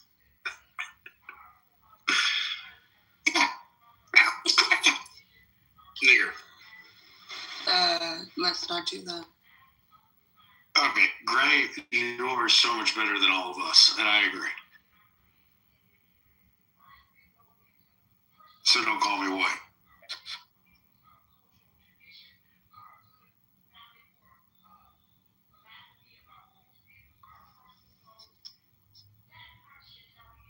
Damn, I'm gonna leave like in 5 to 10 minutes. That was pretty funny though. The guy who yelled it, like the Tourette's thing is he was literally there to promote his movie about having Tourette's and his struggle. Which I feel like maybe it was just like he was just looking for attention. It's like, yeah, I gotta do this, I gotta get in the news.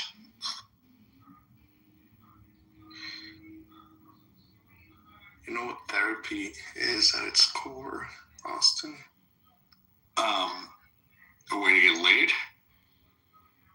No, it's gaslighting yourself. It really is, dude. Like it's all shit you already know. And it's like, you already know this. Like, you're just an asshole for being here and having to hear it. That's real tough stuff. Good work.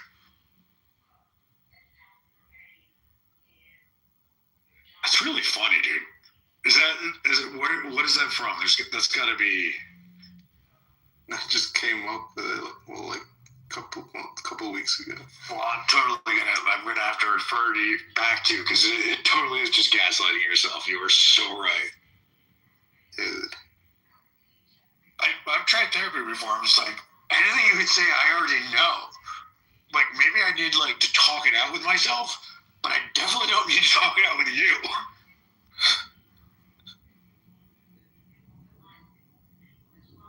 Like, don't be a dick. Thanks, we got there. I got it.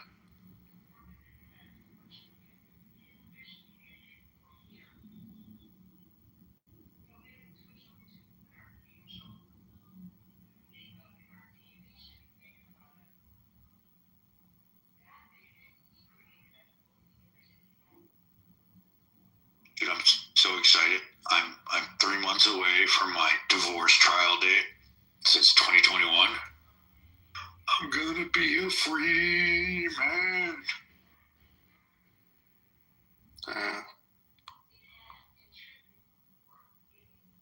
Are you still sad? I mean, I'm gonna try to go to Milan this weekend because it's Fashion Week, and models and bottles. So you tell me.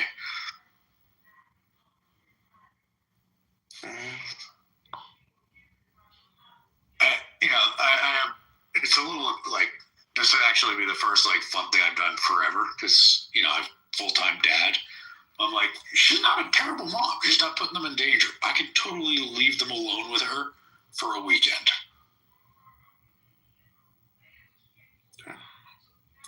You know what? You gotta bring some drama into the room. This is too boring, dude. Alright, what do we got? Let's see. Anybody have any ice rage or MAGA? I heard Reese's changed the formula in the chocolate. Now the original family's upset. We'll talk about that. No, it's gonna be more provocative. Alright. If a dude used to be a chick and gets pregnant, does that count as a dude being able to get pregnant? Nah, nobody cares about trans. Fuck. If you pray the gay away and it comes back, is it an STD?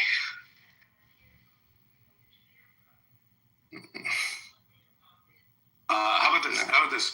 If you get baptized and you're born again, does that mean you no longer have the STDs? Oh, Lord. Lordy, Lord.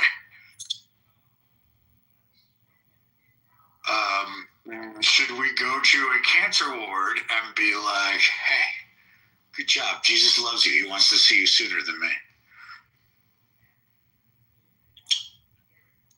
No. That seems mean.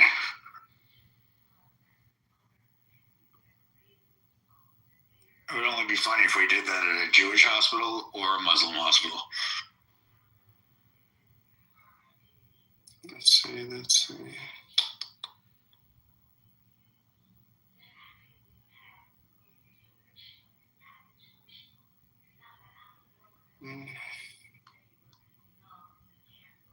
Damn.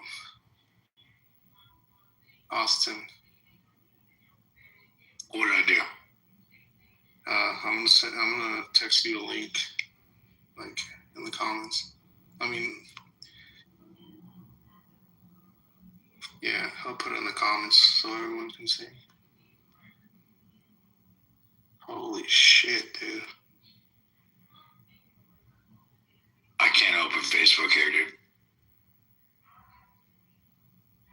I have copy the link and then like take it elsewhere. It's worth it.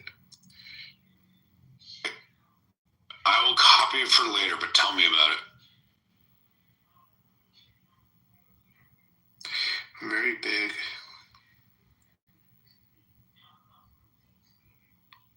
Very plump.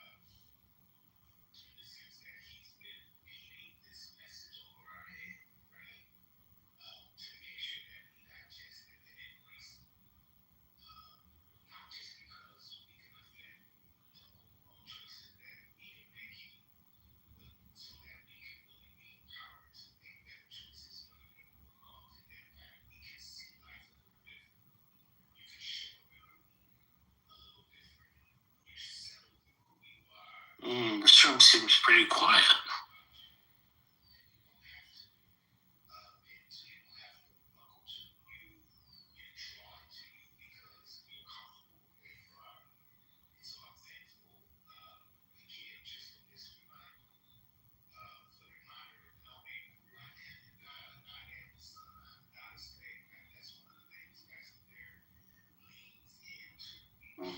Very quiet.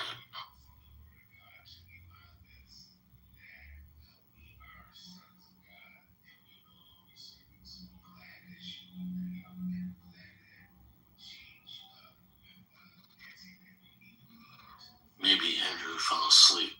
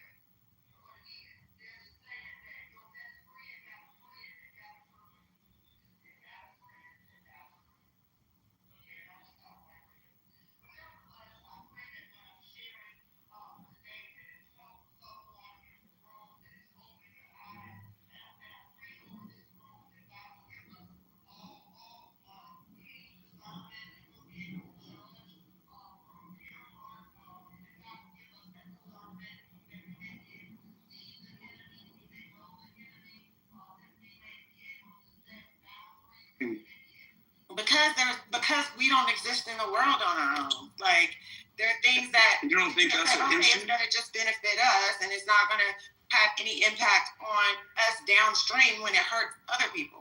So that doesn't, you can't like look at things like that. I'm not worried about it hurting other people if them benefiting from what we trying to do is hurting us. But in the long term, hurting other people is going to hurt us. Like, not really. I've taught y'all that, but that's not true. Who is that? Society. I hate using they because then we got to figure out who they is. You're right.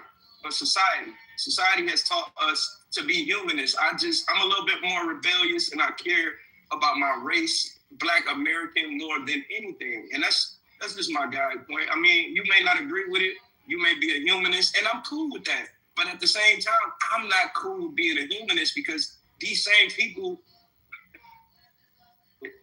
it's self-explanatory, man. Well, you can't expect other humans to care about you and you don't care about them, though. That's the difference between you and you. I don't give a fuck if they care about me unless they my people. But we're not in the majority. And if other people don't care about us, we're not going to get anywhere. We've never been a majority. And if we don't care about ourselves, we're not going to get anywhere. But if we care about everybody else before ourselves, or we include everybody else, that don't make sense to care about everybody else either, because then everybody else eats off of our plight. Speaking of why we got the civil rights movement in 64, and then they brung in that minority shit in 65, and then they brung in the voting shit in 65, to where now the civil rights shit got overlooked by the shit. I lost my train of thought. My bad, I'm working. But in 65, it got overlooked by what they passed in 65. And then they started caring about everybody, minorities, which is, I have no issue, man. But minorities got taken care of before Black people did. And I just didn't, there's still things that we need as people that we're not getting from these people. And it's kind of our fault, too. So I'm not even just blaming other people. I'm blaming us and other people all at the same time. Good morning. This is Hurricane. I come in peace. Do not be dismayed. Don't be discouraged. I'm fine. Greetings to the mods. Greetings to the lovely Sunny. Greetings to our elder ambassador. Greetings to our resident colonizer spiritus. It's great to be here. Thank you. You got to shout out colonizers. Okay, to be successful in all your endeavors. Yeah, thank you, Ambassador. I really appreciate it because you are a true elder and your words carry weight always. That is true. Yes. Hello, Sunny. I just came up to tell you that our daughter was formidable last night. You said what? Our daughter was formidable last night on Clubhouse. She helped obliterate the enemy. It was glorious. I told you, Bobby. I hope somebody recorded it. Oh. There was just so much, but she was a rock star. She's come so far. It was beautiful. That is all for now. Good morning, Hurricane. I missed it. So Pearlie was involved too? DeAndrea, let me tell you, I have never observed a tsunami drag in motion on Clubhouse, ever. It was like a relay, okay? You had Britt first leg, you had Matt second leg doing that curve, you had Kalisha doing you had Kalisha third leg, and then Matt on the anchor leg. It was glorious, okay? It was glorious. It was like the U.S. women's team versus, I don't know, pick some random European country that don't run fast. Let's see. Let's say U.S. women's relay team versus Russia or somebody. European country. Don't even bring up no African country. You know I wouldn't do that. Caribbean. Exactly, but it was beautiful, Tiandria. You missed it. Matt was sensational. Kalisha was masterful. Whenever an insult was hurled her way that was based on facts, she flipped that shit upside down and threw it back. It was beautiful. Yeah. So I caught that just a little bit. We were dealing Y'all with gotta pay me when that shit happens, because you know we're trying to support our sister's room. It was late, Patty, like late. Nobody expected this Y'all drag still to need to happen. pay us, because we be wanting that. I love the, I'm a dark side baby. No, but I don't know if anybody's ever seen Brit drag somebody. I've never heard. Brit was like, don't let the respectability fool you, okay? I am still that girl. And if you try me, I will drag you. It was beautiful. It was pretty hot. Like I love Brit anyway. I've never seen her do that. And the way I got out of my chair while she was doing that, I was so moved and I was so thrilled, and she leveled up so much just for me personally. I had a little crush, I'm not gonna lie. Yeah, Brit was still mindful. She was still demure. I mean, she raised her voice a couple of times just to add the accents that were needed. But it was fire. I was impressed, but I wasn't surprised because y'all know. I mean, Brit's great on the app. She gives the best recaps in the world. She's always accurate. Nobody can give a recap like Brit. And Brit also remembers everything. She'll tell you what you said 2.5 years ago. She was here. I don't see her anymore.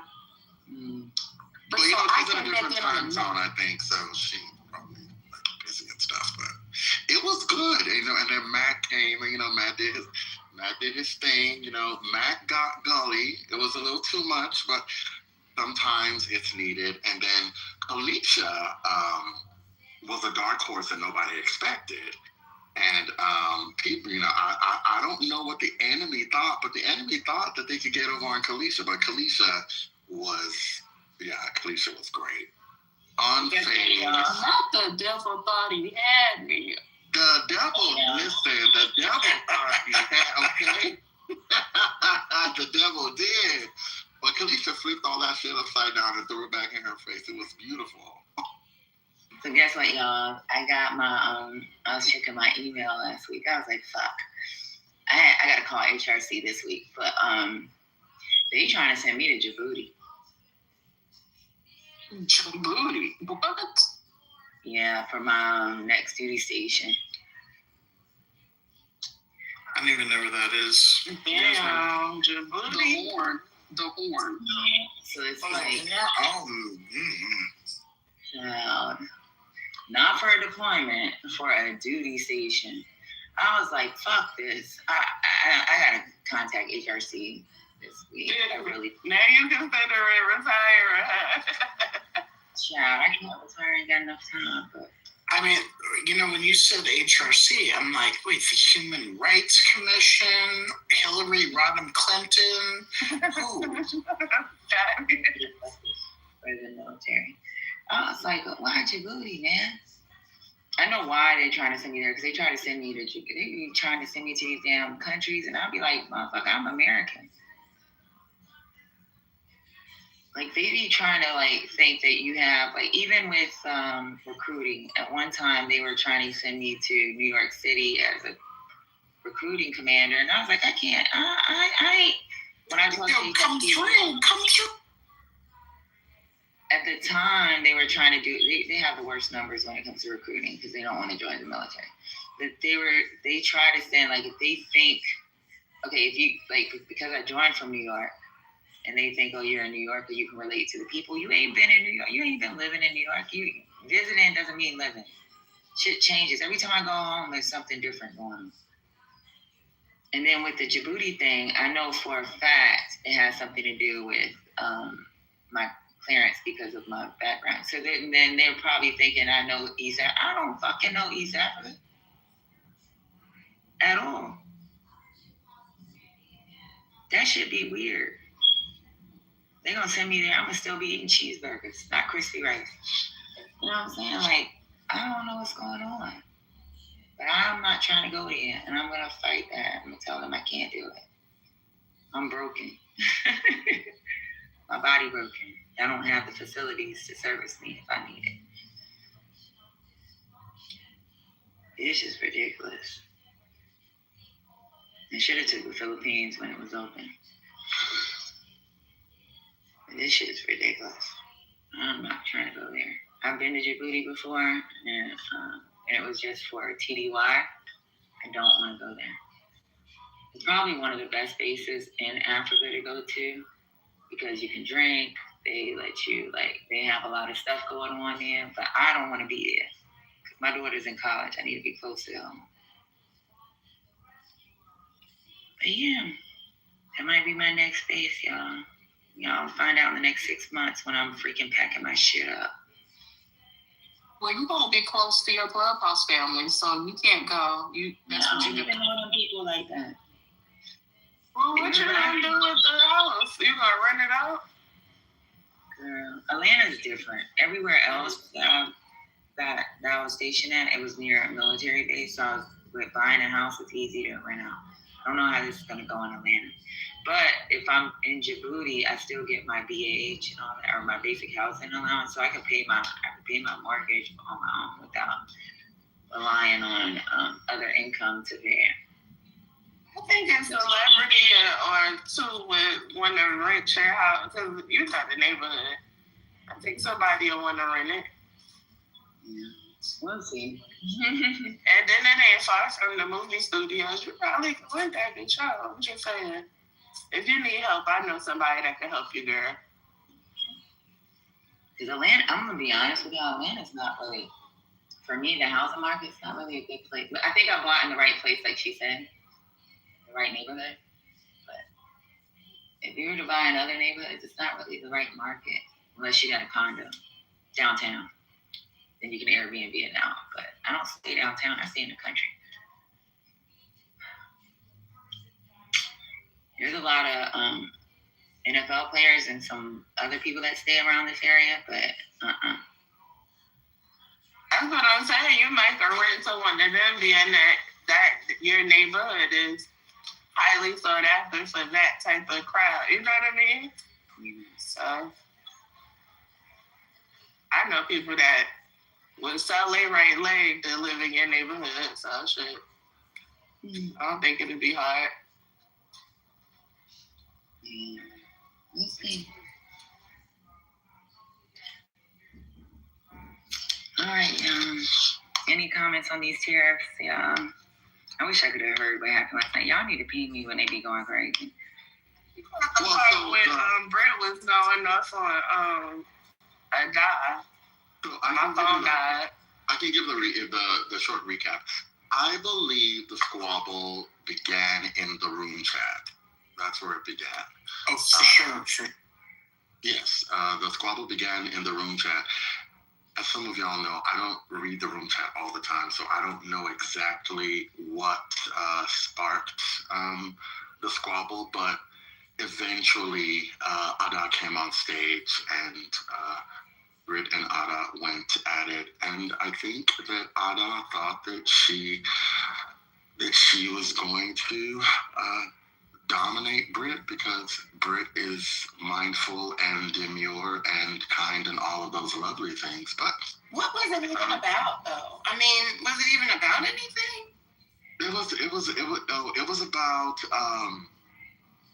It first began.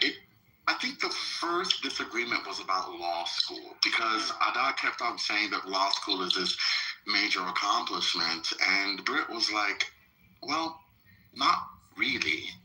You go to law school, sure, it's great, but you have to pass the bar first, and then you have to get a job." And one thing Britt didn't say, but everyone should have understood, is that the legal market right now is a shit show. So people who are graduating in the spring will need all the thoughts and all the prayers to find jobs. But y'all left out that you have to graduate too. Well, yeah, but we're just assuming that she's. So Britt was just like, listen. So it's not the accomplishment that you think it is. What the real accomplishment is passing the bar exam and securing employment. Britt didn't even mention that the bar passage rates for Black law school graduates are significantly lower than the bar passage rates for white law school graduates. That wasn't brought up, but it could have been, because it's an important stat to be aware of. But yeah, and Ada did her thing, and Britt handled her, and then Matt jumped in and did his thing, and then Alicia got on stage, and folks be underestimating the biracials, y'all. I don't understand. Like, people on this app seem to forget that even though Kalisha is biracial, she has 2 Black parents on this app. And I was a proud father last night, y'all. I was very proud. Very, very proud. I really do want the Ada versus everybody to end. Like, I'm not sure what's going to bring that to an end, but she needs to study. I mean, I think we need to do her like we did Kalisha when she needed to study for the bar and just maybe not engage, and maybe she'll spend that energy doing something else. I don't know. That was our daughter, Sonny. It's different. Yeah. I love my daughter, so I have nothing to say. She can do what she wants, but yes, y'all. When Kalisha was studying for the bar, her parents told her that she was forbidden to come to Clubhouse until she was done, and she listened. Oh, she didn't. She did. She did not. She would pop her butt in IGB because y'all 2 don't go in there. So see. No, she had an amount of time she could be on each day. She did. I promise you, she did. Yeah, she definitely did. What are you talking about? I monitored her. She wasn't on the app like that, and she was told very little time. Don't let us catch you spending your nights on this damn app. You better study. And she studied and she passed. And the California bar is very hard. One of the hardest. Guess who's never taken it? Hurricane. And Hurricane ain't about to take it because Hurricane is old. You said you ain't got time to be studying no more.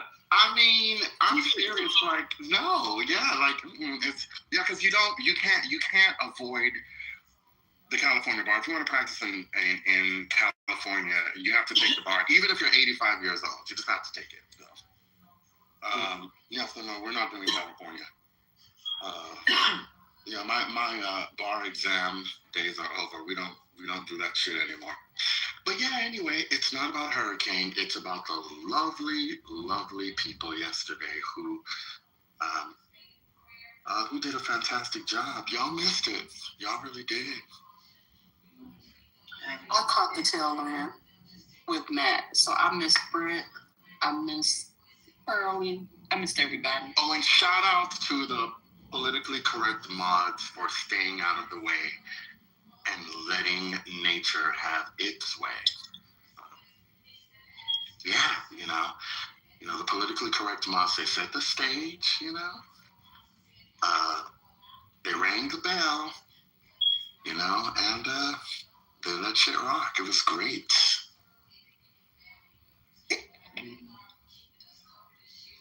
That's when it be shit like that I be wanting to hear the replays. Yeah, there were no replays yesterday, but it was long too. It lasted over an hour, Patty. Damn it. We were arguing with Memphis at the same time. Oh, there goes Britt. Oh, there's Britt, the MVP. Good morning. I do not know what y'all are talking about. Okay, I don't know who that person was last night who was doing all that talking. It wasn't me. I don't recall. Britt. I believe it, girl. They took over your PTR. It was probably a Russian bot. Exactly. I got hacked.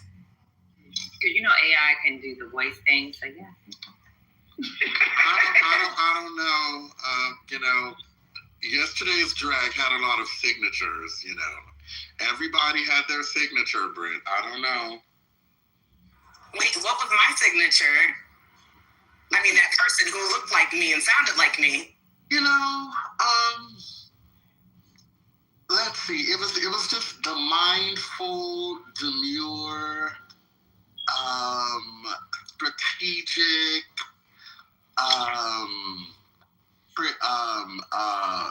laser focused drag. You didn't overdo anything. You did what needed to be done, and you stopped. You didn't go too far. You just went far enough. So it was masterful. It was balanced. No cuss words. It was beautiful and unexpected. Because see, people be thinking Brit just gives recaps. That's what they thought. They thought that they could try Brit, and Brit was just gonna be like, okay. Well, no, I was told that I don't have a personality. I'm boring. I should stay in my place, which is just making, comments in the chat and like stuff like that. So, I don't know. But that wasn't me. I don't know. I don't recall. I'm Mariah Carey to this. Oh yeah, by the way, yeah, Drew, and I have a bone to pick with you. Cause see, Drew loves black women so much. Drew did not want the shit to happen. Drew kept on coming off microphone, rumbling in the background, talking about y'all need to stop and all that other bullshit. Nobody listened to Drew yesterday. Drew, I wanted to goo you so badly yesterday because you were trying to interrupt the content. Drew. What is it? You were. Hell no. You were at first. All I could hear was all that rumbling, all that straight man rumbling in the background. I might have came off mic, but I wasn't trying to interrupt or nothing. Well, it sounded like it. Nothing was trying to stop up. That's how black men from Seattle get down. I was like, this beautiful content at this late hour, and Drew's talking about black love and all that other bullshit. Nah. Fortunately, your mic was not good, so nobody could hear you, which was all right. Mm-hmm. That's the other thing yesterday. Everybody had an amazing mic. Because, to drag effectively, you have to have a big mic. Everybody had a big mic yesterday.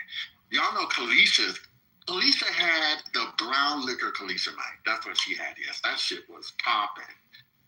Brit's mic was great, Matt Goliath always has an amazing mic. It was great. It was great.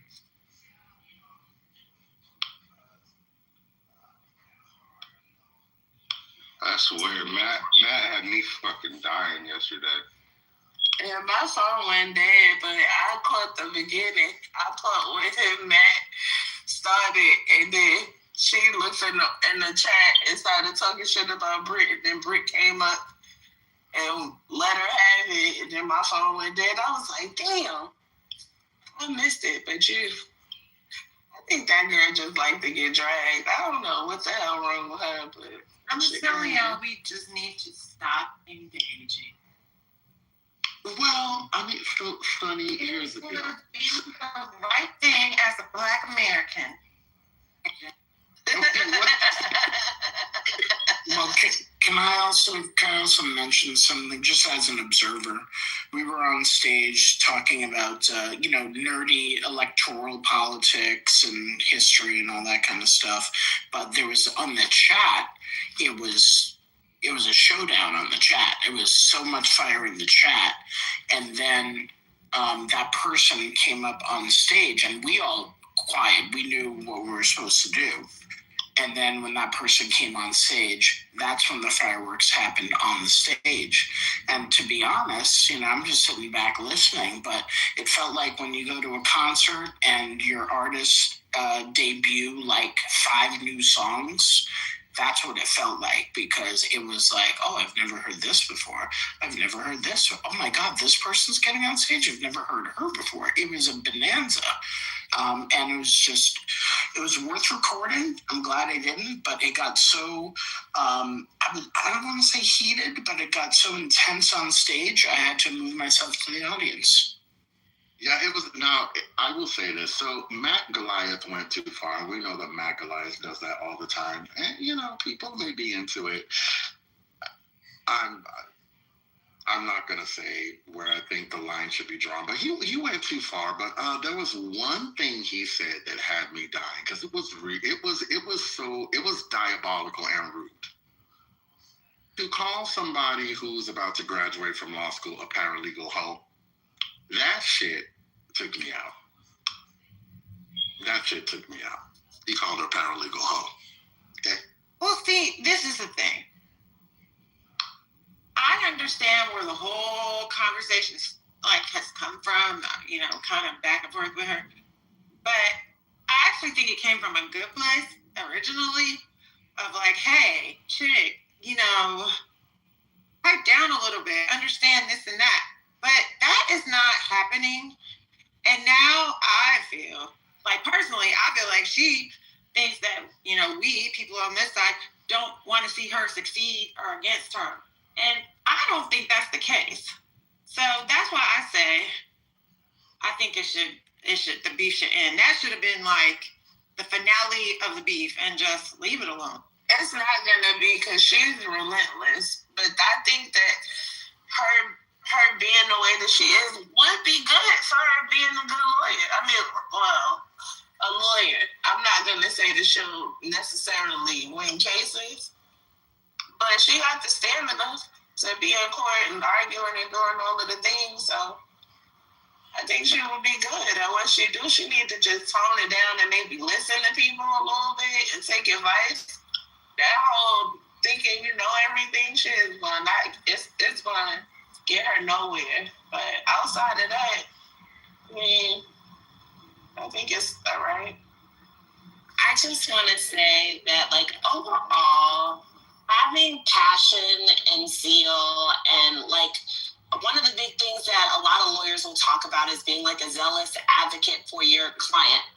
All of those things are very, very important for the practice, especially if you are not doing, like, big law as it relates. And when I say that, what I mean is more so, provided you're not doing customer-facing law, where you are doing employment law or you're doing civil law, civil clients with everyday lay people, corporations, or you are doing criminal law, being a zealous advocate is important. Having the determination, the compassion, and the overall passion to represent your clients to get an outcome that's beneficial to your clients is very, very important to being a lawyer.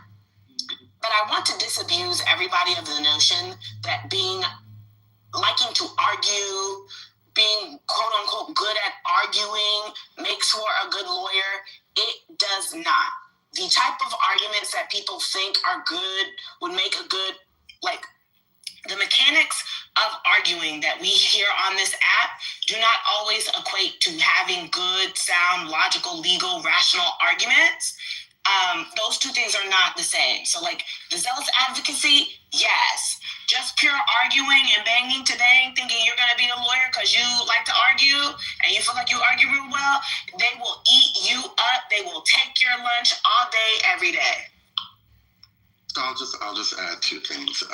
And the first is a compliment to Ada, who I hope graduates from law school on time in a couple of months. He has a necessary quality for lawyering. Rick talked about, I'll use the word daring. He's daring. He's bold. And you need that. Because sometimes you will find yourself in spaces where there aren't any real winning arguments. And the best argument you have is one that won't walk on its own, and you need to sell that shit. And when you sell it, the decision maker might be like, you know what? I'm not really feeling what I heard, but I like the way she delivered it. So, I'm going to go with it. I'm going to go with it because she sold that shit. And you need that. And Ada has that. She's daring. She's bold. Now, I mean, is she also foolish? Yes. So that part has to be reworked. But the daring part she has. The second thing I'll say is, and Britt can probably talk about this better than I can, given what she does, but being an asshole will only get you so far in the world of law. It's much better to be congenial because people tend to want to give you things when you're just nice. You know, you have to negotiate. And to be a good negotiator, you have to endear yourself to people. And you don't do that by being foolish and talking out of turn. You do that by being judicious and talking strategically, planting seeds that need to be planted and planting them at the right time. Watering the seeds after you've planted them so that they can germinate and bear the fruit that you want. But all that other stuff, you know, I hope she learns, because unfortunately, that shit's not taught in law school. I think some law schools offer one class in negotiation, maybe two. I don't know, Britt, what your school had, but those aren't things that law school trains people to do generally. And just hope that when she's done, that she figures that stuff out. Because being a daring, bold person is not all you need. You need other qualities too. And then one final thing I'll say, the speaking part. The speaking part's important too. She's gonna have to learn how to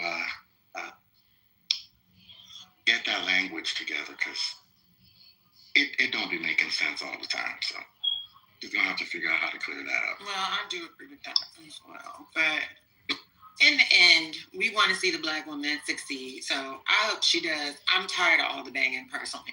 I don't know what the point of it is on her side, and at this point on our side either. My sonny telling me to pipe down. What's going on?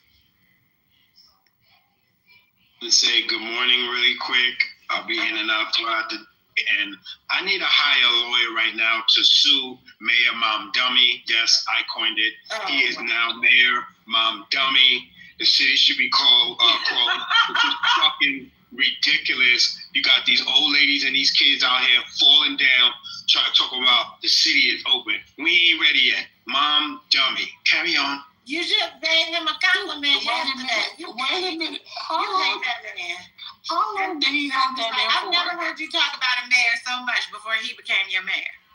How long did he hold that in?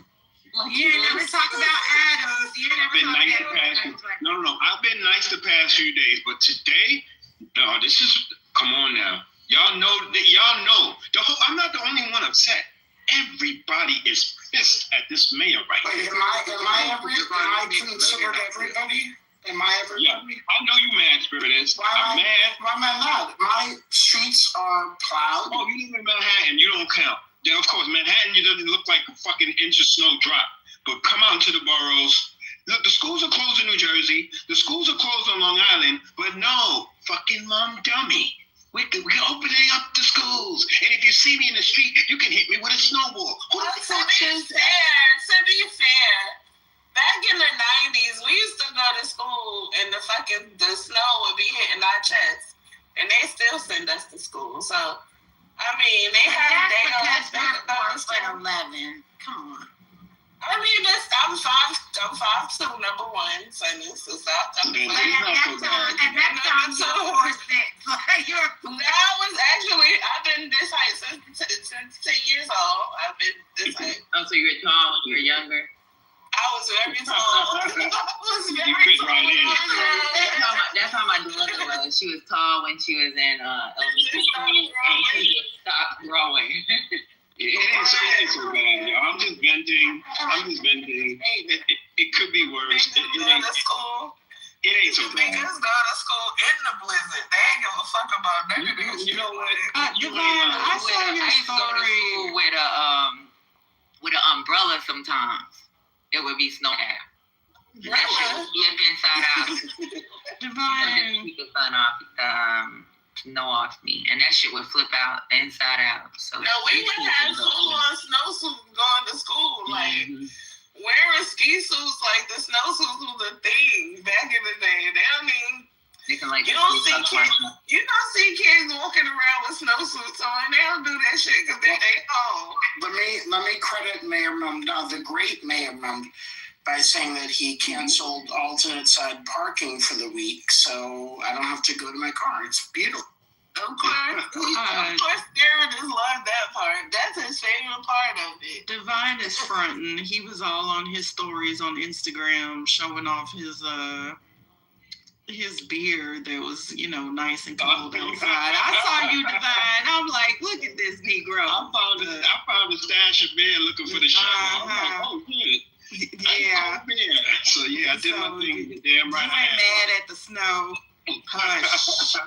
Yeah, I got to come on here and troll. It could be worse. It's not so bad. Yeah, I saw there was a couple of people that I follow, and what is it? Is it Prospect Park? What is it called? I think we have a Prospect Park. That's a club. Brooklyn. I used to live by it. Okay, Prospect Park.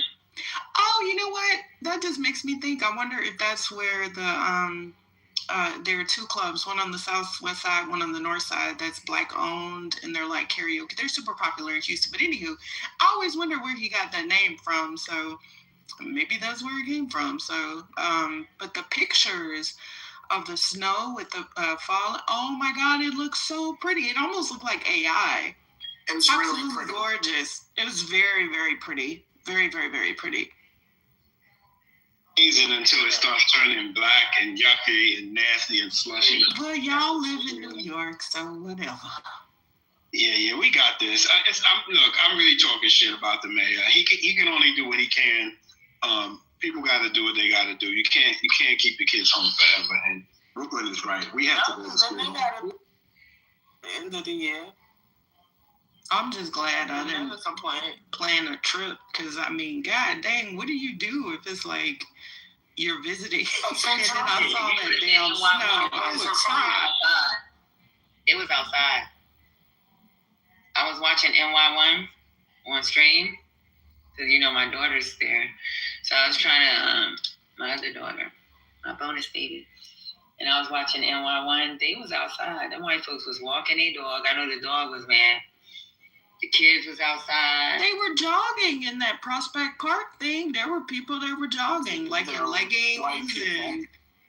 Well, yeah, they were. It was a couple of black folks with them little dogs out there. The two people, the influencers I followed, they were black. So I was like, oh, okay, that's literally what I was thinking. I was like, oh, y'all are really New Yorkers, because it looked cold as shit. Yeah, the four-wheelers are out, the snowboards are out. I seen skis out. They definitely had a ball yesterday. Oh, I saw $2,500 coats on the train. You think they get? Oh, I saw a dude. About that. I saw a dude skiing on the back of a car. Did you see that down the street? It was like water skiing. Did they have it on the news? They had it. I saw it on the social media. He was attached by a rope and he was hanging on like you're water skiing, except he was on a sled and being pulled by a car. That had to be in Manhattan, because NY1 was showing people in Manhattan on the Upper East Side. They was dragging their kids on their little snow sled thing. I was like, what the fuck is going on here? Now, they were doing that in Atlanta when it snowed. Did y'all see all the people in the hood doing that in Atlanta? That was funny as hell, I'm not gonna lie. When they had all that snow, I was watching those videos all day, but I'm sorry. I thought y'all were having like a bad blizzard, like that time when, like in New Jersey when Chris Christie was in office. I remember that, but y'all just had a bunch of snow, right? Because I was hoping that everybody would be okay.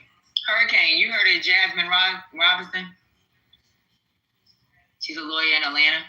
No. Yeah. I was just asking. Because I know, like, she's really popular in Atlanta. She's young. Well, she's old, but she's young to a lot of people. Yeah, I saw even a bunch of cops getting snowballs thrown at them at the park. Just put it in the chat. We would never. Growing up, I'm not hitting no cop with a snowball. These kids are crazy. These kids are crazy. The cops are also taking TikToks, right? Just like that cop that does the little high school dance in full gear with his damn pistols. And y'all know that stuff is heavy as shit, right? So I think that's kind of cute. That's what I'm saying. It's all over social media. I really did think it was AI. The police are on TikTok. Police are on social media. Police are on everything. I don't think that's childish. Like that's how they engage and and communicate with folks. Like the entire, I mean, okay. I mean, I don't think it's a problem, but I think it's really cute. Everybody uses social media. Like everybody. When they like play basketball with the kids, certain things is acceptable.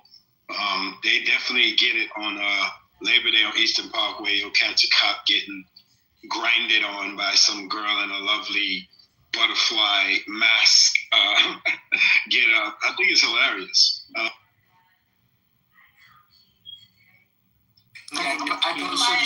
I posted the link of the cops getting snow.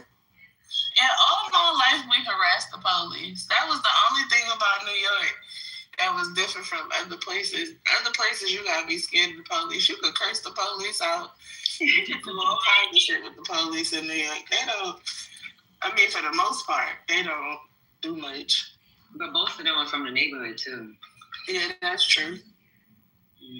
They're from that area, so they used to be acting crazy. We used to curse the cops out on a daily basis. Just fuck you, policeman type shit. We just used to do all kinds of shit. Damn, Spiritus. That's in New York? Yeah. I'm just saying, they kind of fine, though. Oh, they not all just clear. No, I mean, when you have,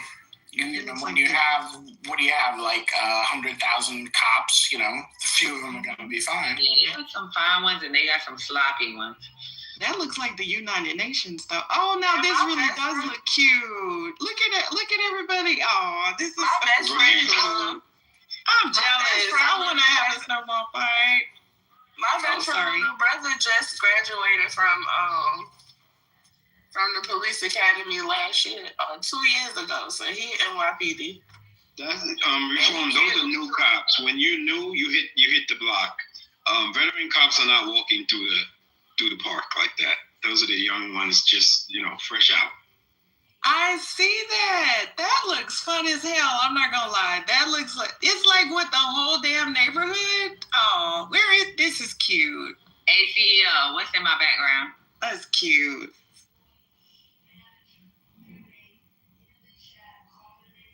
CEO. Yeah, I'm looking. What is that? Is that the spot where is that? Yeah. I applied for membership. I got my tour next week. Oh, nice. You got credit.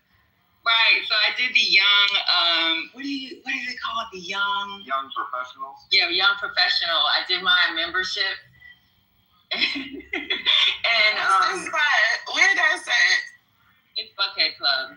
That's the place I Buckhead Club? Yeah, it's like $200 a month. And you can right. And the thing that's crazy is when I told my cousin we went, she was like, "Why haven't you applied yet? I thought you applied." And I was like, "No." See, he was trying to get me to go to jail. That's what he was trying to do. He wanted me to go to prison and invited me to lunch with fucking Anthony. I don't know what the hell CEO is thinking about. Patty didn't get arrested. She made it through. Yeah, no. And Patty ain't the same. I got it too. I might just spaz out.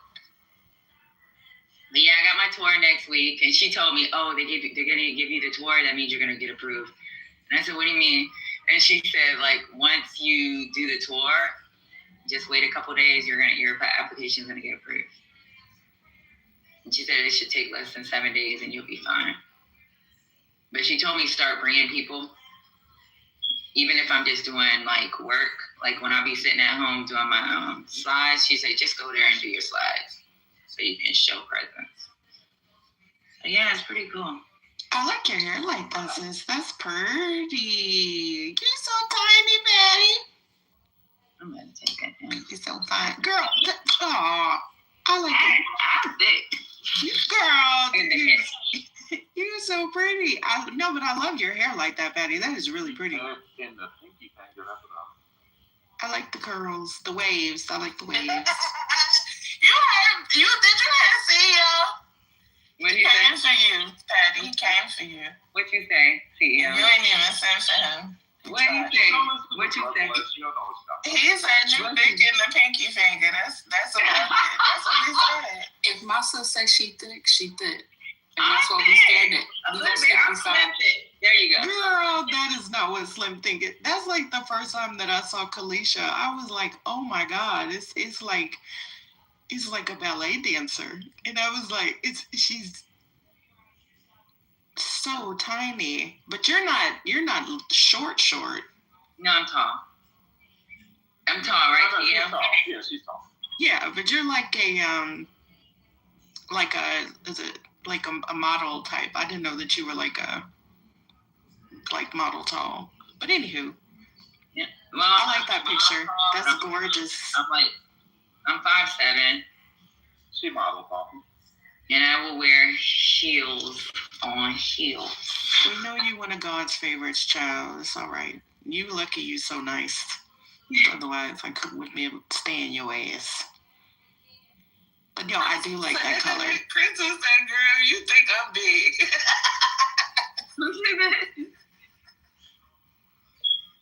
I'm slim thick. Exactly, Crystal.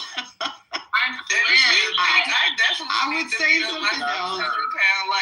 But I know Patty does not like comments about that kind of attention, so I'm gonna send it to her to back channel. My thighs are thick. Yeah. For what? For my body. Okay, that's what we calling it now. Because if that's the case, then I definitely need to be on my 600-pound life. No. I don't know what the fuck is going on here. I can't tell if people are tall. I can't even tell if men are tall. My thighs, so stop it. Girl, what does thick in the thighs mean? Lord Jesus. Just be glad I wasn't that obsessed with your thighs to notice.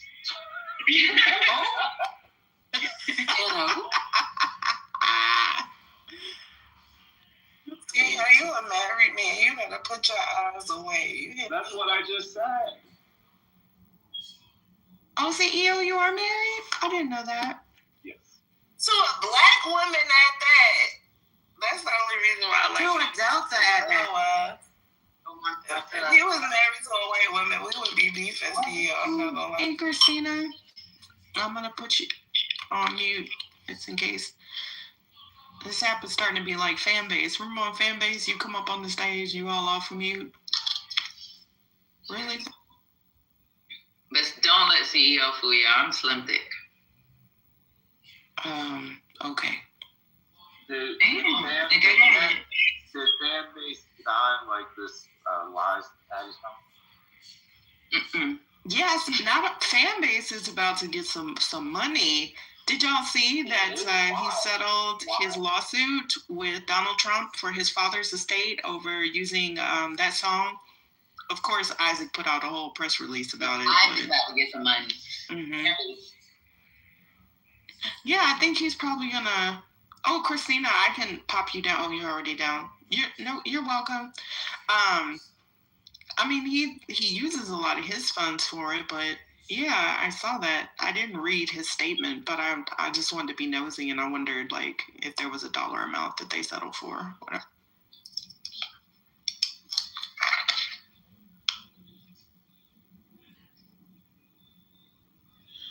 Child. Good luck to him. I need to go on that app, though. Yeah, I still get about $10 a month from Fanbase just from posting a couple of times. I need to go on that right app. I mean, that good clean app. AJ, I wish he got $1 billion. That would be something. Yeah, but I don't think he's going to invest that money. So I missed yesterday. What did y'all end up saying about Newsom? About what? About Newsom. We were okay with it. I was okay even with the small clip that they're trying to use as propaganda on the internet. Like, even watching the small clip, it's like, I don't understand what's going on. I'm confused. Like, I'm confused. I'm really confused. I don't even know how people took that. Now, that's the shit. That's beyond the new definition of woke. This is just like, this is like made up shit. You're just listening to that little piece. I don't understand what's going on here. So I can explain, or at least my opinion, anyway. You know, the MAGA or somebody over there, or somebody that hates Gavin, whatever, they took the 18-second clip, made it go viral. And I saw a lot of left. I mean, so MAGA did this to, you know, because they want to point out and drive a wedge between everybody on the left and everybody in the Democratic Party. But the people on the left took it, you know, confirmed their, you know, belief that Gavin's racist, yada yada. And now he has the mask is off so he can show us who we are, that kind of shit.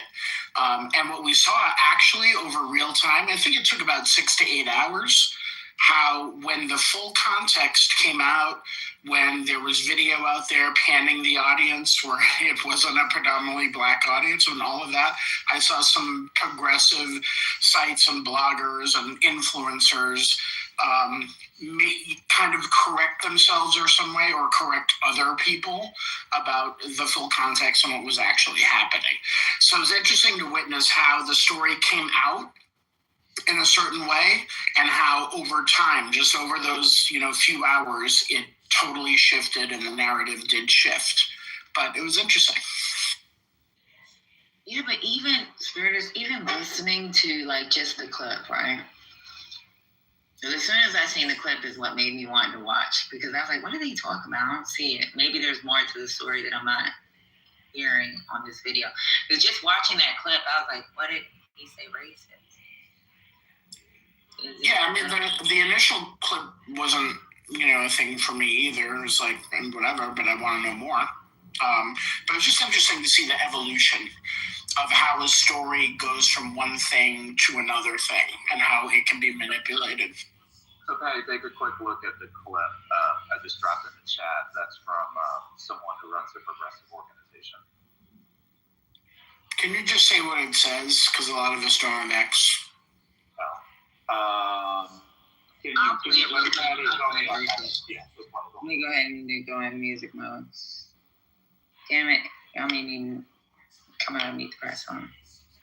We cannot let DNC insiders unilaterally pick who our presidential candidate is going to be 2 years before the election and long before they've been tried in a primary process. If you missed it, Newsom was speaking to a mostly black crowd in Atlanta when he made pretty offensive comments saying, "Don't worry guys, I'm really just like you. I also did really badly on my SATs and I can't breathe."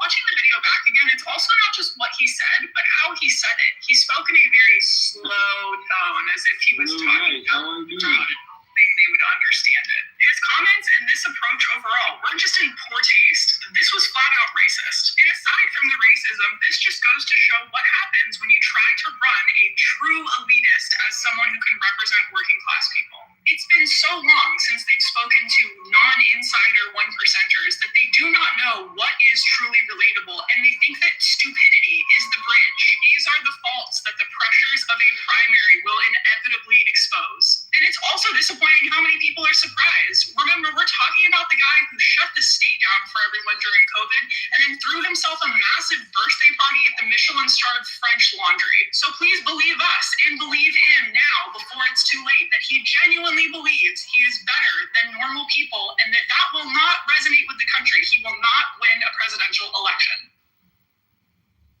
Okay. I mean, that's such a great example. And then there were other progressives literally coming at that type of reporting. Yeah, I didn't hear it. As soon as I freaking heard it the first time, it was like, I don't understand. So I kept reading the comments. I was like, what's going on? That shit was all over X. Yeah, I had to comment. I follow this one blogger who, or vlogger, that is like more of a middle of the road moderate type, allegedly. And he basically said the same thing. I mean, he was white. He was saying the same thing. And I just couldn't take it. I don't usually comment because, you know, then people fucking pile on because whatever the vlogger says, everyone has to agree and then they pile on. So I just went in and just, you know, wrote a whole paragraph about here's what's going on and whatever. I don't think I got any pushback, but we'll see what happens. But it's kind of crazy how it was reported just like that, and it was just not true. Well, I did think the part that was interesting was talking about the speech pattern and how he slowed down his talk, because he definitely did that part. I agree with you, and I don't think the content was, something to jump up and down about. But did you see that he changed his tone and how he speaks? Did you see the video of the audience? Well, no, I'm saying it more so from a Southern perspective. Like he did a Southern kind of slower, that's what I'm saying. I'm saying he tried to do it from that perspective, not the race thing. But do you believe that the premise of the predominantly black audience was factual? Oh, I didn't see the audience. Oh, you should try to take a look. For real.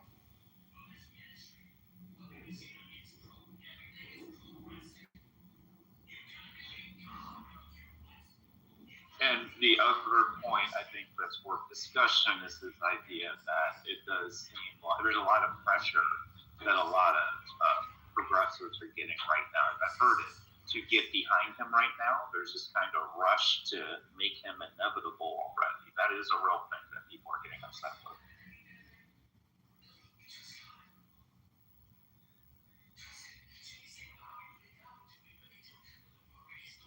I'll see if I can find something for you, CEO.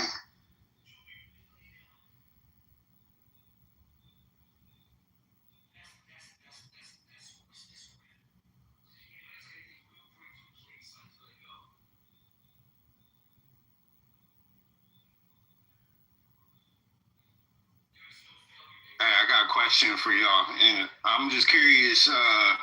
What do y'all think about the Midas touch? I generally like him. Oh, okay. Anybody else? He's got the Midas touch. Everything she touched turned. Wait, it's I touched turned to gold, right? I'm sorry. That's all I got. Were you talking about the song? No, I was talking about the news. I am so sorry. Nah, you're good. Did you really just want that? That's the song. I mean, outside of King Midas, but I don't even know that song. You never heard that song? Mm-mm. Let me see if I can find it. Who sang it? Let me see, one of those older groups. Let me see. I haven't heard that song now.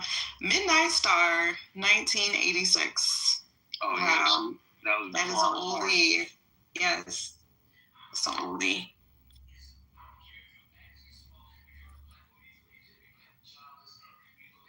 Well, anyways, I just thought it was. I don't have any take on them. I mean, I actually appreciate them because they are just on top of every story, regardless of what their opinion is.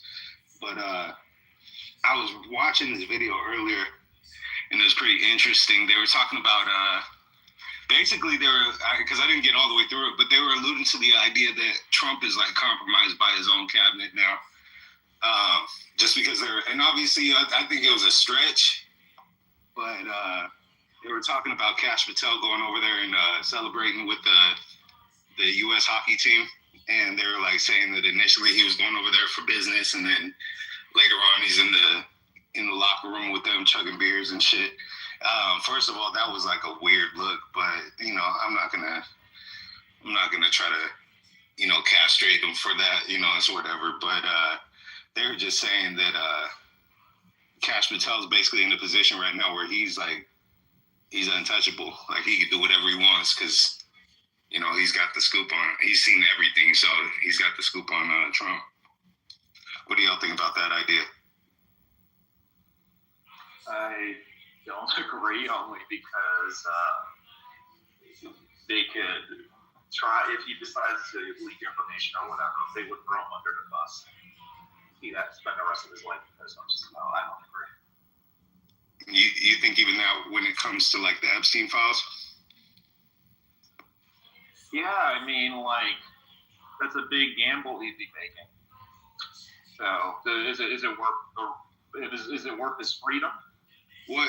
But wouldn't he be protected by the law when it comes to the Epstein Act? If he ends up releasing something himself without the authorization of the chain of command, he's in violation of the law. But isn't the chain of command in violation of the law currently? Because they were already supposed to release everything. Yeah, but that's supposed to be through the Attorney General, not the FBI director just randomly releasing something. I guess that's fair. Yeah, I ain't gonna pretend like I know how it works, so I just I don't know. I thought that was an interesting take, though. No, I wasn't. And to Bob and Monica, no, I wasn't. I didn't say anything about it. I was just saying that that's what they were insinuating. You know, I didn't think that there was necessarily anything wrong. They didn't really say that there was anything wrong with it. You know, but you got to admit, like, it does look weird. I mean, when have you ever seen, you know, the head of the FBI, you know, doing something like that? But I mean, it's a new time, so, you know, all kinds of new shit happens. But yeah, just to me, it just looked weird, you know, but it's whatever. It did look weird. He looked coked out of his damn mind. He was like, what? Like, you didn't do anything, boo-boo. Like, yeah, he what in looked the like world? a bad boy, so that was the part that was the issue. I don't think it was that he was celebrating. It was that he looked like a frat boy. You thought he would have made the winning puck or whatever you call it. I was like, sweetheart, why are you not in the background clapping like a dignitary should? He up there whooping and hollering, you know, like his kid just won, you know, junior league basketball tournament or something. He is such a freaking embarrassment. Not near single person in the Trump administration ever holds themselves up to their highest accord. Even Scott Bessent like displays this foolishness that is not even becoming his stature and his resume. Like, whatever. Yeah, y'all just be making excuses for everything. That's a learned foolishness for Scott Bessent. But why was he so exuberant and jubilant, Monica? He oversees the FBI. Why was he there in the locker room with the team? Why do y'all just try to normalize everything that these people do? Are y'all okay? Are y'all okay? The shit was weird, which is why it was trending, because the world laughs at us once again. And y'all are like, it's okay, he was celebrating. What was he doing there? He runs the FBI. I thought y'all were worried about all the terrorists crossing the southern border. Shouldn't he be here doing his damn job? What is he even doing at the Olympics anyway? I think it was fine. He was in the locker room. I don't think it was fine. Anywho, I'm sorry, y'all. I haven't had my breakfast. I'm gonna... Where is Patty? Are we supposed to be playing Meet the Press and she's gone or something? You know, I haven't been over here in a while since I earned $6 on TikTok. CEO, I'm going to have enough to afford you one day. I know, right? Take me out to dinner. Shit. Hey. It's like... Okay, so let's walk through this. Where can you get dinner for $6? Are you doing like... Can you get too many burgers from White Castle? Can you do that or not? I can get 2 tacos from Jack in the Box for $1.99. I think 99 cents. So I actually afford to feed the stage right now if y'all all just have 1 taco. It's pretty darn good. And I got $35 from Chatter, and I got $5 from Fanbase. So I could probably treat y'all to like 1 big super meal at McDonald's. So okay, 5 fishes and 2 loaves. Okay. You gotta start somewhere. That's a Roth IRA contribution. I'm a small business owner. I'll take it. It's income. God damn. Hey, what up, y'all? Peace to space. Good morning. What up, Reef? Long time. Tiana, what's good? CEO, what's good? Drew, what's good? And good morning to everybody in the cool. I'm coming in hot this morning. Well, cool cool down. No. Wait, I don't have to cool down. I have to pace myself. That's the term I'm using, pace. So yeah, I'm gonna use some pace today.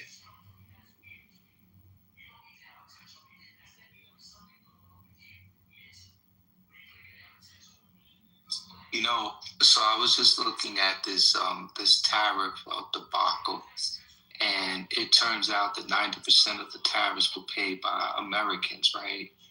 And the administration is saying that it's too complicated to repay, the money that has been illegally taken, right? It's too complicated. And it just made me think, right? For some reason, when it comes to being accountable for things that have been done and wrong to people, it's always complicated to repay and do the right thing. It's always complicated. It's too much. And it reminds me of that whole reparations issues, which I don't want to get into reparations. That's another can of worms. But it just seems awfully convenient when it comes time to repay shit that you did wrong. It is complicated. And, one of the things I was doing a report on how AI and tariffs have affected people, because I know so many people in real life who have lost their jobs. They've had to change industries. I just had a conversation with somebody, and they said, now when I'm looking for jobs, I'm noticing that the jobs are actually more loaded. Like before, it used to be a particular job. Now that job has had other things added to it. So essentially what's happening, people are being asked to do way more work now for less money, which is crazy. And they also said something like, yeah, we hear about jobs, like people getting jobs, but are those jobs sufficient to cover the cost of living? And so, yeah, that's what I mean when I'm coming in hot, because I'm hearing this from people in different industries, and it's just like, just to see people get, just literally getting, just screwed over is upsetting. Well, Robert, actually, it's not that complicated. They had an idea they were floating before of giving every American a $2,000 tariff dividend. And so they could just do that, except now you call it a, tariff reimbursement or whatever. So they actually already have a solution. They're just not going to do it because it would be so embarrassing. So CEO, thank you for that. But, the reality is that's not going to happen. And I'm going to say today, on what's today, 2/23, what's today's date, 2/23? I'm going to say today, on 2/24/26, that's not going to happen. I think it was put out there to make people feel good, and that's what I'm talking about. These teasers that they put out there. They also had some other shit that they were teasing people with. People felt good about it, and they came on Clubhouse and, well, what about that? They're gonna. All these people who was talking all this shit before in support of this administration, in support of this cult, most of them realize, now what reality is. And thank you for that, CEO, but that shit ain't gonna happen. Let me tell you something.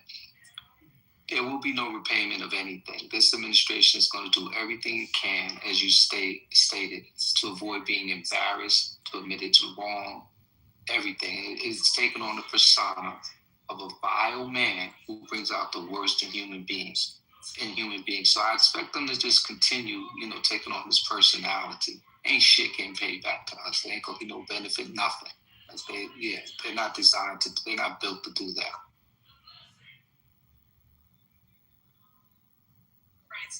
Patty. Well, I still want to know the 1,500 companies. We know that Costco was one of the first to file that lawsuit. And of course, this could take years, right? I'm well aware of that fact.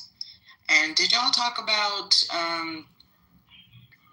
because I see neoliberal is in the chat, did y'all talk about Cantor Fitzgerald, and is it Cantor Fitzgerald that did the, basically bought like the redemptions on, like for pennies on the dollar, and so they're set to make billions of dollars? Let me see if I can find an article. Probably not explaining that right, but. And does anybody have a list of the 1,000? You said it was 1,500. I thought it was 1,000 cover. The 1,500 nope, companies. It's 1,500, and these were preemptive court filings. So so they were actually filed prior to the ruling. So I'm trying to find a list, a reference, something, but I have not been that successful. Granted, I have not really tried that hard as well, but yeah. So I'm looking for a list of the companies that were part of that suit that was brought between the case that was brought between the Supreme Court and that 6-3 ruling. I gotta look. I gotta at least. Well, I don't know. If we're gonna get 1,000, but I'm gonna try to get a couple of hundred. No, those were two small companies. Actually, shout out to them because those were two small. Right, but the Supreme Court did not represent all of those companies. The Supreme Court case was, I think, if I'm not, I don't know. It was Learning Resources. They're an educational company. But there was another one. There was another one in conjunction with that because I think the court ruled on a couple of different things. But the other one was also a small business. But yes, it was Learning Resources, and there was another one. But all of the 1,500 is not affiliated with that. So those are going to be separate cases or separate lawsuits. I don't know if it's like a collection of them, but we know that Costco did it because Costco was actually the first, or at least the first that we heard about, if I'm not mistaken. They were the first. Thank you. So Pat is saying FedEx just sued. Oh, it's going to be monstrous. Like, this is going to be huge because that's what everybody was waiting for, is to see if the tariffs were going to be illegal. So yeah, I imagine there's going to be a lot more. Because think about it, it's not even just the publicly traded corporations. You have small business owners that were impacted. Like, imagine if there was a class action lawsuit and you bought any goods and services from, one of those impacted countries, and they're like, yeah, you can basically get your money back.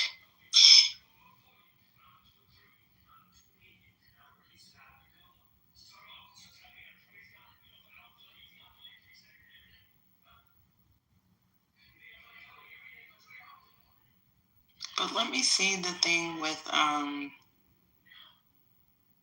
because it's kind of like, I ranted about it in DTN, but,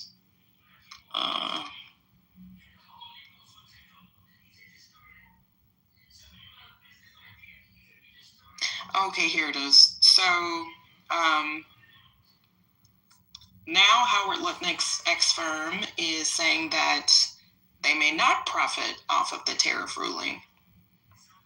So it is Cantor Fitzgerald. If you're not familiar with Cantor Fitzgerald, they're pretty... When you say his ex-firm, you're being a bit generous. Well, I mean... Because there's two sons running now. Yes, so,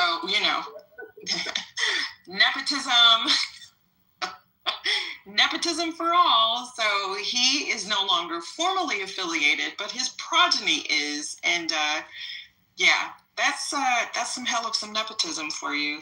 So if you're not familiar with Cantor Fitzgerald, they're pretty well known for. So this is not the first time that he's actually been accused of some form of, I guess this would not be market manipulation, but he's been accused of some shit because of his influence.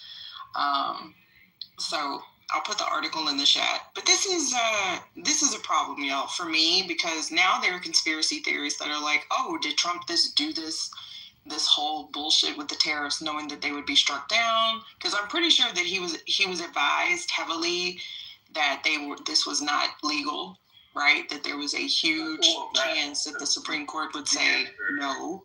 The answer to that is no. I mean, he has had a wet dream about doing this for like 40 years, right? So no, this has been the only policy that he actually has conviction about. He's been talking about this for Right. So Cantor Fitzgerald is walking this down and basically saying that it's not true, because there was a rumor that the firm made transactions effectively betting on the legality of the tariffs, and that they pretty much went to, these companies that might benefit and basically offered them like a voucher or something, or payments in place of maybe like a voucher that they would receive. So if they're walking it back, that's fine, but whatever. Crackheads. Oh, you're welcome, Fishbelly.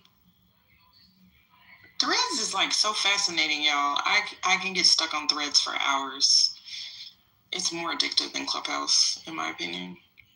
But I don't know. Paces, do we have any other news? Or? Yeah, I just wanted to add to what you're saying. What I noticed in these companies, and we all noticed, right? Probably now that I'm going to mention this. These companies weren't terribly vocal, or they didn't run any PR campaigns. It seems that they strategically didn't want to sort of show their hand in fear of probably retribution from this administration. And so, because I'm like, wow, like, why didn't we know that, well, I didn't, maybe you guys knew that they were all participating in this suit. So on one side, their legal teams were working aggressively to push this thing, but on the PR side, they probably have learned, based on the behavior of this administration, not to be too loud, like to move in silence. So now we see exactly how many companies were like, suffering from these tariffs. So this is very interesting. I like. Well, the CEO of Learning Resources was actually very vocal about it, and actually did an interview with CBS News, and he basically said and talked about how the tariffs would negatively affect his business and the U.S. economy. So he was very vocal from the beginning. Yeah, he probably was the exception to the rule, though. But Robert, wait till you see how vocal these companies are after midterms. A lot of these companies that have been quiet, they're going to be a lot more vocal after midterms.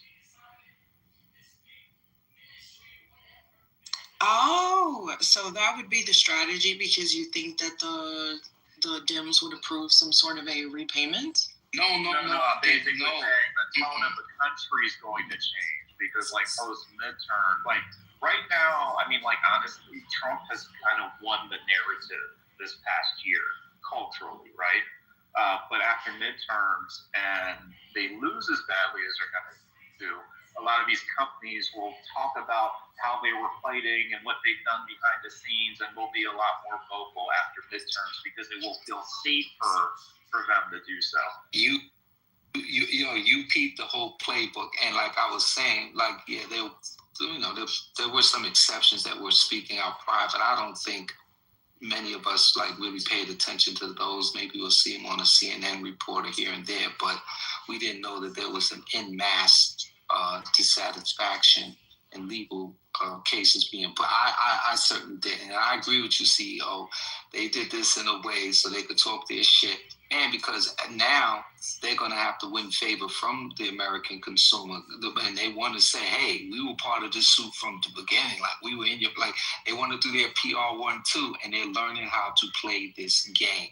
Because if they were very vocal before, and I agree with you, CEO, pretty much Mr. Trump owns the narratives. Like, he has a way of spinning things and simplifying things to those that are not too smart to believe everything that he says. And so he would have won in that field, and he would have been prepared to respond to this ruling, which he didn't expect. Certainly, if he expected that, he would have put a narrative out there already. So now he's got to kind of backtrack and of course, scold the Supreme Court and do what he usually does. But I agree with you, CEO. They absolutely, unequivocally moved in a strategic fashion of being low-key until this ruling occurred. So I found something, because I'm not too, Lord, I need my coffee, I'm sorry. I'm not too familiar with the presumed functionality. Hi, guys. Bye, bitch. I'm not too familiar with the presumed functionality of... I'm going to go back on my hiatus, Patty. I just had to come with you.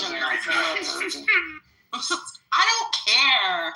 I'm half a century old. That's my new, reason for everything. I'm half a century old, goddammit. Okay? So, whatever. I'm that person. Get off my lawn. That's me, and I'm embracing it.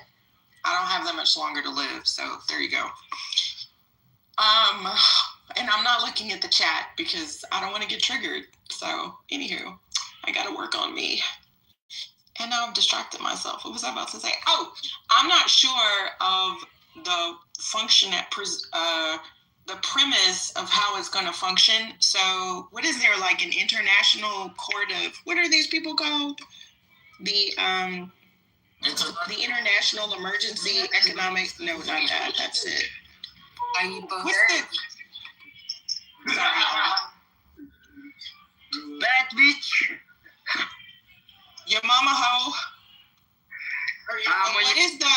What is the group that's going to oversee the tariffs? Like, I'm sorry, the tariff refund distribution. Is it the International? Where is neoliberal? What is it called, y'all? The International. Shoot. But anywho, I have a clip if y'all want to play it. Mm-hmm.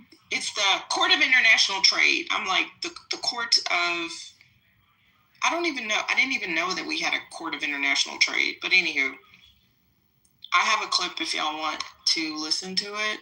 Okay, no, this is too long for y'all. It's 28 minutes. But I'm going to put it in the chat if anybody wants to listen to it later, because it's going to break down how they think how it's going to play out. Oh, I already put it in the chat. I think you should play because we just had we were getting to a lull in the conversation just a second ago. So unless somebody else got something else to talk about.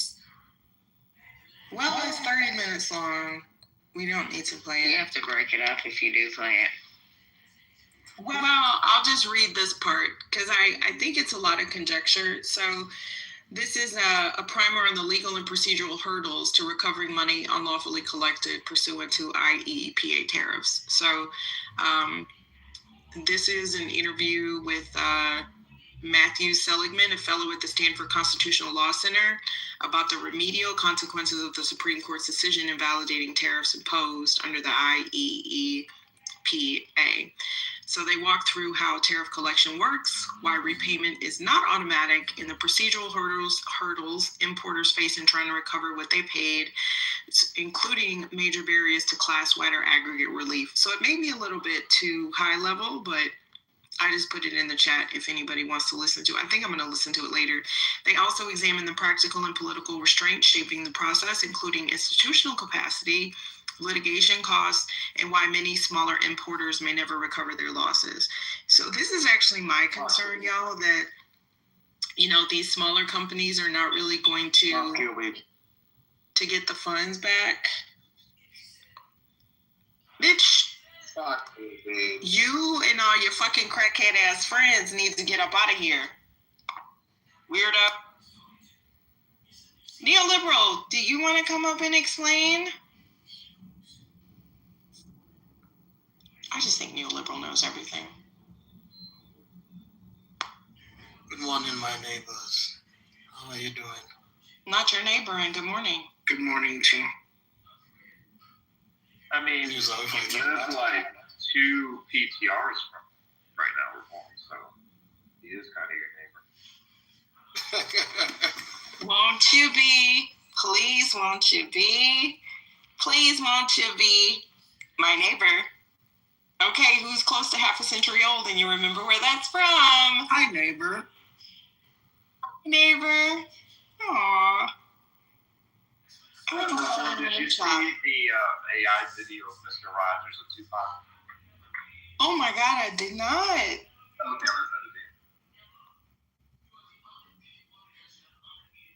Oh wait, there's a demon in the chat. Why didn't y'all tell me there was a crackhead in the chat? Get your little funky ass up out of here, crack. There's crackheads everywhere. But did you guys hear about this morning? I don't know if you guys have heard about it. The NPR was reporting that some of the Epstein files on Trump was deleted.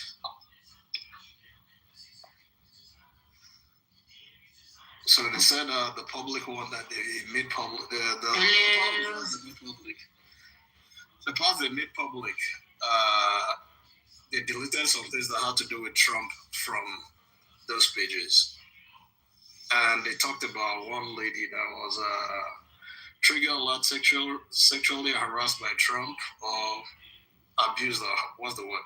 But Trump did some stuff to her, according to her, and the FBI interviewed her, but they cut some of those parts. they cut some of it out from the files they released to the public.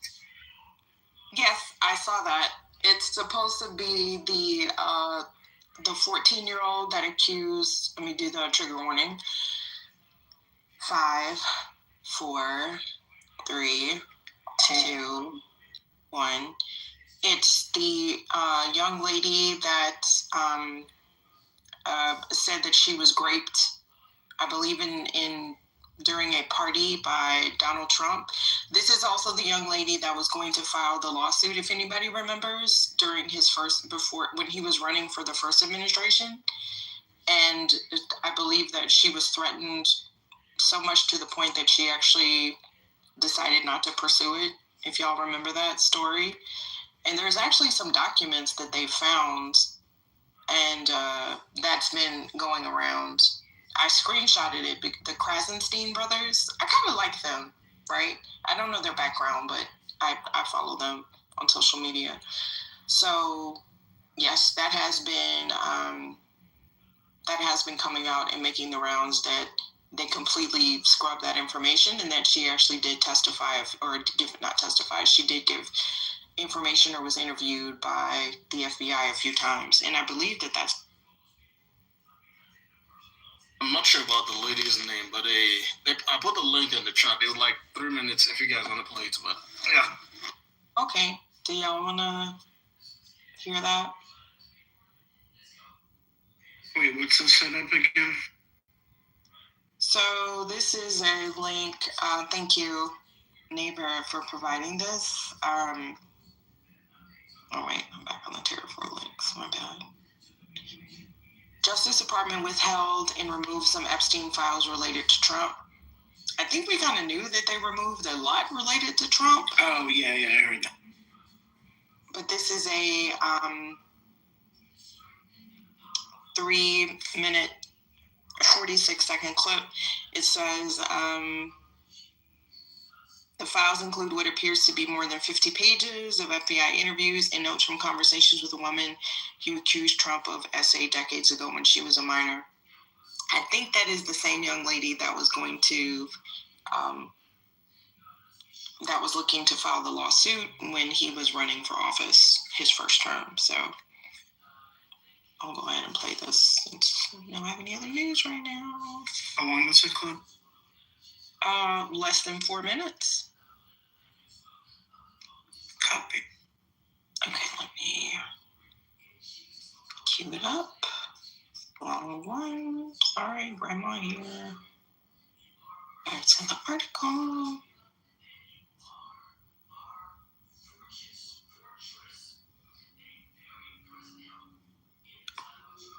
We've heard a lot of revelations about what is in millions of pages of Epstein files.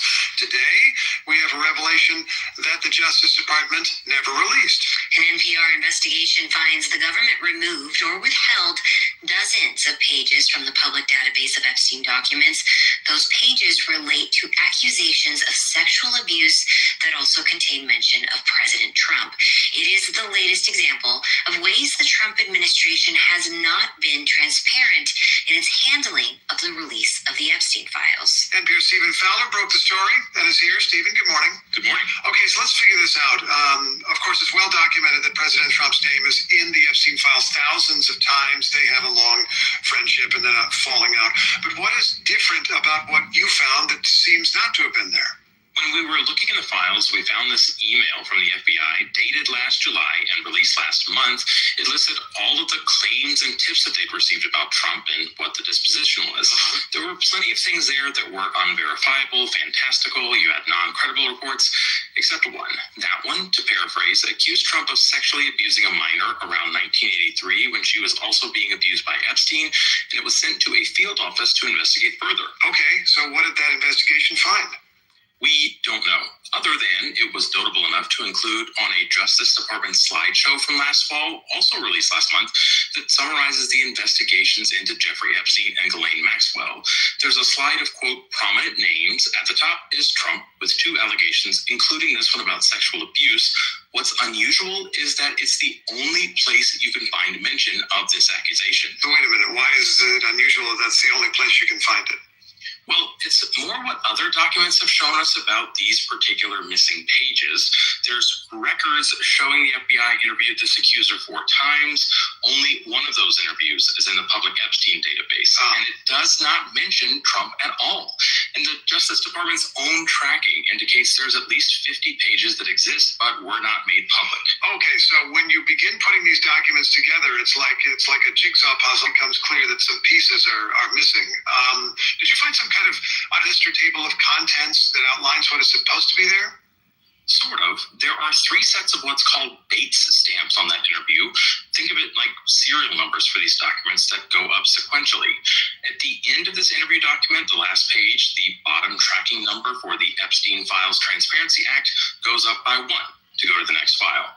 There's a top number tracking documents related to this person interviewed that went up by 6, and a third serial number jumped by 53, showing that there's likely something out there beyond what the DOJ is sharing. How does the Justice Department explain that? They didn't give an on-record answer to detailed questions, instead pointing back to the work they're doing to fix redaction errors and address victim concerns. Implying there might be just some error here, but what is the White House saying? Well, the White House and the Trump administration have consistently said that there is nothing incriminating the president in the files. They point to a Justice Department statement when the last batch was released that say, quote, untrue and sensationalist claims about Trump are in the files. Abigail Jackson, a White House spokeswoman, sent a statement to NPR that says in part that President Trump, quote, has done more for Epstein's victims than anyone before him by signing the law to release the files, among other things, and say that he's been totally exonerated. Okay, NPR's Stephen Fowler, and you can read NPR's exclusive. All right.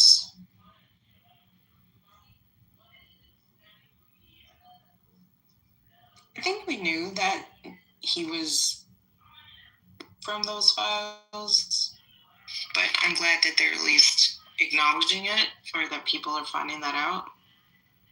We know it's not really going to change MAGA's mind, but I think it's just good to. They don't care. I know, they really don't. Listening to MAGA substantiate and deflect and bring up what about Clinton and why didn't the Dems look into it? And, you know, what about Michael Jackson? Did y'all even see, like, on X, like, even Michael Jackson's nephews, family members are basically calling out a lot of reporters, which I'm happy that they're doing it, because they're also trying to, you know, deflect and charge Michael Jackson, and not charge him, but like, you know, publicly try him in the court of our opinions. And so it's just awful and disgusting, but we know this, but I think it's still just good to get the information out.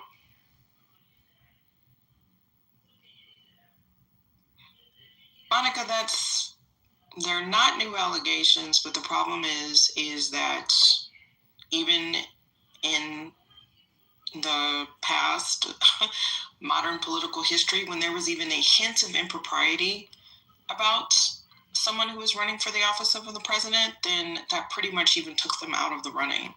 And I'm not really sure, right, the good old days when our CEOs didn't tweet all day about race science like Elon Musk does, the wealthiest man in the world, has time to talk about how the straight attack, but, you know, whatever. You know, because his life is one of attacks. I'm not telling you, come on. Bill Clinton has already said release all the files. Like, I'm not, see that you're literally doing that. Don't engage with her. Seriously. Y'all get on my fucking nerves. I do think it's worth noting that Nancy Mace came out and said that she does not trust the Department of Justice any longer. I thought that was very revealing. You mean the Department of Justice that Donald Trump put the big Hitler-like banners? That Department of Justice? Really? That Department of Justice?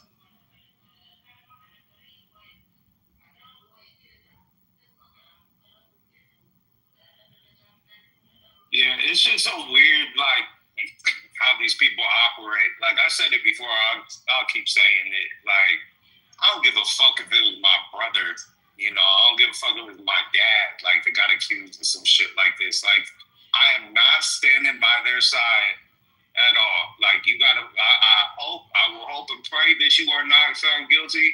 But at the end of the day, you gotta handle that shit on your own. I am not gonna go rush to your defense on that type of shit. It's crazy. But, I mean, I gotta understand, though, that not everybody's built the same, so it's just weird.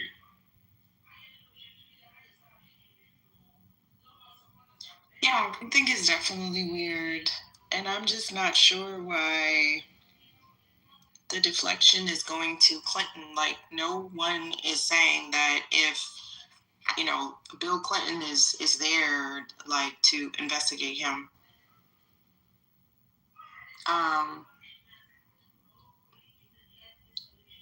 So I'm not sure why we would not want Donald Trump held accountable, even if he is, you know, an octogenarian, right? Like, the president should not be above the law.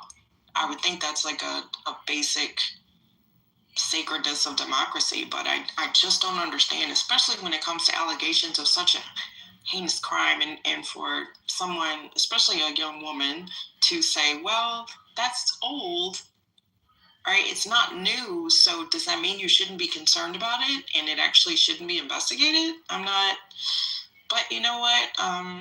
The devil is a lie, and Satan get behind me, so. Yeah, have y'all ever seen anybody jump on here and rush to the defense of Bill Clinton? Because I have. Not a one.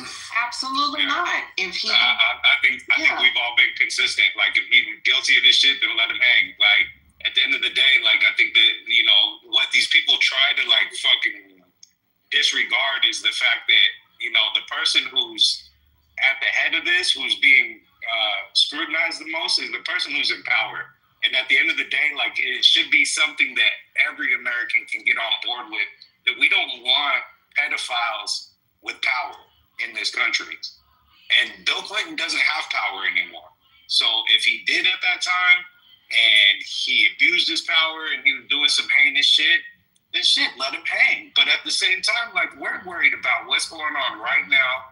We're worried about who's in charge right now, who's calling the shots, who's protecting who at this point in time. And at the same time, with that being the case, when it comes to Trump, he's been building this reputation for sticking up for the wrong people. He'll go out on these quests to fight fraud, but then how many fraudsters has he pardoned who accounted for billions of dollars? You know, I mean, and that's getting off topic, but it's just that's ultimately the principle behind it, is that we're not trying to protect people who are gonna protect others with money and let them get away with whatever they want. Go ahead. Okay, so the other thing I find strange, I talked about it in this room once, but is their obsession over Hillary Clinton. What is it? How many times did Hillary Clinton's name appear in the files? Why do they need to bring her to come and testify with Bill Clinton? Why?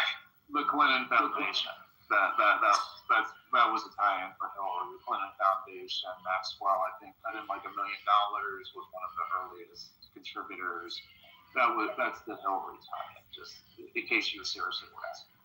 Okay, because I don't understand, like, the way they're like, Hillary Clinton and Bill Clinton must come there, and those ones have said, okay, let's do it publicly.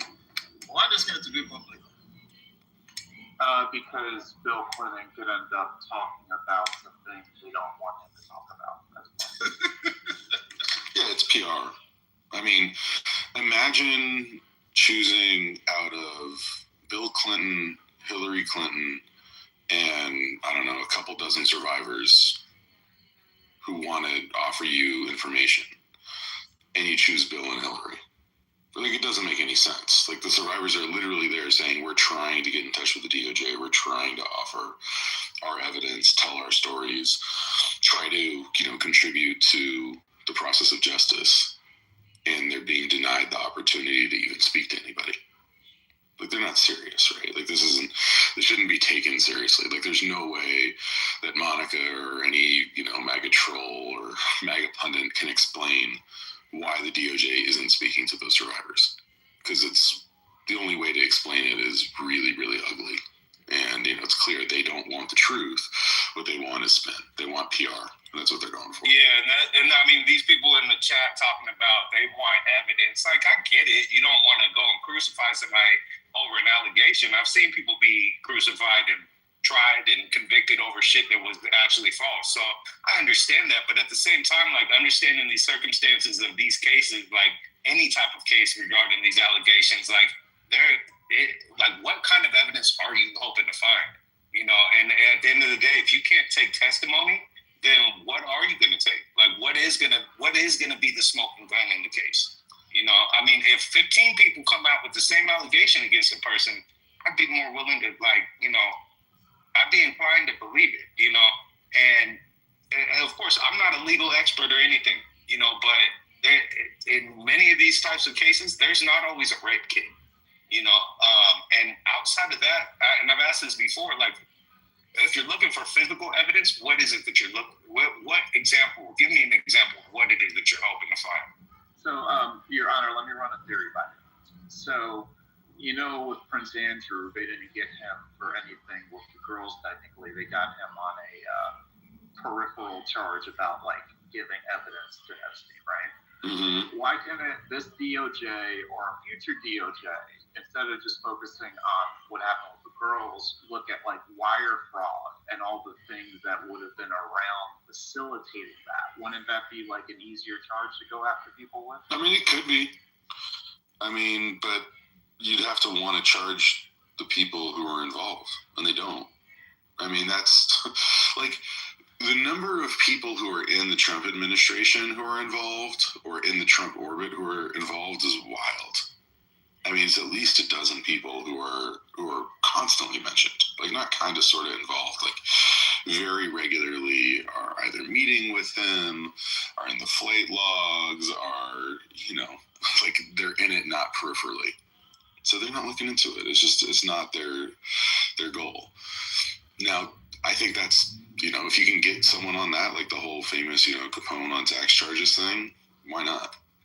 I mean, if that advances justice, do it. But justice isn't the goal. Not right now. I mean, to the people saying that they need evidence, I mean, it's becoming increasingly difficult to believe that any sort of evidence would actually sway the person who's asking for it, just because it's there's so many different variables to take into consideration, especially within the context. You're talking about a guy who on multiple occasions has expressed attraction for underage girls, on multiple occasions has expressed a desire to violate consent. He hosted teen beauty pageants in a hotel room. But and he was this means nothing. This means nothing to the people that quote unquote need evidence. It's it has no nuance. There's no context. It's just, until I get proof of rape, which is notoriously difficult to prove for anybody, by the way. Until I get proof of evidence of rape, I'm just going to continue to blindly follow this individual and ignore all of the variables presented that lead us down the road of obviously taking into serious consideration that he could be guilty of some of these things.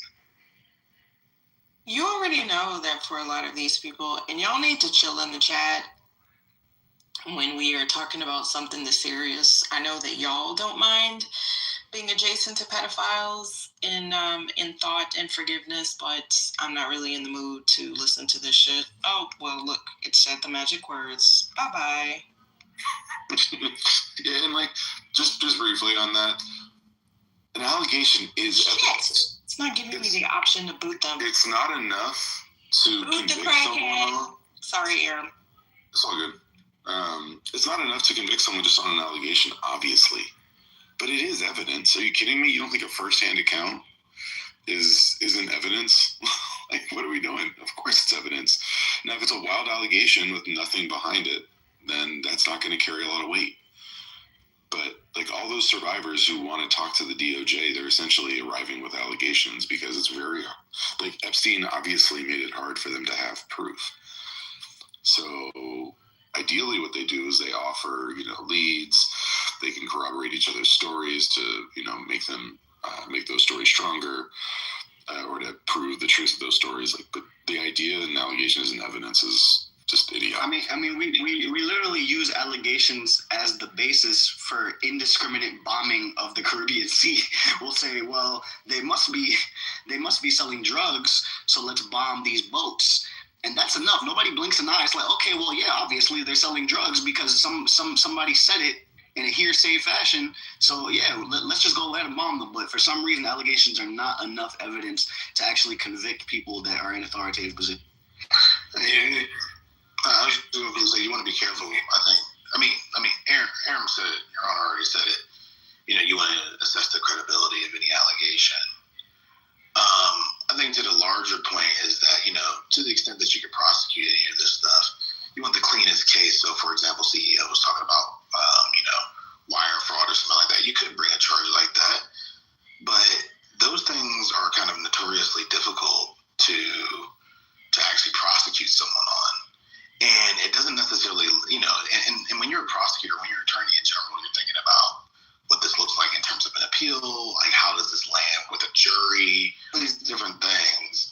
And so you want the cleanest case possible that you can put to a jury that can survive an appeal. So you want something stronger than just, for example, something like wire fraud. You want to do your best to get a smoking gun so you can then follow it, the proverbial smoking gun. Yeah. But wouldn't the wire fraud get you the opportunity to then see if you cut deals with somebody who then is going to give you some more information you can actually use? So wouldn't that be a good door opener?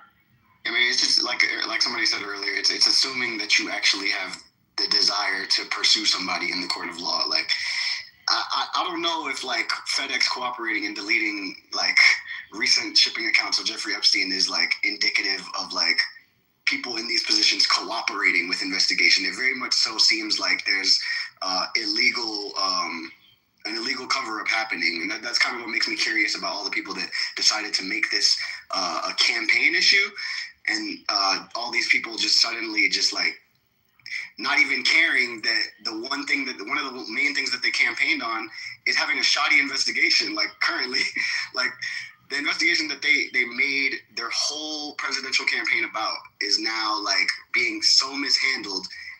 Literally the fucking director of the FBI saying shit like, well, there's no evidence that he trafficked anybody to anybody. And it's like, all the people that campaign for this shit, like, this sits right with y'all? Like, you know what I mean? Like, this is not suspicious at all to y'all? This is kind of the deciding factor for me that determines if you're a part of the cult or not. Because it's like, people position themselves as critical thinkers, free thinkers, or whatever have you, but then we'll turn a blind eye to very blatant and obvious corruption. So it's just like, I'm over it. You know what I mean? Like, I'm over assuming that these people are engaging this argument with good faith. I mean, not only do they not care, they are actually incensed and defensive at the mere thought that anyone else would have the utter temerity and gall to accuse Donald Trump of anything even associated with that.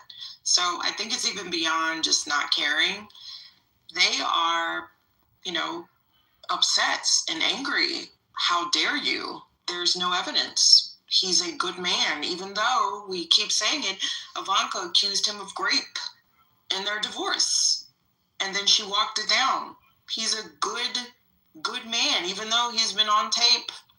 Y'all know the litany, right? Like a raider on a golf course.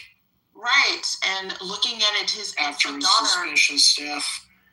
Yes, very suspicious. And didn't he want to bury her in a particular place, or, and that's just the first wife. And then, of course, this is the man that was doing an interview with a publication and remarks on the size of his daughter's breasts and how they were going to grow. Because doesn't every good dad look at his infant child and make such remarks? Isn't that normal? That's normal. There's nothing wrong there, right? This is also the man who has looked at his adult daughter and said, perhaps if she was not my daughter, I would date her, right? While he was on The View. There's nothing wrong with that.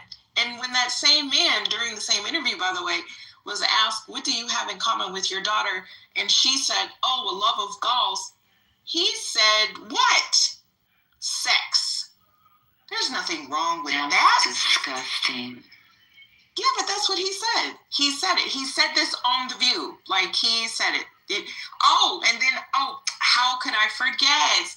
This is also the guy, not the grab him by the coochie, because I don't know if you Trumpers either want the ability to grab by the coochie or you're a coochie that wants to get grabbed. Either way, y'all are both disgusting and nasty. That wasn't enough for you. And then just saying that, it's just male locker room talk. Yeah, for grapists. And my favorite, and I'm just going to land with this. My favorite, y'all, because I remember having an argument with Beaver about this in IGB, actually, and he said it wasn't a big deal, right, is when Donald Trump was doing another interview and had no problems looking at a young girl on the escalator, who looked like Ivanka, too, by the way. And she was 10 years old. Of course, he was married at the time, right? He was married, but that doesn't matter. Like, Jesus and all that. And he said, perhaps when she's older, I can date her. And he just looked at a child and said that, but that's perfectly normal, right? Right. Okay, so, yeah, y'all keep... Are you being sarcastic? Of course. I mean, I have to spell it out. It's amazing how quiet they get in the chat when you use it. Of course. Because it's indefensible. Like, that's just the reality. Like, if anyone in your family did that, if anyone around you did that, like, you would not stand for that. Never in a million years. Imagine if the principal of your school said that. No way. Yeah, that's not even remotely close. It's just the irony of like these people being the ones that want to be the authority on who's a pedophile or not. Like they'll do all this shit, they'll okay all this shit, but then they'll be like, well, it's the gays that want to turn your kids gay. Well, I mean, is it? Like, is it though? Yeah. What they want is enough cover to rob us blind. Like, let's be honest. Like, the grift that's grifting right now is the griftiest grift that's ever grifted. The amount of money that they are sucking out of the government, the way that they're misusing funds for, like, did you see that Kash Patel was partying in the locker room of the U.S. men's hockey? Yes. After the final? Hey, are you fucking kidding me? How is that even in the range of possibility? They don't seem to be wrong with that. That is insane. Sorry, go ahead. Sorry, I was gonna say you got a good children's book title on your hands. The griftiest grift that ever grifted. That's pretty good. Donald Trump is making more money, hands over fists. And I will say, I'm not a crypto enthusiast, but look at how Bitcoin is doing. They're all not right now. Not right now. Oh, I'm sorry, CEO. It's a little rough right now out here in history. Call me Warren Buffett, but anyhow, right? So long term for the win. But they're already trolling Donald Trump Jr. Because he's deleting all of these X statements. They use X like it's their official business email or something. It's just crazy to me. He's already deleting tweets about the crypto firm, and I'm just gonna keep reminding people, right? Because there was another notable person that was killed in a suspicious manner. That was I'm going to Google it and find out, right? That was another authority in this fusion space, which I'm going to keep reminding people. Donald Trump has a publicly traded company that owns True Social. If any of you were in any of my rooms, you know what this next part means. The majority of those shares that Donald Trump owns are in a revocable trust. Those are his shares, y'all. They're his shares. They're taxed under his social security number. Didn't they just sell half of them? Or 49%. They leveraged. Yeah, I think that's how much he owns, and the rest are like just on the market. But they so first of all, the company is not profitable. It never has been. Like, not in the manner that Uber wasn't profitable, or operating, in the black and publicly traded and doing quite well for years. I mean, like, they've never made any money. Horrible financial situation. But, there was this great little company that's in nuclear fusion of all things that merged with Donald Trump's, True Social venue. So there is? Yes. I didn't know about this. What is it? No, what is it? Let me tell you, honey. Let me tell you. Do you remember all those years ago? Gosh, it must be 5, maybe 6, maybe 7, maybe 8 years ago, when the way he grifted was just having people book rooms at the hotel he stole from the people, from the U.S. government, the post office hotel, and that was it. Oh man, and I wish for those the good old days of the minor grift. Days, man. Now we got $60 million in fucking Qatar that is going God knows where. Oh, and it's even more than that. Club in DC now that you need to pay $500,000 a year for membership, and the only thing you get for that is the ability to talk shit to his administration. You know, maybe start negotiating. Well, hold on. You get some good lunches. You get to sit in a leather chair. You get to have meetings there. You don't think that's worth the $500,000? Not for me. I don't know. Yeah, it is for other people. Get your money at least for other people. And not to mention how much his fees have gone up for Mar-a-Lago, which is just quite insane, to be perfectly honest. Like, it's just the markup there, the glow up for him being president. But CEO, this news actually came out December. Trump Media to merge with nuclear fusion company that wants to power AI. Oh, that's not inappropriate, right, Trumpers? I mean, y'all want Nancy Pelosi to go to jail for insider trading. Well, this is some insider buying companies for your ass. But any problem with this? They don't want any problem? They don't want Nancy Pelosi to go to jail. Any problem? So let's see. Trump Media and Technology will merge. Merge is a funny word since they don't have any damn dollars. They're, you know what, with a fusion power company in an all-stock deal that the company said Thursday is valued at more than $6 billion. What's a couple of billies in the president's pocket, right?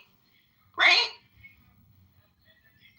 And get this, CEO, Devin Nunes, that little twerp, the Republican congressman who resigned in 2021 to become the CEO of Trump Media. Doesn't Trump just love to put his loyalists in positions, y'all? It's just so adorable. Will be co-CEO of the new company with TAE Technology CEO, whoever, we don't care. The combined company says it plans to find a site and begin construction next year on the world's first utility-scale fusion power plant with aims to provide the electricity needed for artificial intelligence. Now, I mean, that doesn't sound like a conflict of interest, does it? So wait, we want to give the guy who fucking crashed and failed 2 casinos in Vegas, nuclear energy. Yeah, no, let's just. Well, he won't be leading the company in fairness, though. Let's just give him a large stake in one of the most important pushes for sustainable energy that this country has ever seen due to our outdated electrical grid. It's almost like one of the most important things that we should be working on, and it's in the hands of this guy. And nuclear fusion, being such a breakthrough and innovation that it is, being used for something like AI is so telling. Like, maybe let's use that electricity. Break it down for us. Break it down. I don't know, the citizens of America that need electricity. Like, that's so weird that we're using it for data centers rather than like reworking our actual grid.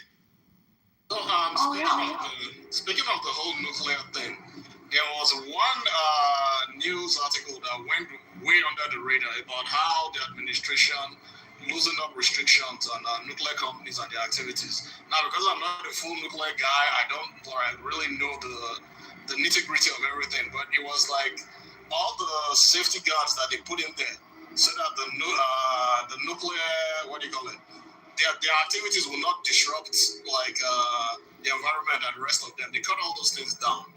So, but that news went way under the radar. Hardly everybody ever talked about it, and I was kind of like wondering, like, wait, this is supposed to be a serious thing. Yeah, and I want to finish reading this for y'all, because this is how, like, CEO, you said he's not going to run the company. He doesn't have to. So, TAE and Trump Media shareholders will each own approximately 50% of the combined company. Trump is by far the largest stakeholder. Oh, wow. Yes, despite not being able to put not one damn red cent. Oh, wait, I think they put a little bit of money in. So Trump is by far the largest stakeholder in Trump Media, y'all. He owns 41% of all outstanding shares. We have a president who owns his social media platform, the majority shareholder, that he uses to tweet and shares things like racist memes against former president. He talks about the election being stolen. Yesterday, he actually tweeted that Gavin Newsom was going to drop out of the election for president. I was not aware that Gavin Newsom had declared that he was going to run for president. He threatens world leaders. He calls for Democrats to go, under the guillotine. So yes, this is all his platform, his dollars. There's a lot of advertising on there, by the way, just FYI. Oh, and they're also wanting to expand into a similar offering to Kalshi, which, if you're not familiar, is betting on things like, bullshit. Like, is it going to rain today? That's also prediction. Thank you. I knew there was a goofy name for it. Prediction gambling, which has already started to put a dent in people's pockets because, Did you see my statement in the chat reformed? No. Where is your statement? No, I literally just said that in the chat. Don Jr. is on the Kalshi board, right? What? Of course. Yes, he is. He is. Mother. Are you freaking kidding me? Oh my, Oh, wow. I have to rant, Patty, for just 2 minutes. Do I have permission? I'm learning, y'all. I am asking first. Yeah, that's the first thing I thought. I was checking them out, and then I was like, this seems like a conflict of interest. Niggas. Betting on political issues. I love niggas. Son of a fucking bitch. Are you kidding me? Are you kidding me? These hoes, god damn. Why don't you just fuck them goddamn treasury? Why don't we just write him a check for $25 billion so he can just, what in the hell? He did. He just took $10 billion for himself in the form of the peace, whatever that's going to be in his name. Plus, you saw the Genius Act. Michael, right? you're very sweet, but you never interrupt a black woman when she's venting, sweetie. I'm sorry. I haven't met you, Mr. Shakespeare. Is that Shakespeare? Oh, okay. Thank you. You mean that this motherfucker is on the board of fucking Kalshi? That dumb, cokehead, stupid bitch. Are you kidding me, Lane? Are you kidding? They couldn't even get the smart kid. They couldn't even get Ivana, whatever the hell her name. They put that dumb motherfucker on the board of Kalshi? Oh, hell no. Oh, my God. Okay, my rant is over. Son of a crackhead bitch. I cannot stand these grifting idiots. If you support them, you a dumb asshole. And I said it. Damn. Thank you for listening. I'm laughing at Hunter Biden's voice. You get that out? Did you get it all out? Spirit is, Kalshi is already targeting young minorities with this idea that you can bet your way to generational wealth.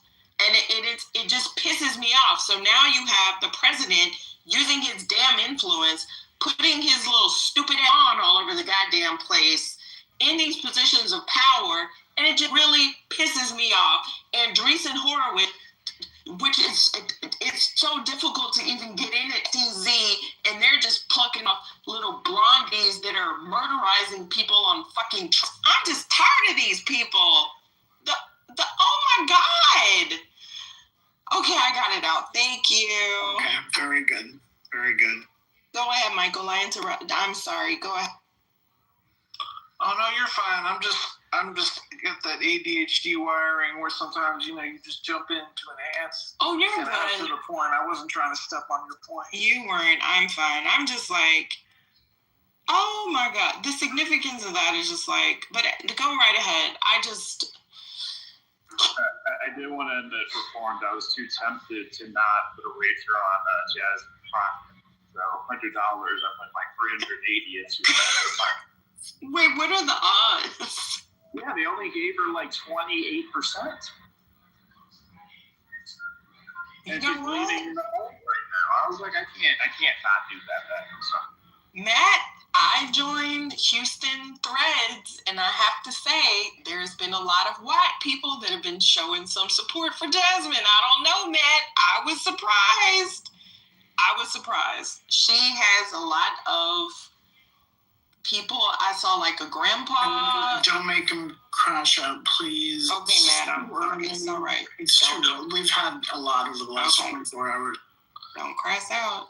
I mean, the only way to really know you're going to win with gambling is doing the shit that him and his cronies been doing, where you're basically gambling, you're taking a position based on something that's directly under your control.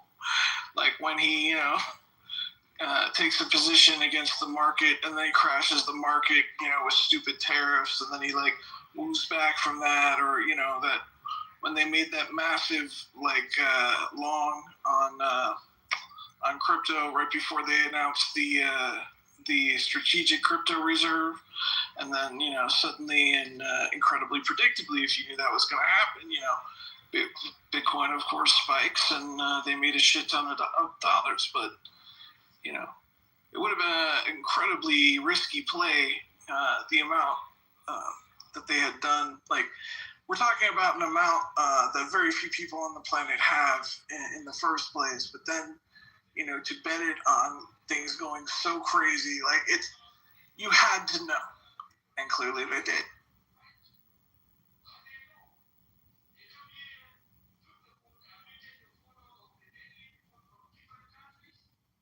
I'm sorry. Have you guys seen that the story about the labor secretary? I hadn't even seen this one. It's so crazy it's flown under the radar. The short version is this. The labor secretary, Lori Chavez de Reamer, apparently was like getting drunk and having sex with her employee at the office. And her husband is banned from the building because he was accused of sexually assaulting 2 women. And that's like not even making the news. Like, I don't know how it took this long. Like I'm behind on this story, and it somehow isn't everywhere. Do you have a problem with her management style? Wait, what'd you say? Do you have a problem with her management style?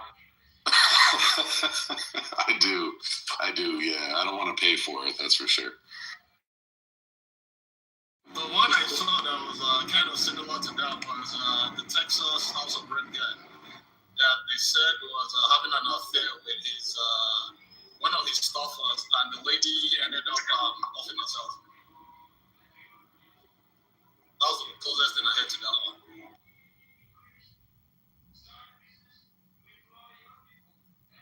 That's kind of like when old girl was getting down with her staffer that happened to be a female.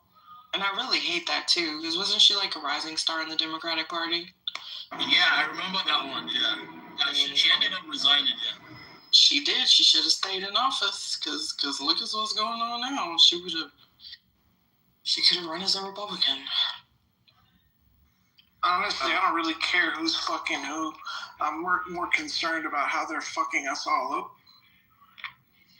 Real quick, I don't know if you missed it. Mukunde, shout out to Mukunde. He put it in the chat earlier.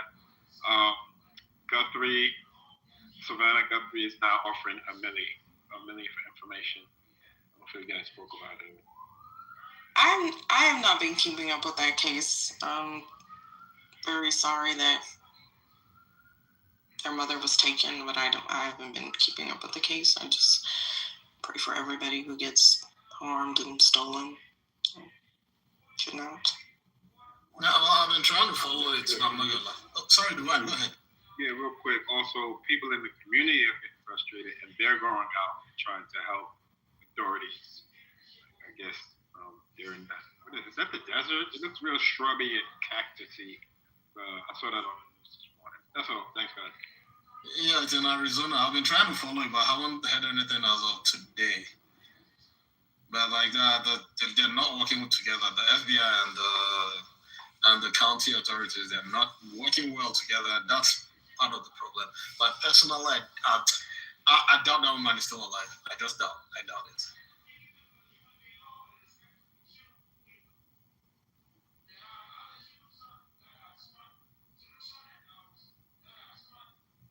have, however, been looking into the case of 21-year-old Kyle Basinga. Did y'all talk about that? Yeah, that is another one I have been following too, because I used to live in that area before when he was found. So yeah, I've been following that one. But they're still saying it's suicide. That's what they say. Which is just awful, and I don't think that is getting a lot of attention. But I'm putting an article in the chat. Even Googling it, you would think that articles will come up, but it's the Facebook shares, the social media shares. Shout out to Black Twitter for getting the word out. So the body of 21-year-old man was discovered in a wooded area of Fair Oaks Park in Marietta, Georgia. In the Cobb County Police Department confirmed that investigators found no evidence of foul play. Of course they didn't. And have determined the death is being investigated as a suicide. The victim has been identified as Kyle Basinga, a Black man. And just still happening, 2026. Of course, his family is saying that it was not a suicide, and he recorded a transaction with some police officers that appeared that they were harassing him shortly before he went missing and was found dead. So hope they put as much attention into this Ms. Guthrie, but I do pray that she is okay and safe and will be returned home. And I pray that the individuals who harmed this young man will burn in hell for the rest of their lives. Yeah, Black men, I don't know the stats on suicide, but I highly doubt if he wanted to kill himself that he would hang himself. It doesn't add up. I think as Black men, we know if we kill ourselves and we hang ourselves, I can't even say it. It doesn't make sense. It makes absolutely zero sense that this young man hung himself. And this is not the first case, right? There was one a few months back, and they said the same thing. He broke up with his girlfriend. He was destroyed. No, I agree with you, and that's what everybody is saying, really, that Black people are not like hanging themselves. I hate to say this, but if a Black person was wanted to commit suicide, it's probably likely to shoot himself in the head and end it dead. It's at least most of the cases that I know that people committed suicide, they all shot themselves. So this hanging thing, I'm not buying it. And the other young man, and I'll just say this, and we can go on to another topic because it's just really just a lot.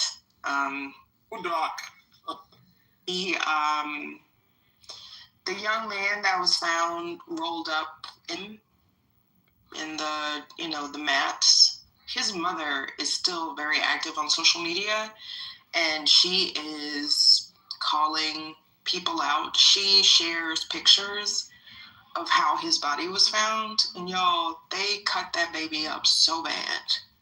I don't know what the hell they were doing, but shout out to his mom. It kind of reminded me of Emmett Till. Like, I don't know if they were experimenting on him, if they definitely, organs were removed. So it's just, and shout out to his mom, because that was quite some time ago. She is still doing that work to make sure that justice is hopefully found for her son. So yeah, I don't trust any of them. None of them. And they still didn't find out what happened to those two brothers. Remember, y'all, the two brothers that went to visit and were supposed to be on the plane, the two young Black men? The twins. The twins. In Gwinnett County, yeah. I remember that one. Didn't they try to say that they did the same thing, that they committed suicide? So anywho, just, bringing attention. They are savages, Alexandria. Absolutely. Just, But, may they all rest in power. I know y'all are about tired of my little, so I am going to hush, and I don't know what other news is going on, so I'm going to give it back to this.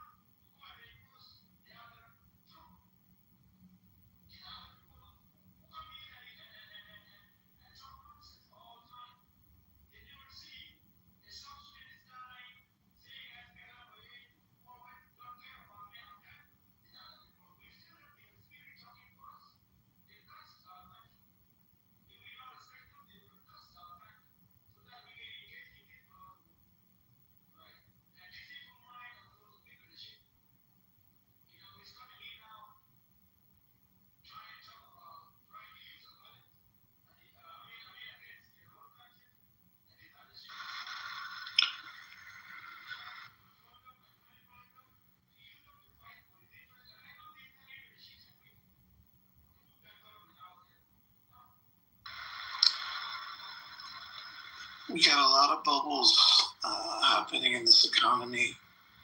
The Genius Act has created a situation where banks get to essentially print crypto while still being backed by the FDIC, which basically encourages them to be incredibly, risky with that. And I mean, why would you not, get into that business where you can take people's money, invest most of it, get the returns on those investments while still being, protected in case you lose. This is creating a lot more liquidity in the market, which is fake. And this is why it looks right now, at least in the S&P, that things are good, but we're actually losing the value of the dollar very quickly. This is why, once again, silver has gone up 400% in the last 4 years, and it's barely started. So I don't know what to tell you other than now's a good time to borrow money, because the money you'll be paying it back with is going to be worth far less than the money you borrow now. If you can put it to to good use, you probably don't want to be holding on to a large amount of your value in dollar-denominated amounts. Good time to get stuff like silver or gold. Only ever purchase that stuff physically, keep it physically in your possession, because a lot of the paper instruments can. Sorry, Shakespeare. From you. I do have to pause. We don't really allow or promote providing what can be deemed as financial advice, especially telling people to go and buy silver and carry it in their pockets and sew it into their skirts, like when they were. That's not what I said, but okay. Okay, well, I'm not going to Costco and buying a silver medallion. Well, thank you. I'm not saying you should. You literally just said that. That's what you said. That's called straw man, where you take what I said, you alter it significantly. Put a 1 in the chat. And then you put a 1 in the chat. See, I knew you were a problem, Shakespeare. I knew it. Right, because anyone who doesn't agree with you is a problem. Doth mother give a fuck what you just said? I just said, don't be telling people to go buy no damn silver medallions at Costco. Nobody said anything about buying silver medallions at Costco. What I am saying is be aware that the value of the dollar relative to the rest of the world is going to continue to decline, and it's going to happen rather sharply. So do whatever you makes sense for you to try and be ready for that. Michael, respectfully, when she told you the rule of the room, the only thing to say is, I apologize. That was not my intention. She deliberately misrepresented what I said, though, and that was incredibly disrespectful. Okay, then say it, Ben. Montan, I can't pronounce it. I'm sorry. I'm not French this morning. I'm bitch. I don't give a shit, Michael Shakespeare. If the dollar is gonna fail, why are you losing yourself? I haven't been disrespectful to you. Okay, Eminem. And I'm happy to move on. I took your note. I was trying to say, okay, not making any specific, buy this or buy that. Just be aware. Mountain. The level of privilege that you are assuming is just really irritating me. I am so sorry. The level of aggressive ignorance with which you... All right, can we fucking move on now? All right, can we fucking move on? All right, nobody's buying silver or gold. Nobody's listening to anybody's financial advice on Clubhouse. Let's move on to the news and not this fucking weird shit. Think of me in a few years. I don't give a fuck. Let's move on. Wait, now we have to say I'd rather have think of me. Think of silver and gold. No fame or fortune. No stories at all. I'd rather have Jesus. Once in a while, please promise. Dan said that he doesn't like the Phantom of the Opera, but I remember that. Thank you to my 10th grade teacher, Eric, because y'all, I can't sing worth the damn, but he let me pretend to be what it would be pretend to be an alto. He let me pretend to be an alto. Thank you, Mr. Whatever your name was, because I don't remember. shut up. We need theater in the schools.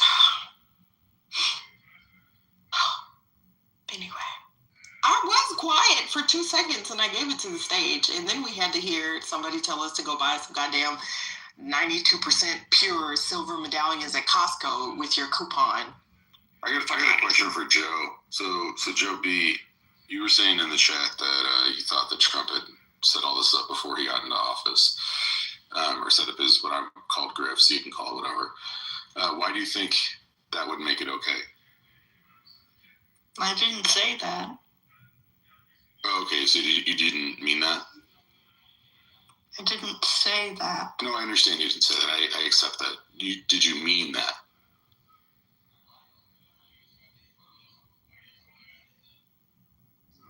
Maybe. Oh, God. Could you give me some kind of riddle, maybe, that I could try to uncover? That could be fun. What?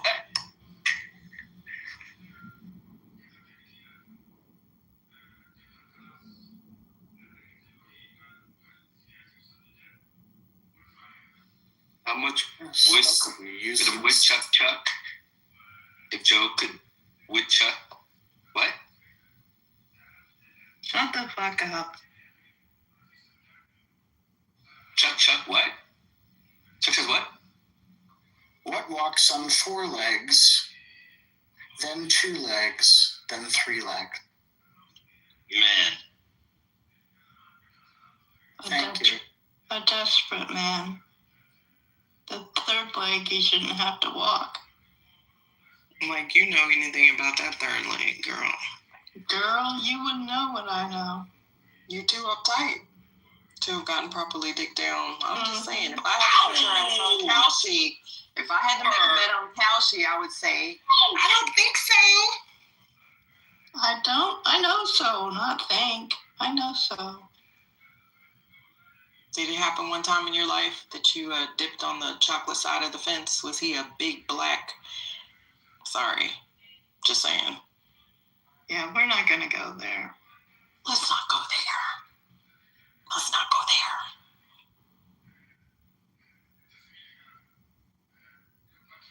there. What? I have to be problematic enough to where y'all want me to go away, and then you miss me when I come back in about 3 weeks. That's the arrangement that I have with Patty. So I'm just making my appearance. Think of me as Marshawn, just eating my Skittles, okay?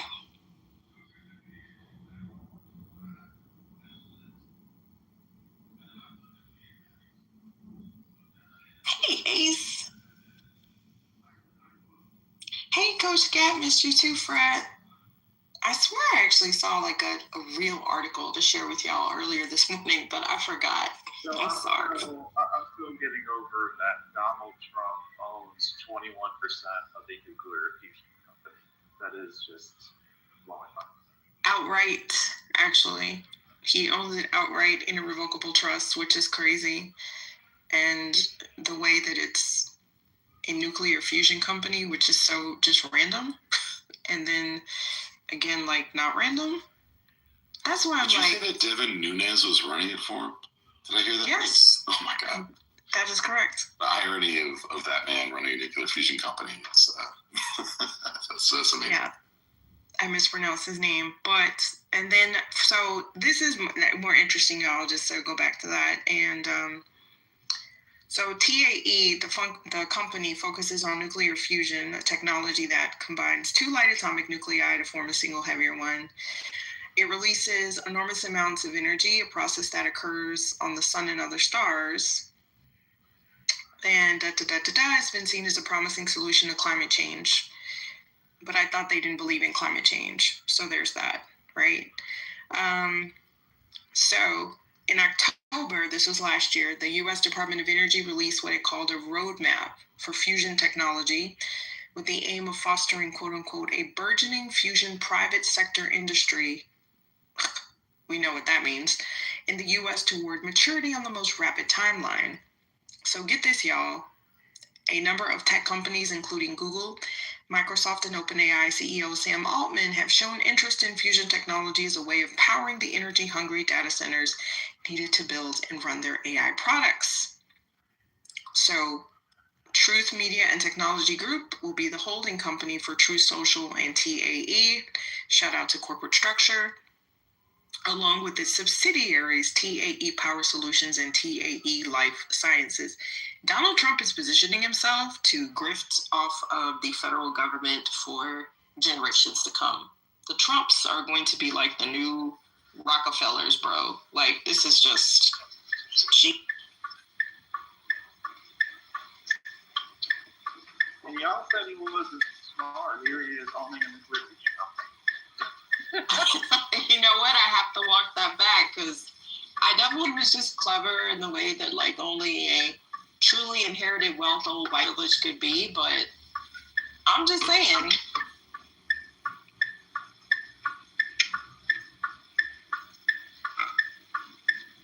Can you make that right or something and like spare us? Y'all know when you accidentally pop on stage, you're off. Carmani, did you mean to be on the stage? Sorry, it brought you up.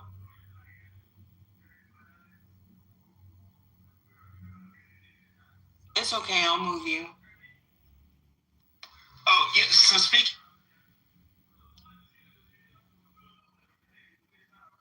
What do you call it? Is it AIG when it's like the AI is autonomous or whatever? Were you fully aware? When AI is fully aware? You mean is that AIG? What is that? AGI. AGI. Yeah, Altman said he created AGI. He means it's sentient? Is that what he's saying? He said they created it. Yeah, he said it earlier this week. Like I heard it on the news a couple days ago. Oh, well, then we're all going to die in like 10 years. Better get your life insurance for the afterlife.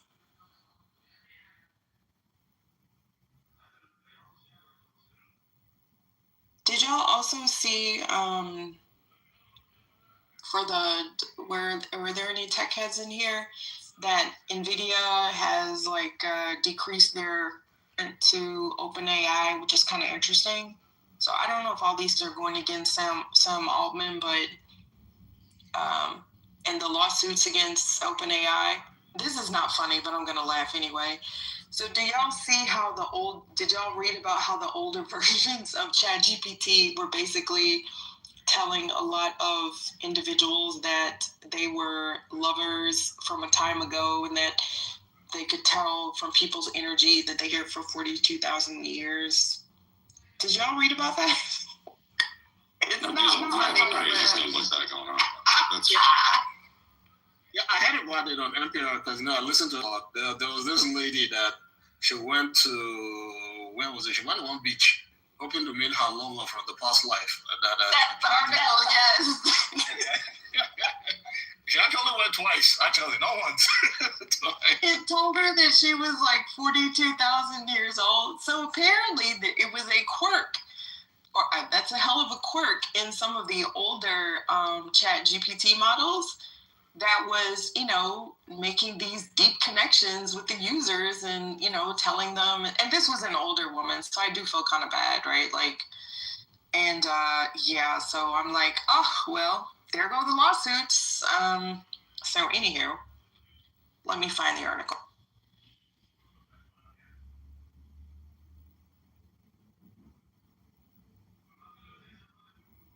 He also said the other day, someone asked him, I think, about the environmental cost of training AI, and his response was, well, do you know how much it takes to train a human? All the education and the food and the yada, yada, yada. It's just, that man is absolutely insane. Like, he's stripped himself of his humanity completely. It's the craziest thing. And I do think that company's in a lot of trouble long term because they don't have a lot of advantages, and I think they're probably going to have to sell to like one of the bigger players like a Microsoft or a Google to survive. Well, remember, Microsoft had already made a major investment in them. And the only reason that I think it's interesting is because, we know that the market is pretty much being held up by AI. The Mag 7 is not even making they're making the majority of the dollars. They're not driving the the market returns right now, which is problematic. And they're all doing is basically sharing the same dollar, right? It'll go from Microsoft, NVIDIA to Palantir to Oracle to whatever. So there's major concerns that if there is a pullback of foreign investments, foreign dollars, because your president is basically antagonizing the entire world, then market go crash. Yeah. Plus, did y'all talk about Canada allowing BYD? Wait, slow down before you jump all the way away from that one. Because one of the things that's about to happen is that DeepSeek's about to drop their latest model, and I think that one of the things it's going to show is basically that these closed source AI companies in the U.S. really don't offer anything special versus the open source, aka free to use Chinese models. And I think that's going to probably undermine the market when it comes to AI pretty significantly. That's a really big deal if that comes out the way that it's being rumored to come out. I have DeepSeek. Does anybody else use it? I always feel like a bad American when I do it, but I know there's a lot of utility there, but I'm just too lazy to learn any other AI. I learned ChatGPT, so I'm not going to do Claude or any of the other stuff. I'm good. CEO, you would love Claude, though. You would love Claude. I call it elegant professional. I love Claude. Yeah, you would really I use it for certain things. Okay, so y'all want to talk about politics? Go right ahead. Dang, I'm coming in on Claude was, just to tie it, Claude had probably, I'm sorry, not Claude, Anthropic, the company that produces Claude, is upset that that Claude was used for deposing Maduro. I don't know exactly how it was used. I haven't looked into the story enough to see that, but they've been complaining that they have a policy against offensive military use. And of course, this is a company that partnered with Palantir, which the idea that it wasn't in the Department of War, like, what do you think is going to happen? But that's a big fight that's going on with them and the government right now. There's just a lot going on with them. Like these AI CEOs are kind of spicy. Did you see? I can't remember where they were, but Sam Altman and the head of Anthropic didn't want to hold hands. And these guys are so young. It kind of reminds me of like the Google founders, right? And maybe like a young PayPal mafia. But they have history though. Anthropic basically emerged from OpenAI. So basically there was two camps at OpenAI who were basically deciding what safety looks like. And the Anthropic is essentially the people who thought that OpenAI wasn't ethical enough. Now, I don't think that makes Anthropic ethical, but that's essentially what that split was. And there's a lot of hard feelings between them over that. Well, thank you for the background. The last thing I was going to say is, did y'all read about that Canada is considering allowing China to sell the BYD vehicles, which would be great for them, really, really, really bad for us. Just Donald Trump continues to... Good for them. I know, and the cars are nice too, but, he's pretty much just beating up on the dollar and, so this will be interesting. But, all right. Well, allow me to chime in on 30-year fixed mortgages are down to the lowest level since 2022. And I was even spotting 5% 7-year ARMs. So it's out there. Inventory's at a record low, well, at least here in New York. And that's it. I did see a stat that said that there's actually more sellers than buyers, although I don't really think that is of any great significance. A lot of the boomers are downsizing, and you said that the mortgage rates were starting to go down. The Trump administration is trying... Oh, Luis!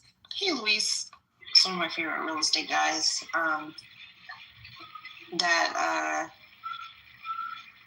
Oh, well, just as a barometer, refinances are 130% higher than they were a year ago. So that's a good sign too. At least people are on top of it and trying to take advantage of this.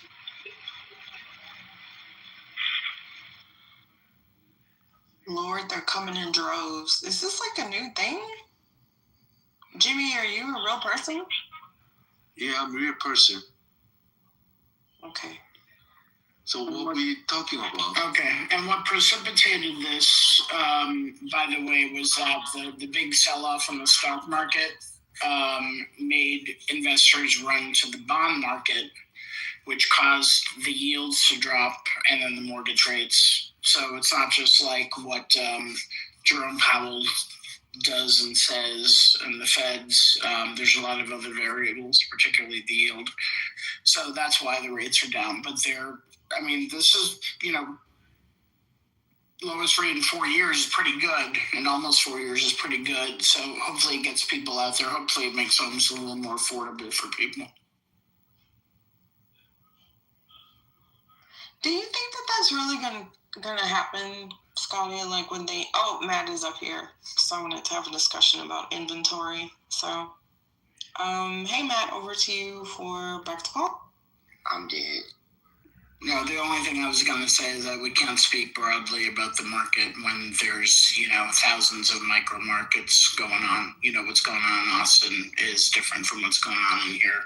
But they are saying in Austin, just in particular, that because the inventory is down, the available inventory, that the time to buy, because it's been crashing a little bit there, that crash session may be over. So we'll see, but there's a million micro markets going on, so it's hard to just judge. The lesbian fossil fuel embodiment known as Janet Mills. Matt, are you discussing politics, please? I'm tired of all these progressive leftists. Okay, thank you. I'm dead. Odie is here. Welcome, Odie. Hello, Odie. No, I just want to tell you that the trans ideology is dead. But Martin. Oh my God. Now, hello. The the Queen of Maine, fossil fuel lesbian, 80-year-old, Geritol taking fossil fuel. Let's say fossil fuel. Got round when the dinosaurs were here. She's around Donald Trump's age. She is currently losing her primary to Graham Nazi Cat Plattner.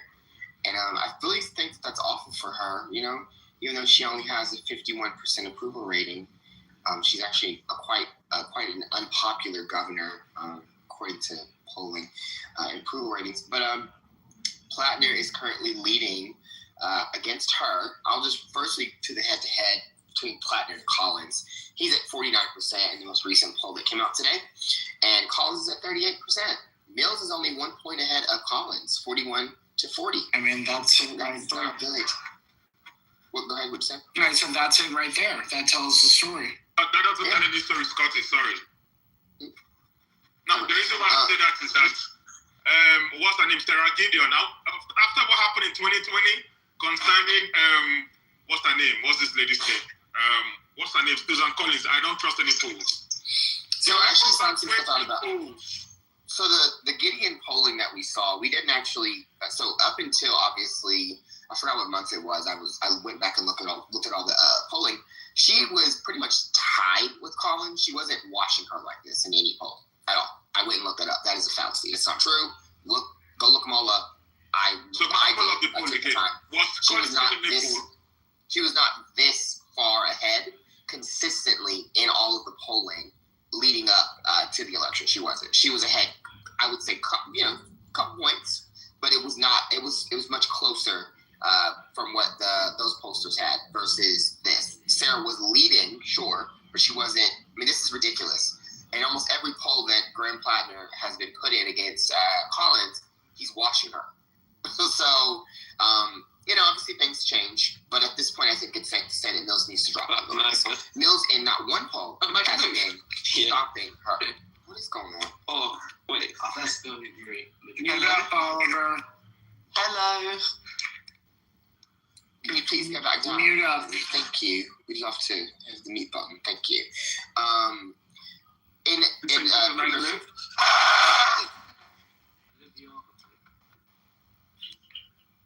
Is this like a fentanyl overdose? Okay. When it comes to when it comes to Mills, she has not beaten Collins in any significant polling. Maybe by a point, or she's been tied. I'd rather risk it with Plattner. I think that Mills just needs to drop out. I think her age is hurting her. She's 80 years old. She's barely above water when it comes to approval rating. And she's also, no shade, she also supported a couple of referendums that her state actually didn't support in last year's special that they had. So I don't know if y'all know much about Maine. I know Mahamadou does. He lives there. Surprised he's on the stage. But I would rather risk it with Plattner at this point versus trying to jump in with Mills. I know she's Schumer's candidate. I get it. But it, at this point, feels like literally all the momentum is with Plattner. What is Mills doing aside from these fireside chats where she's going around the state, not really many places in the state, talking to a room full of 10 people? Okay, but let me ask you a strategic political question, if I may, in regards to this race. I know you say Jan Mills should drop out, whatever. Don't you think it would be best for her to just say, and she's not going to win, but because once she gets out, then it's going to be all eyes on Plattner all the time. No. And he could be vulnerable to just whatever. Like sometimes if you're just in there as the candidate, floating, solo for the next few months before you get to the primary and then into the general, that it could expose you to just a little more scrutiny than you would if you're just going head to head with Janet Mills. And there's maybe a slight 1% uncertainty if you're going to win or not, and that becomes a healthier situation. No, because you already have his skeletons out of the closet. If this was a different race, sure, we could have a conversation, but it doesn't actually make sense at all in the context of this race. We already know he had a stupid tattoo. We covered it up. We already moved on. Okay, but what about keeping him? What about keeping him in the news as running against Mills and all? He's going to be in the news either way. I mean, this man drags him on a daily basis. I mean, I don't know if you actually follow the race, but I do, and he's literally constantly being talked about. No one is talking about Janet Mills. Like, I'm not trying to be mean. Her being in the race is very much irrelevant. A lot of people are not even thinking about her. They're literally just listening to the things he's saying. He's going around, he's doing all these different, random rallies all around the state. I mean, literally, he's all up and down the 2nd Congressional District. She's not. He's actually talking to Republicans who are saying they're actually going to vote for him. He's a populist progressive. Like, I think at this point, she does need to bow out. There's nothing she's bringing to the race. All we're saying is she's old. Her being in the race with him as a, quote, distraction, so we're not focused on her. What does that do? Cool. All we're talking about is she's old. She's old. She's old. What are we going to say if he's just in the race? Okay, cool, he had a tattoo. We all talk about that anyway. There's nothing else to discuss. You know what I mean? Like, all we're seeing is him consistently, and I think quite doing a good job, specifically just attacking Collins. Every time Collins does something, he's on it. Janet Mills, her pathetic little, I don't know who's doing her Twitter or in her socials, but they're doing a pretty bad job. I mean, every time she critiques Collins, posts the video of her saying, Collins is in a very tough position. Before she jumped in the race, she said that. And that's now being used against her. I think that it's just unnecessary. I don't think that she has a place in this race anymore. Doing 5 debates, 3 of which that will be against Plattner, it's going to be elder abuse. And y'all know it. Like, I'd rather her go to her cabin in the woods, her lesbian retreat, whatever she does. She needs to go to her, rest home and just hang her head up. Like, girl. Mark, who's a lesbian? Who's a lesbian? Susan Collins or Janet Mills? Wow, I didn't. Yeah, She behaves like she acts very, very conservative. I didn't know she'd be a lesbian. Her and Mar Healy. Wait, she's Janet Mills is a lesbian? Yeah. I didn't know that. Or are you just saying that because she's not married? Mm-hmm. Odie's having a crisis now. He's got to choose between a lesbian and a progressive. This is basically his nightmare. Interesting. I mean, I just support. I'm indifferent about both candidates. I just want the Democrat to win. When you're done now, let's go on to our favorite political topic, which is, of course, Texas. Crockett versus Tallarico. Now, I don't have no beef with Crockett. I think that she has gone about this campaign in a poor taste. I still like her, but, I think that Tallarico has the character to win. That's all. When you're ready, when you go around the discussions, we can go back. And Your Honor, why the hell is Eric Swalwell going to be the governor of California? I don't like that guy. I don't like him either. Yeah, I hope he's not governor. I mean, he's going to win. It's a really early OD. California politics being ahead right now doesn't really mean much. We're honestly not very good citizens when it comes to paying attention to politics, and people are not tuned into this race yet at all. I don't think like both of them should go. Somebody new. Yeah, I mean, we'll see. I just think it's really, really early. There was no endorsement at the convention, so no one really got ahead there. We got a lot of time, plus just a jungle primary, which, could end up being 2 Democrats. We'll see. It's not looking likely for that, but it could happen still.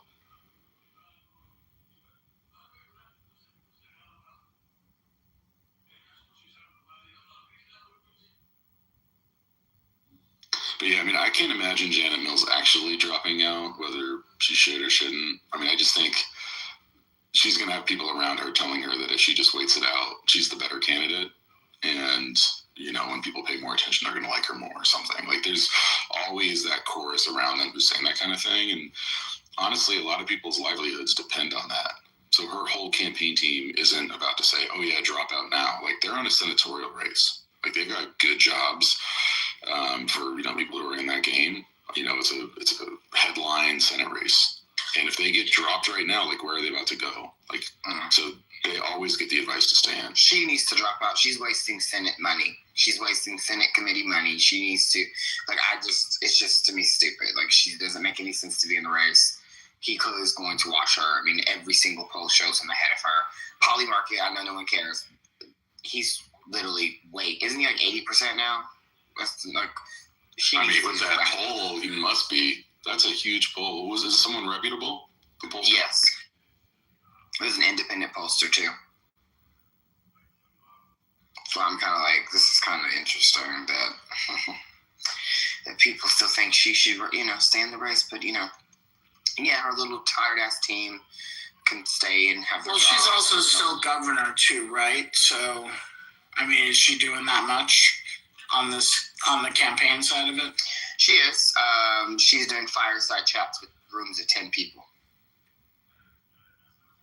I mean, I've been small, especially for where the population is. Is it like fundraising stuff? He has rallies where there are fucking 250, 300, 500 people where they have to all stand in the room in towns with populations that should not make sense for that. Like in rural ass towns in the second question. Y'all need to just actually go look up all of his photos, all of his videos, all of his speeches, and get an understanding of how this makes no sense for her to stay in the race. She's a retarded old dumbass to stay in the race. She's wasting my time arguing about her right now, and everyone else's time arguing for her. She needs to get her ass back in that rest home. Get back in the governors until the end of the year. And then in January, she can be sworn out. And then that's leading in polling can get his ass in the mansion. She can move, like Dan said, she can move into the cabin in the middle of the woods like Hillary Clinton and live off the rest of her days as a lesbian and do her thing. We're over it. Move on. Wait, who's running for governor there? This Indian man. I don't know him. I didn't even know who the hell he was. I've been focused on Bellows. I've been focused on Bellows. I've been focused on Angus King's son. And I'm focused on Troy Jackson. I didn't even know who this man was, and he's leading in the polls. And I said, "Oh, let me go look to see who this motherfucker is." He's some attorney. I've never heard of him. So yeah, some random ass attorney, and he's leading. And they have a big ass primary. Who's that? In Maine, yeah, we're talking about Maine. I don't like Maine as a state, so. I have to fight him because I didn't know anything about this man. And I looked him up and it said he's an attorney. And I think he's a progressive, so it's kind of interesting. Let me find his name. Hold on.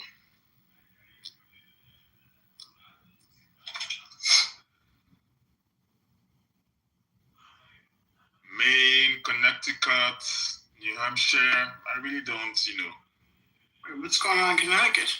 I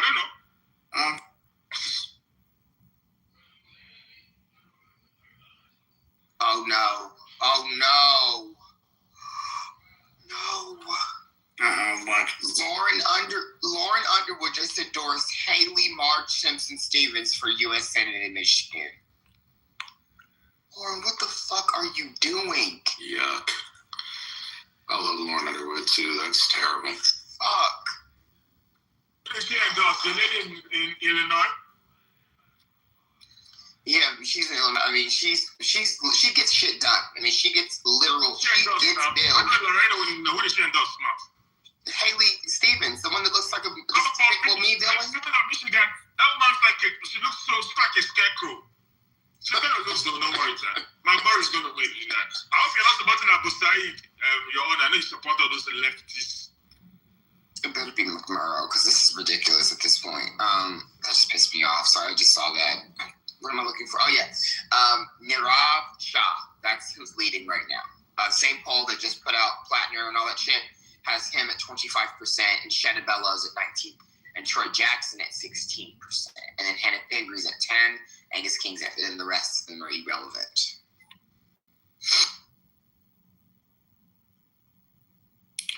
I just checked the Massachusetts governor polls, and Healy is mostly like a plus 25 to 30, depending on what you're looking at. Oh yeah, she's getting reelected, of course.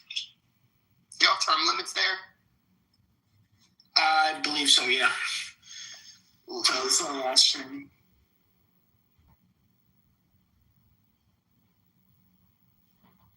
I mean, I know no one cares about Kansas except me. Even Is Terry running for Senate? You should just know. Is Terry's